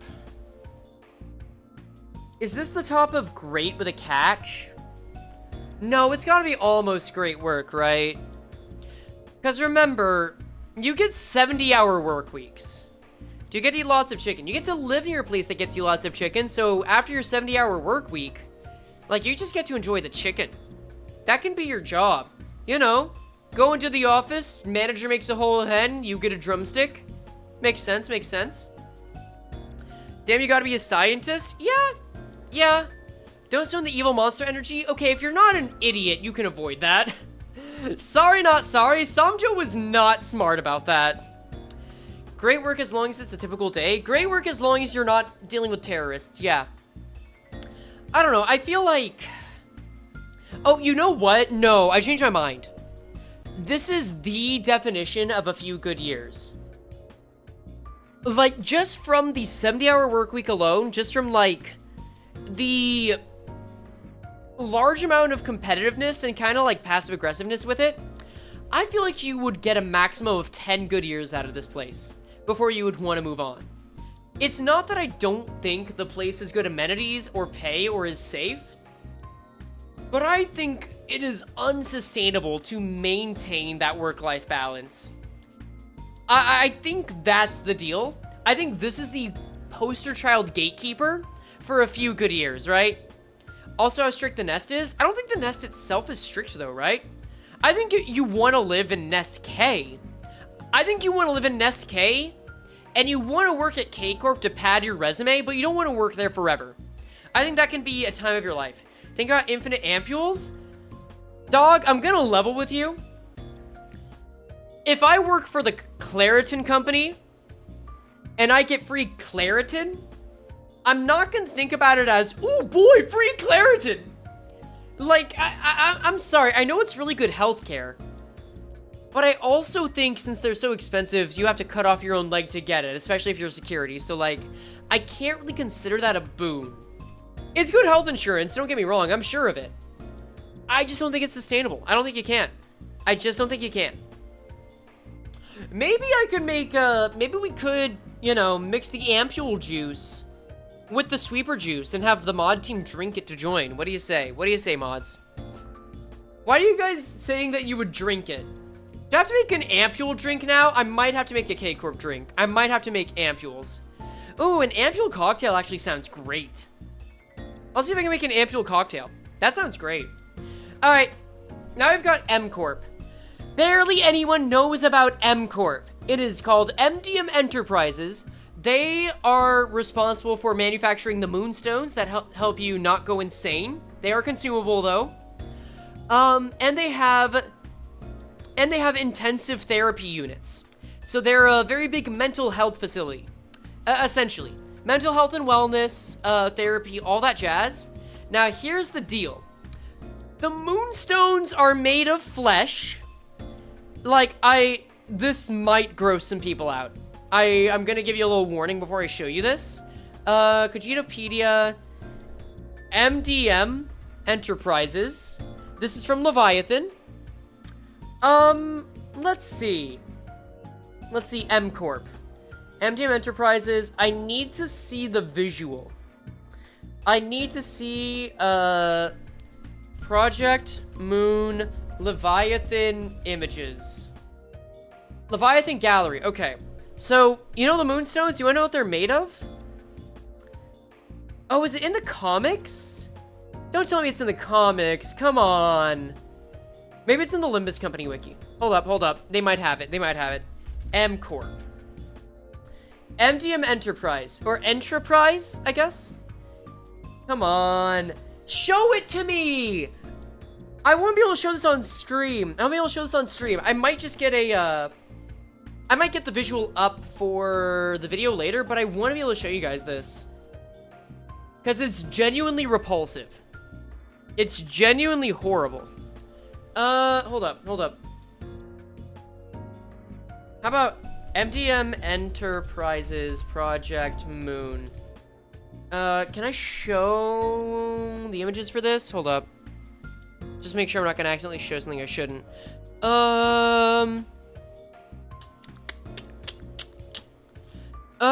No, it doesn't. What the fuck? Jesus Christ. Okay, you might have to take my word for it that it's flesh. Yeah, you might have to take my word that the moonstones are flesh that you cut off. Imagine an entire forest of flesh. And not even, like, arms and legs. I'm talking, like, the sinewy stuff, the inhuman stuff. It's disgusting shit, and if you touch it, you take SP damage. It's pretty bad. Now, am I gonna let that color my entire experience of it? No, not really. But I will say, as someone who was raised by a social worker, and now that I think about it, I have always lived in a house, except for like a few months, with a social worker. The shit they go through on the daily fucks you up badly.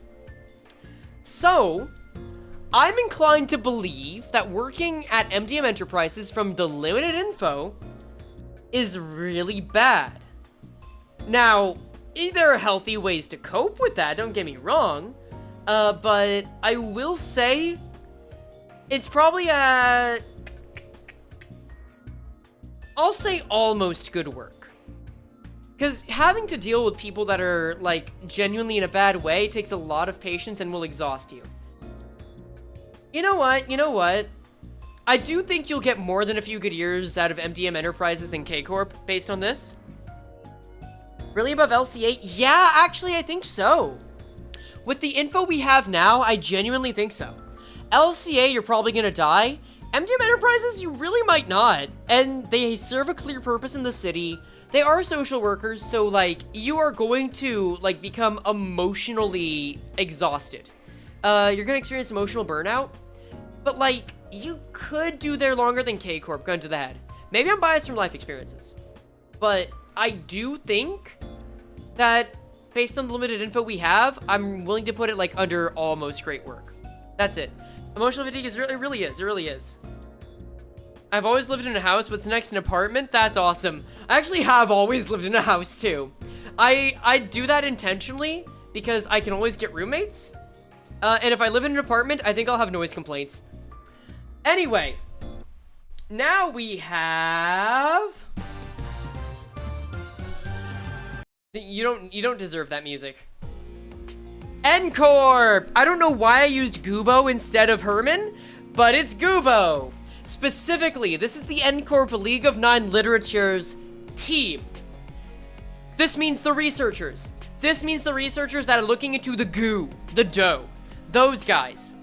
So no, you are not a part of the League of Nine. You're the people supporting the League of Nine if you're here.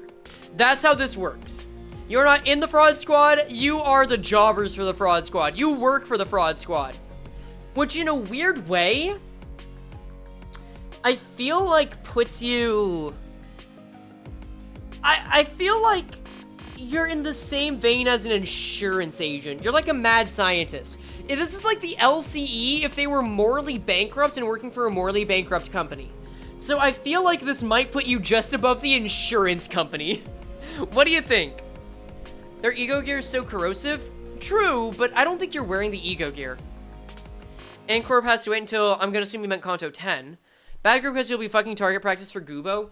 Wait! Oh my god, that's so true, actually. Hold up. Oh wait, this should be looping.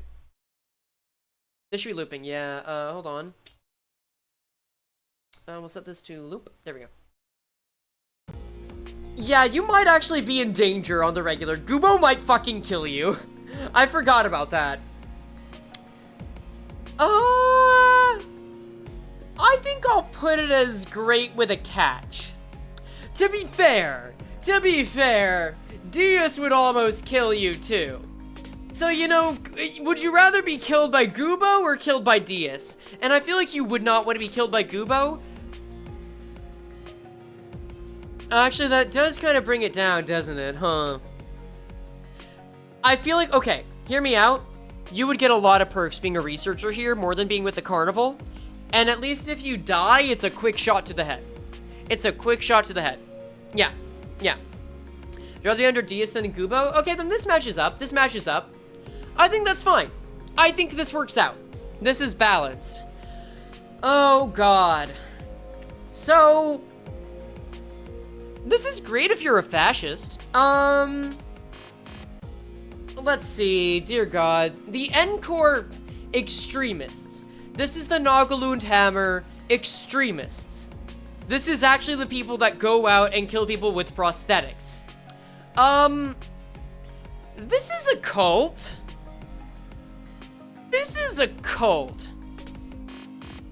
Like, do you get a lot of good benefits?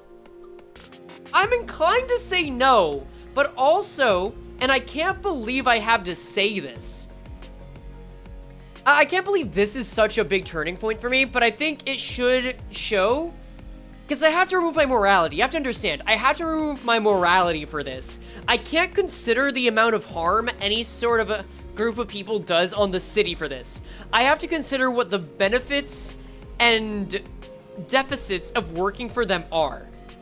And for me, a big thing that's sticking out, which is a genuine bias, is I hate like medieval stuff. I hate Crusader stuff. I hate like Dark Ages stuff. It is like so unpleasant to me that it for entirely biased reasons made Kanto 3 so much worse for me. I do not like anything revolving around that culture. I think it's so annoying. I think it's just also boring. But as far as like workplace conditions goes, I mean, I think we can just say you're terrorists. Like, no, I'm serious. Your job is you have chosen to kill people for a righteous cause. Like, if we just break it down, you believe your cause is just and that people should die for it. I don't see that having a lot of good perks other than working for a wing, right? Yeah, they also experiment on you. Let's see. Living hell 2 times just for them? Is it a living hell? Like, would it be a living hell for me? For so many reasons, yes. But like, if you joined them, I'm thinking of the average Joe Schmo that needs a job. Like, I'm thinking of like from a Kleinhammer Heathcliff perspective. Like, because the city doesn't have the same stigma. I'm trying to put my brain into that socket with this. You would be brainwashed into serving them, which is unfortunately somewhat common. You would be made to kill people, which is unfortunately somewhat common. But also, you would really have all of your personality overwritten for a cause that supports this level of violence, which I think would erode your soul so much. I think this is where we get the crossover from, yeah, we know this is fucking bad, like, I haven't said it because I feel like it should go without saying, but I also think I need to learn that not everyone can assume that. So yeah, this is a fucking terrible group to align yourself with, I'll be clear about that. Obviously. But I think this is where, like, if we're gonna talk in terms of pragmatism as a job, like, it's going to be eternally camping. Like, okay, here's where I'm leaning on with it. Does it do the job of keeping you alive? Yes. But even that is so specific. It's like there are so many jobs, like working at K Corp, working at N Corp, working with the LCA, working with Moses, working with the LCCB. Fuck, I gotta put that back. Yeah. Working there, that's like, I think this was like right about the index maybe. I genuinely forget where I put them. We're like, yeah, it technically functions. These places are like a really good Toyota. It's a car that'll last you a while. This is like a jalopy. It doesn't feel like it's getting you anywhere. Kanto 10 may change that, don't get me wrong. Don't get me wrong. But even if we're going to remove all of the moral quandaries out of it, it's just a fucking job. And it's not that good. Like, I'm literally for no reason, I'm being as charitable as I can to these guys, just to try and be pragmatic. But even when I do that, it's not that good. I think I have to put it at a few good years because it's technically a job. Even the Kurokumo clan, wait, are they worse than the Kurokumo clan? Wait a second. They're worse than the Kurokumo clan. Do you even get paid? I'd imagine it's something akin to medieval squires. We don't even know. I would imagine you do because you work for a wing. I feel like a wing is required to pay you. But like, for those who were here earlier, we talked about how the instant you look at a character that's in the Kurokumo clan, they're guaranteed to die. They're just guaranteed to die. Every character that is not an ID that has a name in the Kurokumo clan is dead. And many that aren't. Same can be said for N-Corp's extremists. And I'm gonna assume it's based on Cromer stuff. I know we've got, like, what was his name? Jacob Cromer as well, the Elder Cromer. I don't know what's gonna happen with that. But honestly, it just sounds like the same thing but worse. I don't expect there to be any lap of luxury. I don't expect there to be any, like, work-life balance. This is just the bare minimum to survive, and you're doing some real heinous shit at that. Nah. The extremists are a hate group, not a job. Unfortunately, they are a job as well. And I think that's the best way to put it. The hate group is unfortunately a job in the city. And that's why I technically have to put it there. But Jesus Christ, it's horrid. Alright, P Corp. Do they pay well? We don't know. We don't know. P Corp.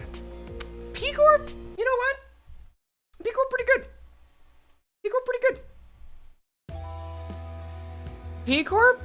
Working on making the safest place on Earth? You could have a really good idea list in that. That's really good. Stable job there, a wing? I'd say so.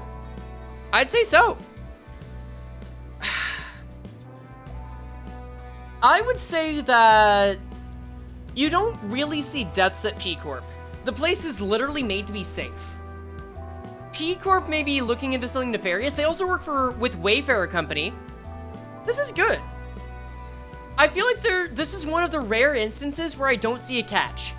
This is based off of limited information. In fact, you know what? Top of stable job. I feel like... No, okay. Below Yai. I'm sorry, Yai is so close to dream job. Like... I gotta. I'm sorry. I gotta put Yai in dream career. I gotta put Leaflet Workshop in dream career. I feel like it's unjust to a certain degree. But if we're really dividing it this way, stable job is something very different than what Leaflet Workshop does. I think that's good. Yeah. I think P Corp is just solid. You can get a job there. You're valuable. You're with a successful wing. We don't know about any workplace drawbacks like with K Corp, but I'd say it works. And I'm pretty sure LCCB went above these guys. P, not T. Yeah. P Corp. Elastic buildings seem pretty slick. I'd say so. All right, now we've got Sapapeo Agro Industries. I think this also goes under Living Hell. Unless you are in the very small class of people that are benefiting from the corruption, this is hell. This is really bad. And even then, the wing is falling apart. Imagine if Yon Chun took over H Corp and made it super corrupt. And then just sold everything to Q Corp. Like, that's basically what this place is. I will give it the benefit of being the best of Living Hell because at least someone seems to be enjoying themselves. But that's like the best I can say. Talking about working for the wing itself? Yes, that's it. You could really say that about every wing. I would say that if you work for K Corp, having 70-hour work days is nowhere near as bad. Working for P Corp as a researcher, nowhere near as bad. MGM Enterprises, I mean, it sucks. You're gonna be emotionally drained. We're still going through the wings, but like, I wouldn't say all of them are bad. Are some of them extremely bad? Yeah, don't get me wrong. But not all of them.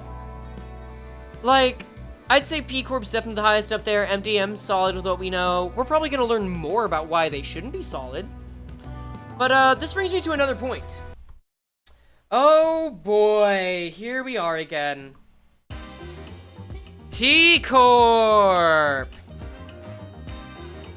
We've got T Corp, which this is interesting. There is a position in T Corp where you could theoretically feel pretty comfortable. It is as a tier 3 collector or higher. Collectors seem to have pretty good jobs. I would say it's one of the closest jobs in the city to being a normal day job. Hell of poor, not bad of rich. The thing is, this is working for T Corp. Living in T Corp is hell. Living in T Corp is many flavors of hell. However, working for T Corp, like, you're a corrupt cop if you're a tier 2 collector. You're not making a lot. If you can work your way up there and get to become a tier 3 collector, maybe even a tier 4, your life gets better. Did I make a big case about how being a collector, tax collector in T Corp is still hell because time is always chasing you? Yes, I did, absolutely. However, you can get a few good years out of it. I would say that between K-Corp and T-Corp, personally at the stage of my life, I would prefer to work in T-Corp. I would prefer to work in T-Corp than K-Corp. Because I feel like if I can get further up, I might get a certain level of comfort, whereas K-Corp, I feel like I'd be continuously ground down. That being said, that is only enough to get it up to a few good years. I think this is the top of a few good years. I think it's quite funny that this is the top of a few good years, because depending on where you're at, you might be living a bunch of those years at once. I think that's fine. I think that's fine. Yep. That's good. I think it's explicit criticism of British bureaucracy being slow. Yeah, I'd say so. I don't think I feel comfortable putting it higher, because most people aren't going to get to be that collector status. But yeah, I think so. I think so. Alright. Next, we've got the Sank Association. We have LARPing. Literally LARPing. Literally settling fights. I kind of want to put it as barely a job. I feel like the Sank Association is barely a job. Think about it. They're hired as basically Zwei fixers, but just to settle petty disputes. Like, they're mercenaries, but for gaming. They're gaming mercenaries. Isn't Sank Deterrence? Oh shit, wait. I actually need to read Sank Don Quixote's. I only gleamed it.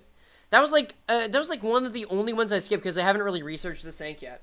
Hold up. I might have some research to do. Hold on. Let's make sure I do my due diligence here. Spamton's good for this. Hold on. Sank Don Quixote. In the East. I should say the East Sank. Don Quixote. I want to see Sank and I want to see the story. Identity story. Okay. So great, I get paid for barely doing anything? You make a point, actually. Sank East section. Disaster is acceptable. So they gave her a free meal? Interesting.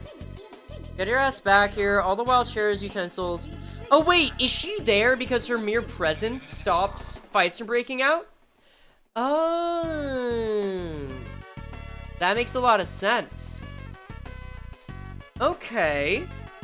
I shall answer earnestly whatever questions I would like to ask. This was an interview identity update story? Oh my god, I missed it. Holy shit, I missed it.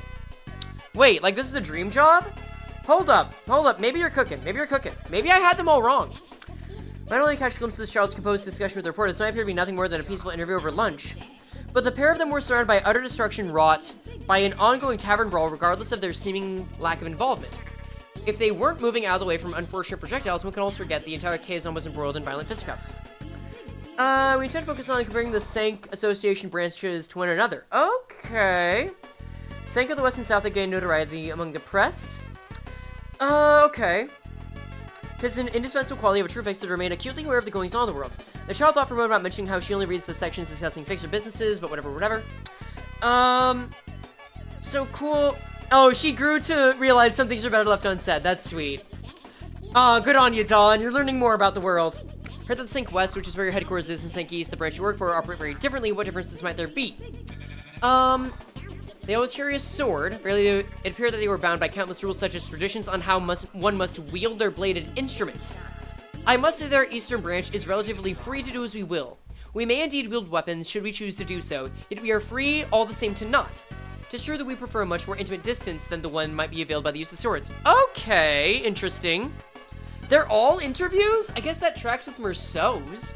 Oh, and I guess, yeah. Yeah, no, you're right. All the Sanks are interviews. Because all the South ones were that way, yeah. Let's see. So that was learned one, barely a bangle. Okay, we know weapons. I need to think about weapons. So that's why you don't throw your gloves. The most material melts simply before its heat. Okay. The East operates differently in that matter as well. Instead of chucking an object, we prefer to politely state one's name and affiliation before engaging in combat. Okay. Thou ask if something is wrong. An unshakable habit of mine. She's shaking her leg out of anxiety. That's gonna get you killed in the thumb. Perhaps it was frustration, not anxiety. The fact she had no choice but to send her hands and watch was rather one-sided. Were she free to lose her heart command, she would not hesitate a moment to enact her version of justice and leap into the fray in defense of the losing side. But the core of the Sync Association was to be a proxy in duels, nothing more. Okay. I thought that I should be contracted a duel in their stead about now. The client appears quite delayed in making a request. Uh-huh. So... There is a code she has to follow before she's allowed to join. I'm a changed person. So this is the same Dawn. I was starting to wonder. I leave not the first night of injustice, and I've learned the path of patience. The brawler, now uncertain of his victory, had unsheathed his blade and tripped an errant piece of wood on the ground. Unfortunately, he began to fall toward the child. Okay. So, what was the point here? The spectacle was more sufficient to have every patron recognize her presence. The man who was on the losing side of this heavily skewed battle quickly ran to the child and pleaded. Okay, so she got someone to take the contract. I get it. Go for the third section of the Sync. Okay, no, you know what? I didn't get as much info as I hoped for. I'll take this back. Barely a job was the wrong way to see it. No, that's dream job. No, that's dream career. They all seem to be enjoying their lives. They are LARPers, but that's a positive thing. They can keep up with the fights. They want to do better at fighting. In fact, I don't know how or why the city has this as an association. I do not know why. But I feel like they are indeed big shots. I think I'll put the Sync Association above Yai because, like, they seem relatively safe. I wouldn't say they're as well put together as the 7 Association or, like, as godly as the LCV, but it's a pretty good place to work. It's really good. LARPer, but hey, they can pull up. Yeah, exactly. You can hire a Sync Fixer to kill another Sync Fixer? Is that true? Wait, is there a source for that? Like, even St. Clair is doing all this by having to fight Mark Instincts? No, this is true. This is very true. All right, we got like 30 of these left. I need to go quicker because I'm already over 3 hours. Let's go. Sinclair's story? Ah, okay, I see. Aid Association. You'll get a few good years out of it. You're boating. You're likely to die. You don't get a lot of perks.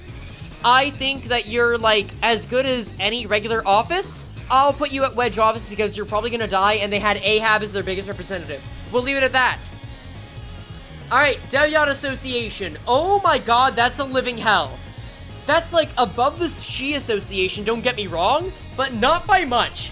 If you're in the Devyat Association, you are a Grubhub driver where you are basically playing Crazy Taxi with food, and if you lose, you are dead. You are already in debt likely if you go there. You have a Polutnitsa, which is the closest thing you have to a decent friend, which is nice, I suppose, but your life is always on the run. Yeah. What's Aid Association? Aid Association is whalers, basically. They work on boats. They work on boats mainly in the Great Lakes. That's the long and short of it. It's the most fun living hell tier. I'll give you that. It's the most fun living hell tier. So you know what? I will put it above Taeyong, but below W Corp because you're still working for a wing. Diechi Association might be a dream job.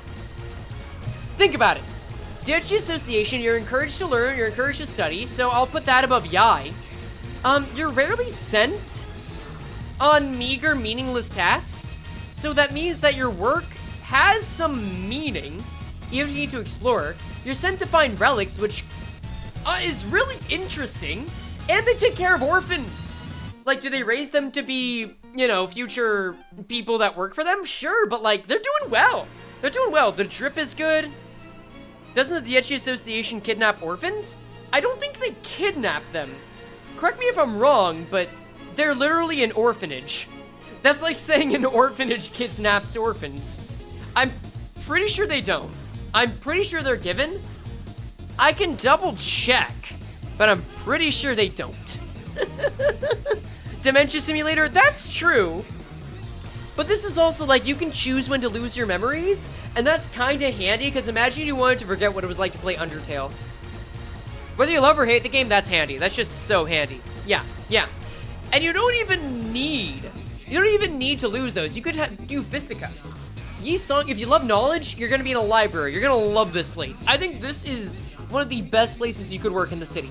Hands down. Oofy Association. Oofy Association? No. Clear answer. This I would say is a stable job. I think this is about as stable a job as Zhang's office. Oofy is being a lawyer. If you are a lawyer, you have a stable job. If you are a lawyer, you have been told you do not need to fight a lot. You are given authority. You are given good pay. You are given associations backings. It's the city, so you're gonna fight. You need to know how to, like, slap a bitch and kill a bitch if they're gonna go against the contract, don't get me wrong. But, like, I would take that over having to work with well, I would almost take that over having to work with abnormalities. I feel like there's gotta be a catch to these guys somewhere. But I'm very optimistic about them. Wait, couldn't the Diechi cure blood fiends? No, we have no word on that. If we could, Don Quixote would not have any plot. Oofy is just bounty hunters? No! No, they're arbitration. They're like, this is like saying they're debt collectors, which they're not. Oofy Association is meant to be able to arbitrate disputes. There's like two people are coming together, signing a contract. This is the third party. This is the third party that oversees it. That's what they do, essentially. Yeah, they do contracts. Then this is the Dodeca Association. I'm putting this here because I just wanted to mention it. Dodeca is likely what the 12th Association will be called. I think we've had enough of that. Dodeca is what the 12th Association would likely be called. I'm going to say barely a job because as far as we know nothing about it. So I'm putting it under Yoon's office. I just want you guys to know it exists. That's it. No Trey Association. We don't have any character that's specifically from the Trey Association. We vaguely know what they do. And I just don't really want to talk about it because we don't really know what the conditions are. We know what they do and that's it. And I feel like I've already stretched it with a lot of these. I don't know how I can stretch it with the Trey Association. If you like engineering, cool. I don't know what the conditions are. I really don't. So I don't really feel good about putting that in. I don't think we have enough yet. Next is the Eurodivye. The Eurodivye are interesting. I feel like they're at the bottom of great with a catch. I feel like they're basically a cult that seem to be doing a lot that makes some level of change. You feel good when you're with them, like, they're high on their own supply, don't get it twisted.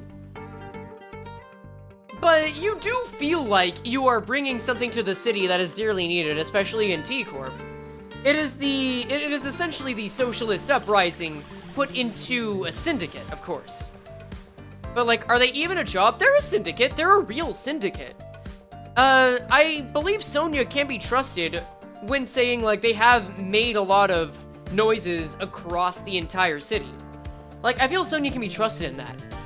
I'm willing to believe that they have become widespread and that they are stable in that regard, which means that at baseline, that puts them at Kurokumo level. But with Sonya being in the League of 9, I feel like that's both giving them more prestige, but also giving them a catch. There's something up with them. There's something up with them, we just don't know what it is. Also, fuck it, I'm putting the extremists down in barely a job because it barely feeds you. I'm putting it there. It's still a job, but it's barely a job. Now that I'm back on my N-Corp shit, with Sonya in N-Corp though, it really makes me side-eye him all the more, because like, someone talking about this much idealism, and being in N-Corp, and talking about the sign, I feel like the Eurodivya is messing with a lot of stuff that's beyond their ken, and if you're a part of it, you might be a pawn in that. That's what gets to me. That's what gets to me. But oh well. Oh well. Eurodivya is a job, check communist sphere, shoe uptight. No, it is a job. They have their own markets with screws and stuff. But I feel like there's some catch that we don't know of, and that puts them at the bottom for me. Next, the TQ Syndicate. These are the guys from Kanto 2 that were really good at making insults. I feel like I can't put them in a good few years. These are like urban legend level guys. I think they're in barely a job. I'll put them above Jakan. I'll put them above the Rusted Chains solely because their gimmick, instead of making themselves bleed by accident, is insulting other people. That's at least something. That's at least something. You'll learn to roast people, but that's it. The Ting Tang Gang are used car dealers. And they're also jobbers. I think this means, by definition, they have to be barely a job. Sorry, not sorry. There's not much else to say about him. Isn't that the Ting Tang that got squashed? Yeah, he's the TQ leader. He's the leader of those guys. Okay, next. I don't know how to say this, guys. No. I don't know how to say this, guys. That's way too sad. Hold up.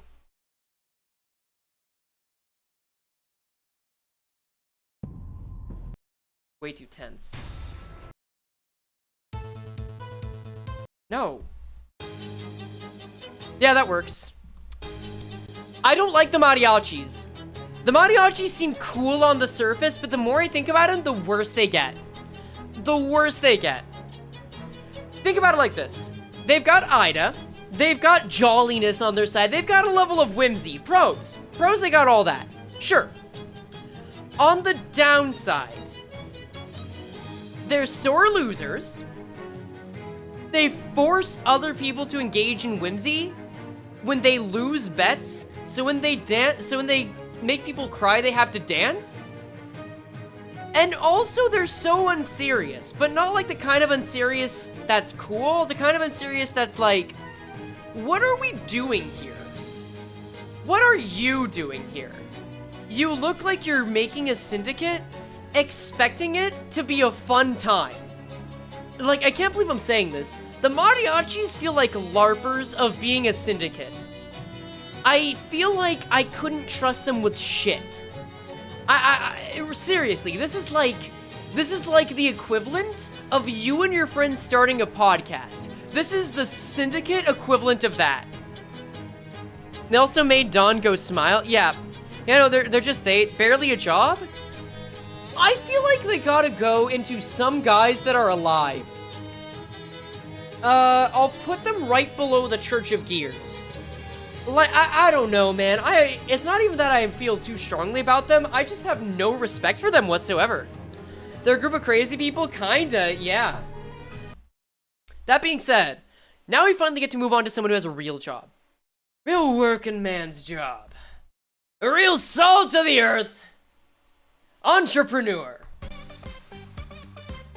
We got Yubong's Fryer and Grills. Yubong's Fryer and Grills, so this does kind of break my rule for saying that it can't just be one guy. If you think about it though, Yubong did hire a lot of bongies. He did have a lot of assistants working with him. And he did want his mom's help. And he did hire people like the guy that would ultimately betray them. But I do think that this guy genuinely has a business despite everything he's been through. So I personally feel like it's not a dream career. It's an in his dreams career, frankly. You would be... I think working for him is a little bit better than working for the Kurokumo clan, and that's saying something. I think if you work for him, you're gonna be in food service. Speaking from experience, not great, but at least you're alive. I feel like if you're working for Yubong, you're working for someone that's extremely troubled and finicky. He changed the entire concept of his restaurant into pizza on a whim. Okay, maybe not on a whim. Maybe it was because he had the worst experience of his life and he had to reconsider his life options, his choices. And he did seem to be drawing business away from the existing chicken place. I gotta give him credit for that. Maybe he could actually be a good manager. The guy is kind though? Yeah, you have a point. You know what? Fuck it. That's enough. I'll put him above Hotel Larriere. I think that's good. At least you're just selling chicken, right? You're just selling chicken or pizza or pizza. You're just selling pizza or chicken. So I think that puts him above Hotel Larriere. That's a lot safer. It's in District 11. Are you working the highest class job? No. But I think there's soul to it. I think this is the kind of food place where you work there for a while. It's gonna be a good few years. It's not gonna be the best years of your life, but man, you're gonna think back to it and wonder, what happened to that Yubong guy? What happened to old Unc Yubong? I loved working for him. He was such a nice guy. He let me like take some old piece of pizza that weren't sold. I think that's good. I think that's good. Also, wait, is Pizza Hut still open? Is Pizza Hut open? They're open until midnight. Wait, does that mean I could get a pizza? Wait, so, I'm so hungry right now. Wait, they might be open until midnight or 2 a.m.? Oh, shit. They got a deal going on right now. I gotta get that. Okay, I gotta speed this up. I want that pizza. We've got like 20 of these left. I want to get through this. Let's go. The TLA. The TLA are some guys that are alive. This is not a job. This is the Eurodivie if they weren't fixers. They were just terrorists. I'm actually not fixers. If they weren't a syndicate, they were just terrorists. Some guys that are alive, this is before they died, to be clear. They've got good tech. They've got a cause. They work together for a while, and they have a genius leading them. But I'm sorry, can someone correct me if I'm wrong? Their manifesto makes no sense to me. Like, I usually like to think about these things before I cast judgment on anything. I feel like there is always some world where something makes sense to people. I do not think there's any means in which their manifesto is feasible. Like, it's not even oh, I think this is terrible or deplorable. I don't see how this becomes real. I don't see how this happens. I don't see how you bring this to reality. Please don't order pizza. You are loved. You don't have to do that to yourself. Okay, fine. I will blend it. I don't think it's supposed to, since Dongvik was fooling them, but yeah, the ones who followed that were nuts. Yeah, that's a fair point. I think that these are just some guys that are alive. I think that's about it. I will put them above the mariachis. Because it's kind of like the Church of Gears, in that the Church of Gears is just having the higher-ups manipulate the lower down like a cult. So I guess that's fine. Oh, well. Next. We've got the Rose Banner office. Honestly, it seems fine. I'm sorry, Rose Banner Workshop. I feel like they were an up-and-comer workshop. I feel like they were fine, they just got the wrong job. They just got the wrong job. I'm willing to put them in the same level as the Molar office. I think Molar office is A-okay, that is fine. Rose Banners are good? I think so. Like, we know that Roja gambled. We don't know if Nico gambles away everything they have. Oh, they only lasted a second? I don't like that track enough to really repeat it. We can go with... This is Vibin. Play this. It's so sad. I don't know why I have sad music in this section. Okay.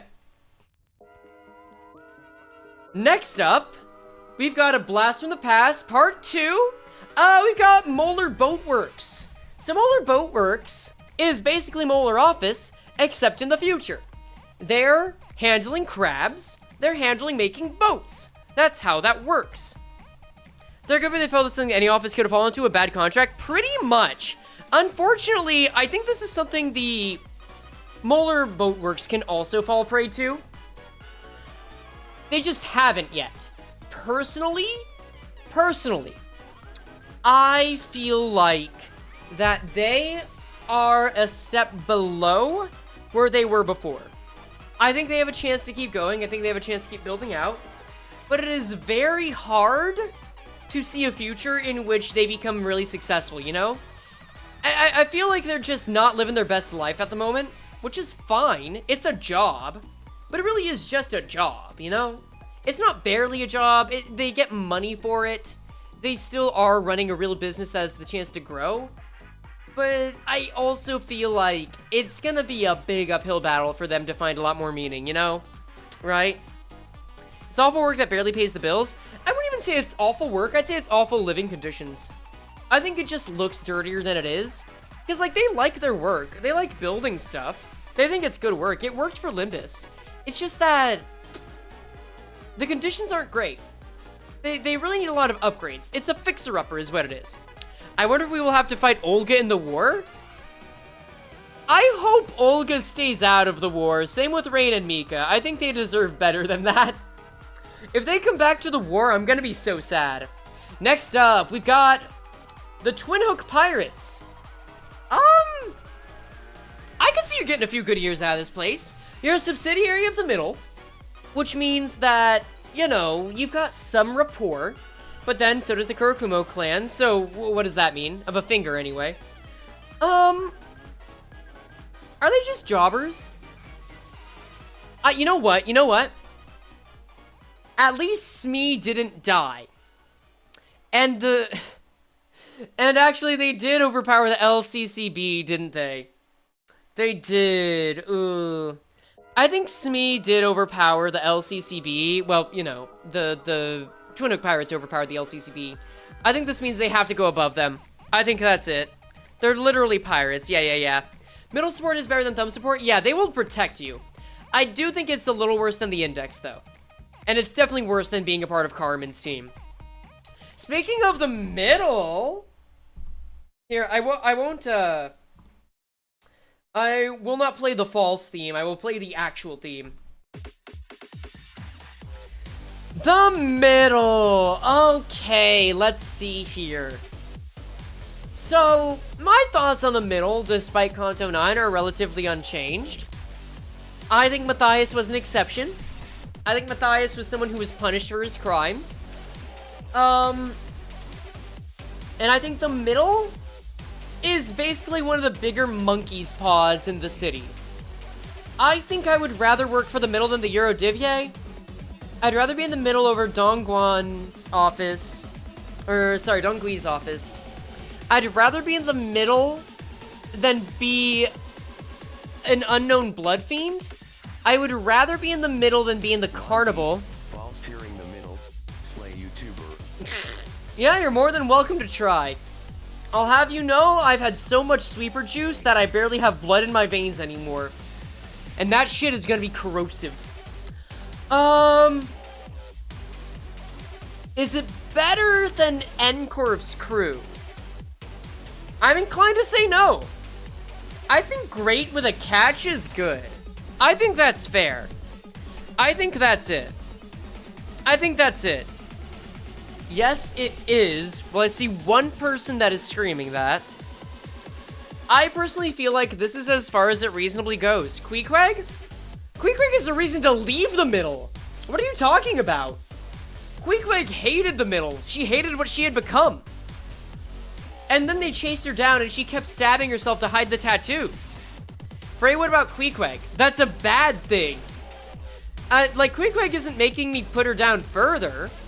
But, like, that's why it's under great with a catch. The catch is if you leave, your life is misery. It's while you're there, you'll be good. Worse than Gubo? Not Gubo. I mean, first off, Gubo's working conditions, even if we were to say this was Gubo, are much better than being in the middle. I have no doubt about that. But you're also working as a researcher for N-Corp. For the League of Nine, specifically. And I think that's in a better position. Any idea if Queequeg was a little brother or older sister? Or older brother? She was in the leagues in the rank to become a great sister. And then she left. So yeah, that's it. It's a dream job until you try to leave. Exactly. Great with a catch. I think this is fair. Because you're going to get your frat years out of you. You're going to enjoy it. And then you're either never going to grow up. Or you're going to grow up and then you're going to realize the mistake you made. That's it. That's it. I feel like you can get far. That's true. But like you can't leave. That's the big thing. If you can't leave, that's the problem. Speaking of being unable to leave, ooh. Well. Wait, let me get my voice on deck. We must now determine if you want to work under Captain Ahab. Do you want to be a part of Pequod Town? Do you want to be a part of my glorious village and pilgrimage? Do you want to slay the whale of all evils? Yeah, I don't think this is great, guys. I genuinely think Ahab might be under living hell. Cause like, it's a job that could be good, but oh my god, if it's any time working with her in the past 3 years, it's really bad. It's like really bad. It's not even like eternal living hell. There's nothing super eldritch about it. It's like just terrible boss. I think I really need to beg the question, is it worse working for the She Association or working for Ahab? Like, that is a genuine question we need to ask. If you live, you get a free Aid Association fixer license from Ahab. This is true, this is true. I feel like both of these are very predatory workplaces. But I suppose you have an easier time leaving one of them. I think the She Association barely ekes it out above working for Ahab in Pequod Town. Ahab will just murder you directly. Being in the She makes you an association fixer? Yeah, that's true. Probably the She because at least you can sleep more than 30 minutes a week at the Pequods. Okay, but you can quit. You can't quit being in Pequod Town is the issue. At least not easily. Not easily. You have to at least wait until you're on land. And for some of those, you're stuck for years in a whale. Yeah, no, I think that settles it.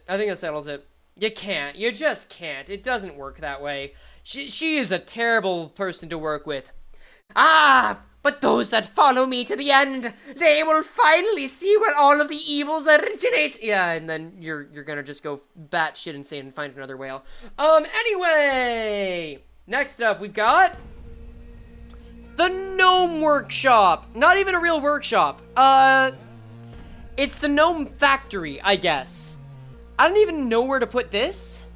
It's technically a job, I think? Actually, you know what? I know exactly where to put this. It's literally just as legitimate as the Nagalund Hammer extremists, but at the very least, their work is less heinous. You get room and board, just like Nagalund Hammer extremists. But at the very least, this is more wholesome. Significantly more wholesome. Human or Ome? I don't know. Let's see. There we go. You were part of the work, yeah. Frey, they kidnapped a child. Yeah? And comparatively, it's still more wholesome. What are you talking about? You need to understand that we're going based off of city levels of expectations. Do you see who they're going up against? Not kidnapping a child ends when we get to almost great work. That's like A tier. I'm sorry, but we beggars can't be choosers. Eldritch levels of suffering, the worst boss you can imagine, barely a workspace are the bottom 3. The middle ones are just workspaces of terrible or very questionable rapport and longevity. This is fitting. This is it. Frey, I miss my wife. You'll get her back after you finish chugging that goddamn sweeper juice. Easily more wholesome. Yeah. If you're a human, though, you have to pretend to be a gnome. We will assume you're a gnome, though. Next. We've got the dead rabbits. The dead rabbits might be dead. The dead rabbits might be gone. But, even if we assume that's the case, this is one of the few jobber syndicates that I feel comfortable saying you get a few good years out of it. They were Heathcliff's old drinking buddies. They were the guys that would stand by each other and maintain their turf. They were the found family that the boy had, and Rousseau even had someone take him under his wing. I think there's a lot to respect out of that. Yeah, you get to have a few good drinks with them. Maybe it ended bad, who really knows, who can really say for sure. But I feel like if you want just an old friend, come up to the pub with, maybe knock a few back, whether it's heads or glasses, you're gonna have a righty-o good time. I think it's good. I think it's just below Wedge Office in that way. Alright, now we've got the ring. Same Kanto, so I'll keep the music. The ring. This one's complicated. What the hell was that sound? This one is complicated for me. I think should go under great with a catch below the middle. I think the ring has their own deal where if you leave, you're dead. I think that's just true of every finger. I feel like, yeah, that's true of just every finger. But with the ring, no, with the middle, I gotta give it to the middle. The middle, the rules are very clear. The rules are very clear. Like with the thumb, if you're on the spectrum, you're good. With the ring, you've gotta keep trying to chase trends. Like, an entire movement of corporism was moded out because they got bored of it and juiced it for all it could get. For all it could be. Genuinely, it's a job for a specific person, yes. If you're into their shit, it's a dream job. It takes a real kind of specific person for that to work, though. And you might think it's a dream job, and then you're screwed. It's like one of those things where you can have big ideals and hyperfixation, but even if you have that, you might still be screwed. I think there's a level of you can do everything you think is right and still lose here. It's very nuanced and specific. I think you have to get lucky. But I'd still take it over the carnival any day. I think this is where the ring should go. They're also really pretentious, but you can make a lot of money. You can make a lot of money, and it's one of the safer bets if you're good at making art. So, like, you would have to get violent with people, but normally they're just easels for you. You don't really need to hunt down dangerous folks. I will say, though, they do make it so that if you're a Fauvist, you need to spend time with animals. You need to spend a lot of time with animals, and I think in a lot of ways that you wouldn't want to. And that includes using the animals as your canvases. And a lot of people won't be able to handle that, understandably so. That being said, the ring has a lot going for it, but I feel like it's just way too complex. So it goes under the middle for me. Yeah. Battle of Gorslop. Yeah, pretty much. What song is this? It is versus Earl King Heathcliff. No, sorry, not Earl King. It is versus Heathcliff the Heartbroken. Next up. You don't have to be a Fauvist? No, but I'm just saying that's one example, and you should expect that forever with all of them. Next up, we have... I really wish I still had this track, but oh well. Wuthering Heights. So, I've seen people talk about Wuthering Heights as being indentured servitude, which... you can technically swing that in a really bad faith interpretation of it, sure. Wuthering Heights butlers. We're gonna say being a butler at Wuthering Heights. That, literally a retirement? I would not say that, no. Being a butler at Wuthering Heights means you have to be very strict. You have to hold yourself to a very strict regiment. You are a fixer that is contracted to a household. Imagine being like the Ujat, but you're contracted to a household. That's not Dias. Just like some rich family. And you are there to be butlers. You are there to wait on them. They're being very polite. You're just there to maintain the place and protect them. You're very specialized bodyguards with etiquette. The part that gets sketchy about it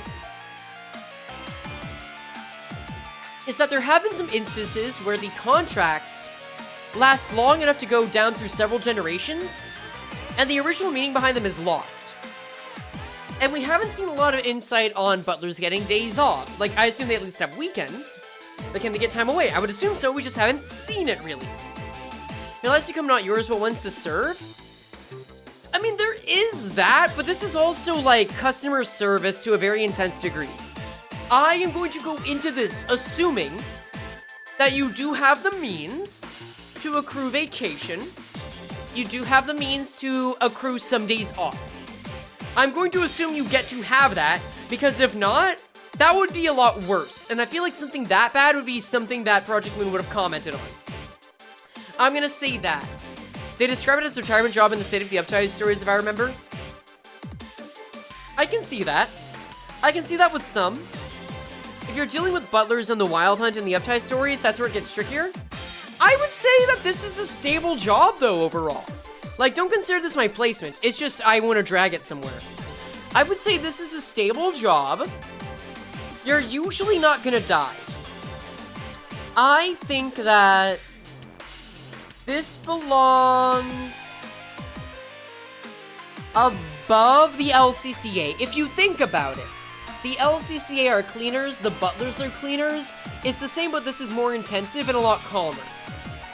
Maybe below, because I think the LCCA gets paid better. Yeah, I think that's fitting. I think that's fitting. It's super stable and very well paying, unless the two people you're waiting on keep ruining your life. But hey, you can always go to N Corp and become a member of the League of Nine Literatures. That's something. Taboo hunters will be annoying if anything out of your control happens. This is true. This is true. I think that's just a reason to put it above Dawn Office. I think that's fair. I think that's fair.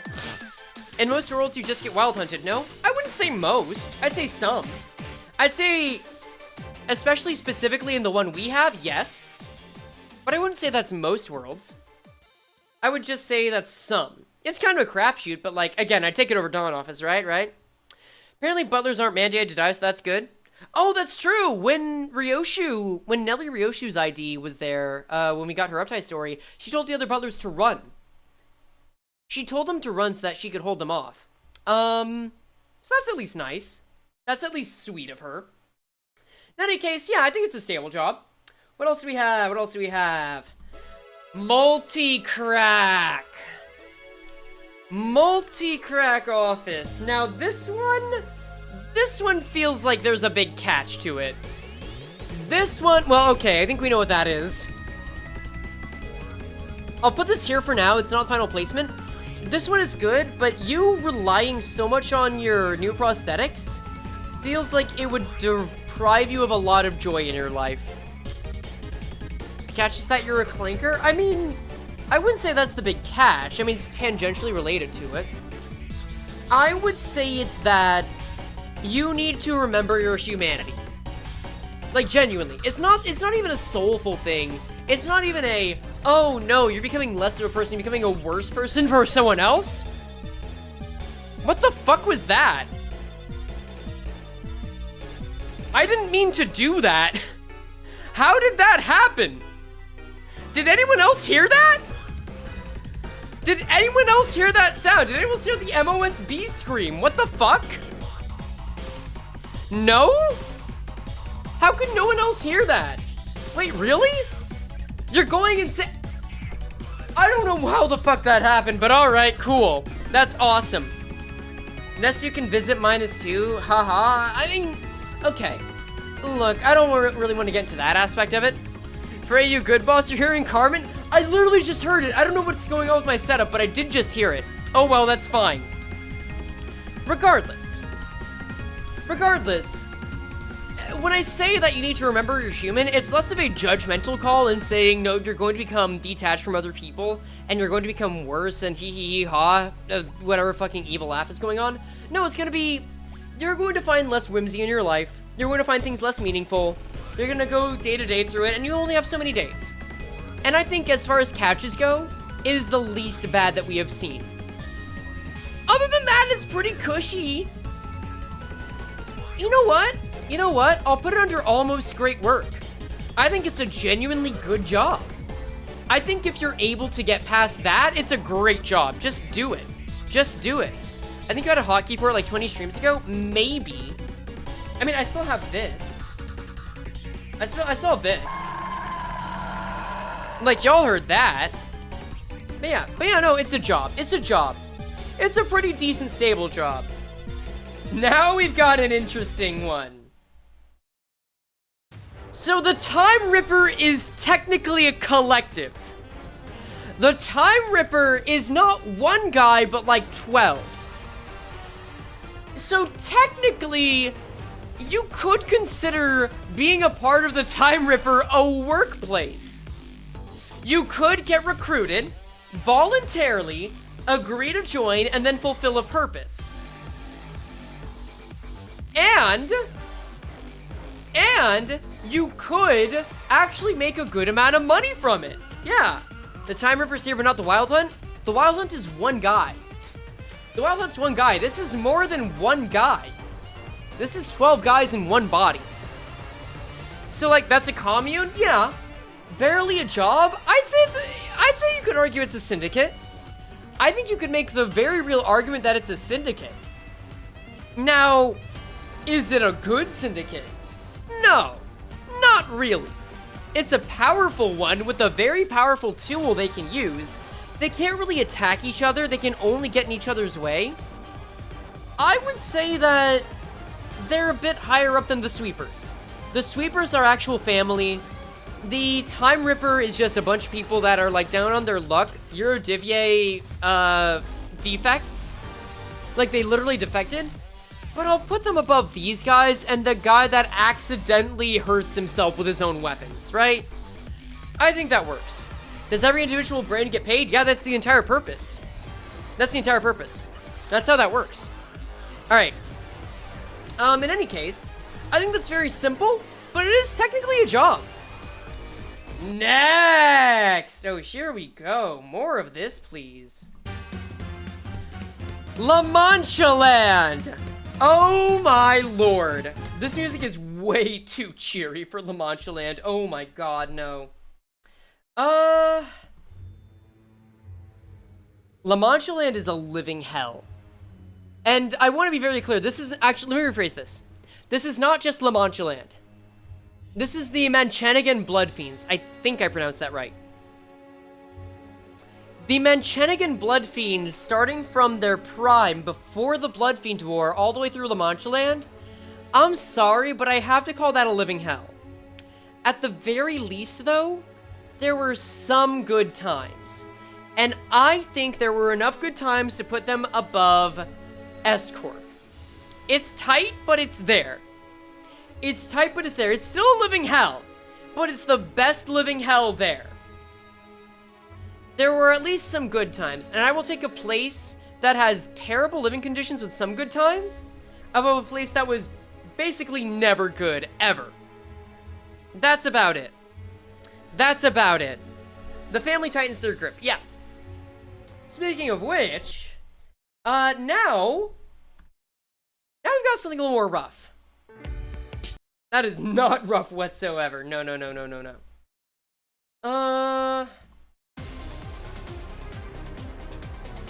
The Fang Hunt Office.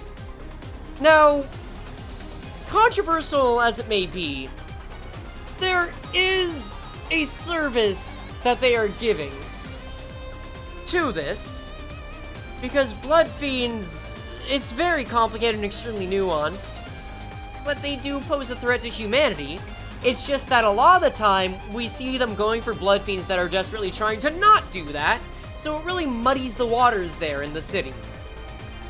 There is no black and white with this, which is why their background is gray.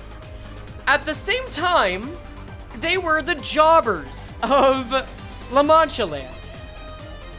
So, it's difficult to really say if it would be great to work there. I feel like you could get a few good years out of it, though. I feel like, you know what? I'm in the Fang Hunt office. There's this really weird bloodlust for Blood Fiends going on, because that's what it is. That's what they like. I think it's just a lot of people that are really trying to get their anger out. I think if you're young, in your early 20s maybe, or having a midlife crisis, there are worse factions you can join. Is it a dangerous mindset and a dangerous faction? Oh, absolutely. But I think after a few years, you could reasonably get out of it, and unlike the middle, you could get away.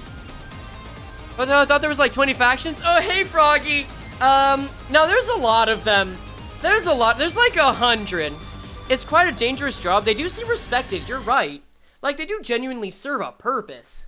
Let me put this here. Loop and stop. There we go. I feel like you know what? I'll put them right below Hotel Larriere. Hotel Larriere is cushy. Oh, shit. You went over here. Hotel Larriere is cushier. But they're better than the Smiling Faces, who are just a bunch of actual freaks. And then Yubong's Fire and Grill is a lot better. There we go, there we go. That's better, that's better. Next up, we got Fire Fist Office. I think I gotta put these guys under some guys that are alive. Maybe even... I think they're like around the Night Owls. I think they're around the Night Owls because everyone they know and love is dead. And they're making a desperate attempt to survive. But at the very least, there seems like hope for them to survive from Fire Fist Gregor's Uptide story since he beat La Mancha Land. That's the hard deal. They're low-level street worker Liu. I think they're mid. I think they are sufficiently mid. And that's not a bad thing. They're they're the underdog that I hope is able to get away and work somewhere. They're like 1 to 2 people that are remaining in the world that I really hope have found meaning. And basically you? Yeah. From what we've seen of Gregor's story, they genuinely had a good thing going. Yeah. I think I should just put them in your Night Owls. They have a very similar story. It's just that instead of the thumb, it's Blood Fiends. It's Blood Fiends. That's it. Yeah. That's about it. That's about it. All right. Now, and I swear to God, I really wish I still had this track because it was so handy. I was sure it was there. There is zoot. Yeah, I guess I don't have it. Shame. It's a real shame. I don't like that. Oh, here we go. This works. No, not that. That's it. So Jouet Pawn is here. This is meant to represent all of the Hierarch candidates, their factions, and any supporters around them. So this is basically the board members of H Corp. This is the Jean Ren, because remember, if you're in a faction for the Family Hierarch evaluation, that means you eventually become the Family Hierarch and you eventually become Jean Ren. This is connecting the Heisho that support them, and this is all their factions as well. Living Hell Temporary, I think is very valid. I would say that's very valid, yeah. But it goes at the top. I think that if you are one of the families that is trying to become the Hierarch, you are gifted so much affluence at the cost of your life basically being an eternal battle royale. That's the trade-off. And Hong Lu being separated from all that was a true blessing.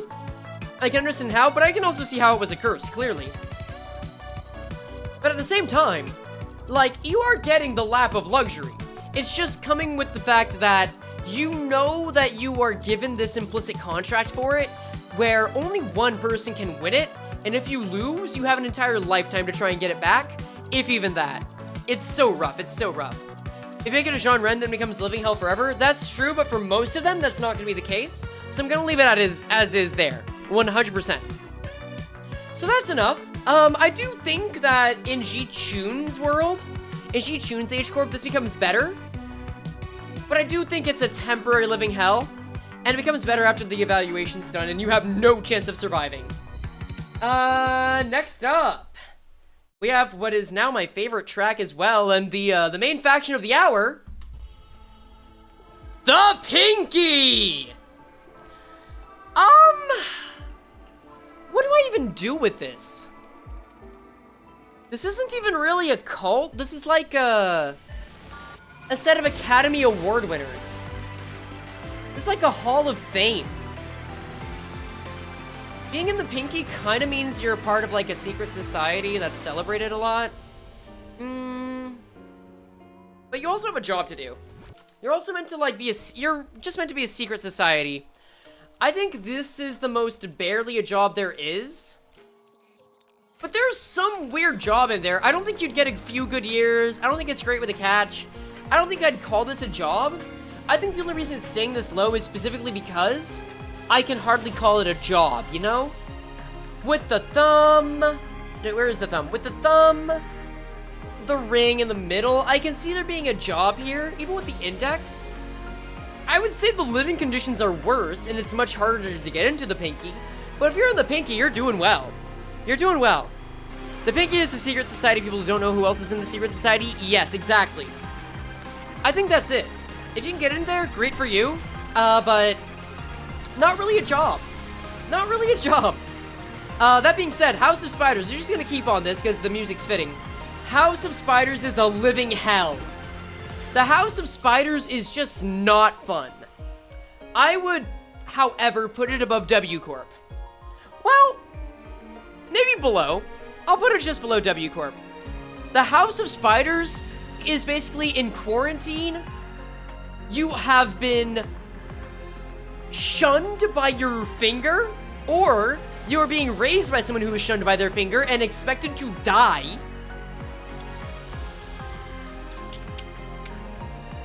Albina and Callisto seem to enjoy it. This is true, but that speaks more to them than the environment. I would say being Albino or Callisto is just better than being any of the others. Any of the others, it's still torture.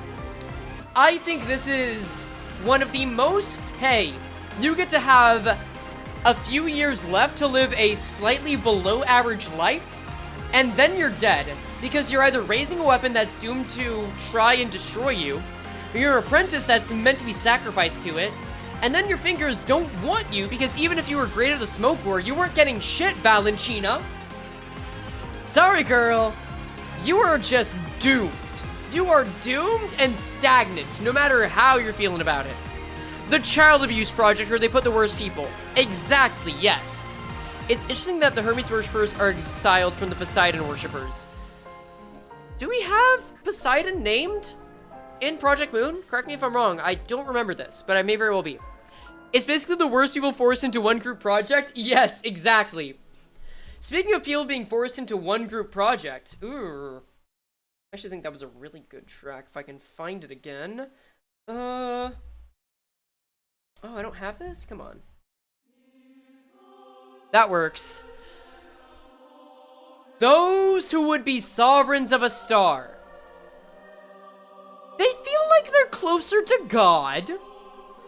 I'm gonna be real, I don't think being God is a job.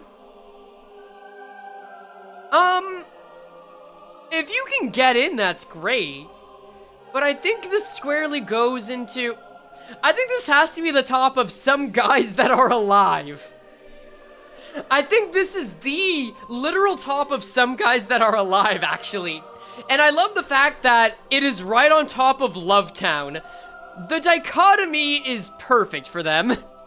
They're just there, man. I think they're gonna be important Paradiso. Maybe Purgatorio. My gut says Paradiso, but I could be wrong. We'll have to see. Next up. This is actually a fun one again. Congratulations. That means I get to listen to something interesting. We'll put it under... What's a good one? What's a good one? We'll put it under you. Yeah, I know. We'll just do this. Wayfarer Company! The startup of the hour right now. Wayfarer Company looks very fun. It was basically the backrooms as a for-profit business. I will say that currently they're in the stage that Carmen's team was in before the horrors. I personally think, as far as wing teams go, they're kind of at Moses' level. I personally feel like if you like your job, if you like exploring, then you have a lot to do. You're kind of under this shared purpose. You have a lot to look forward to because chances are a really good benefactor is going to help you make a wing. You're partnered with P Corp. And your job might kind of suck, but at the very least they care about procedure and people not dying. So that's cool. That's cool. You get abused and could face horrors beyond comprehension. I think Alan's actions are being taken too far out of context. I do think that if you have him as a manager, it kind of sucks. But as far as managers go, having one just kind of hit you every so often for being very direct and not helpful, which will not happen in most cases at fixer offices, is not the worst thing in the world. Again, I'm not saying this should happen in real life, but I am saying in terms of what happens in the city, it could be much worse. We need to keep that in mind.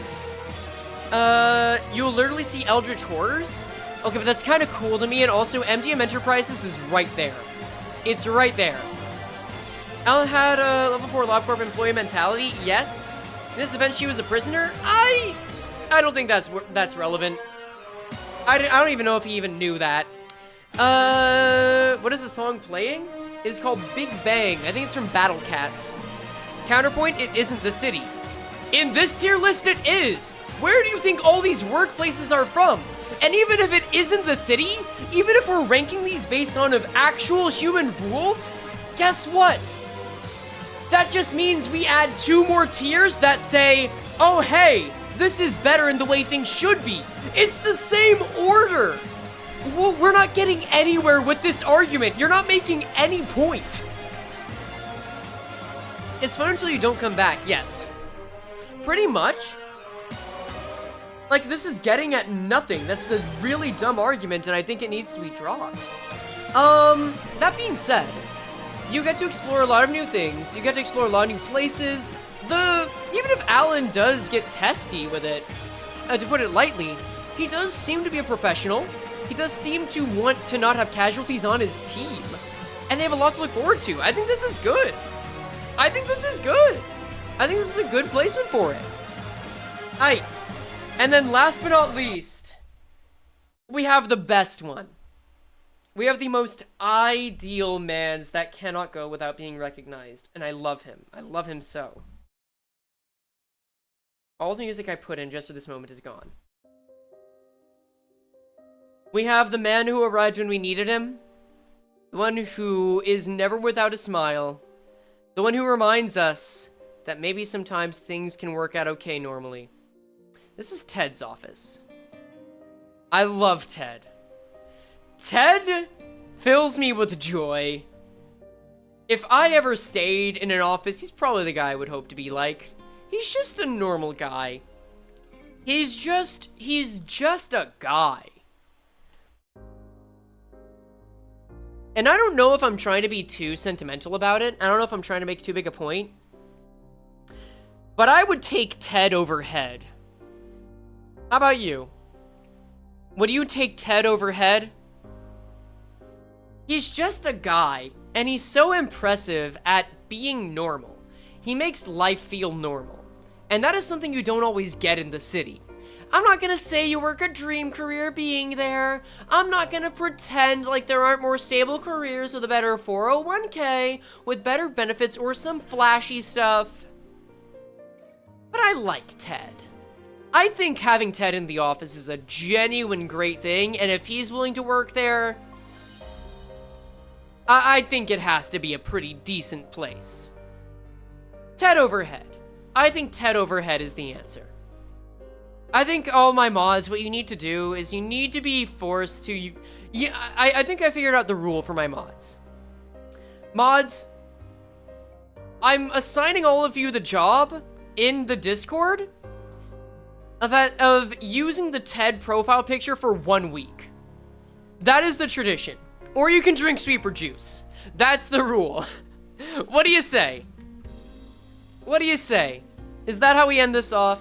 Is that the wholesome ending? Deal?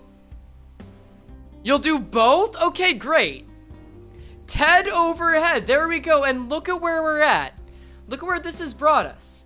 We found 7 dream careers. We found, what do you say? 10, 11, 15 pretty stable jobs. 20% of the factions are at least stable. We got like almost 30% are good work. And then, you know, don't worry about the rest. Don't worry about the rest. There are some really good places to work in the city. This is surprisingly hopeful. Sure, there's some fates worse than death, and some fates that are essentially death, and some weird freaks out there. And some jobs that are either anywhere from mid to really concerning in our actual life. But there's also Ted. And there's also the library. And there's the LCB. And gambling. And the Sank Association. And I think there's a lot of whimsy you can still find. I think we literally just found a way to search for whimsy. And I think that's great. Sure, everything will one day pass. But I think at least knowing what to look for makes it more worth it. I will reiterate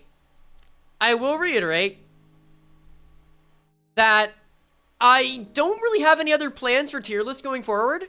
If you guys want to give me suggestions later on, my only rule is that I don't want to do gameplay. I don't want to rank things based on gameplay. That's just a big thing for me. But these are fun. I have a lot of fun doing these. But this is going to be the end of the stream. Probably going to make this into a video. I've got a couple of essays in the works, but the big project now going forward is going to be that Ryoshu new kit drop review. Beyond that, maybe I'll stream tomorrow, doing the new alert selfer. We'll have to see. But yeah, I hope you have a wonderful time, and I hope you can find some whimsy. I enjoy talking with chat, and I enjoy having you around. Take care, y'all. Have a lovely evening. Link to the Discord's in the description if you want it. Laters!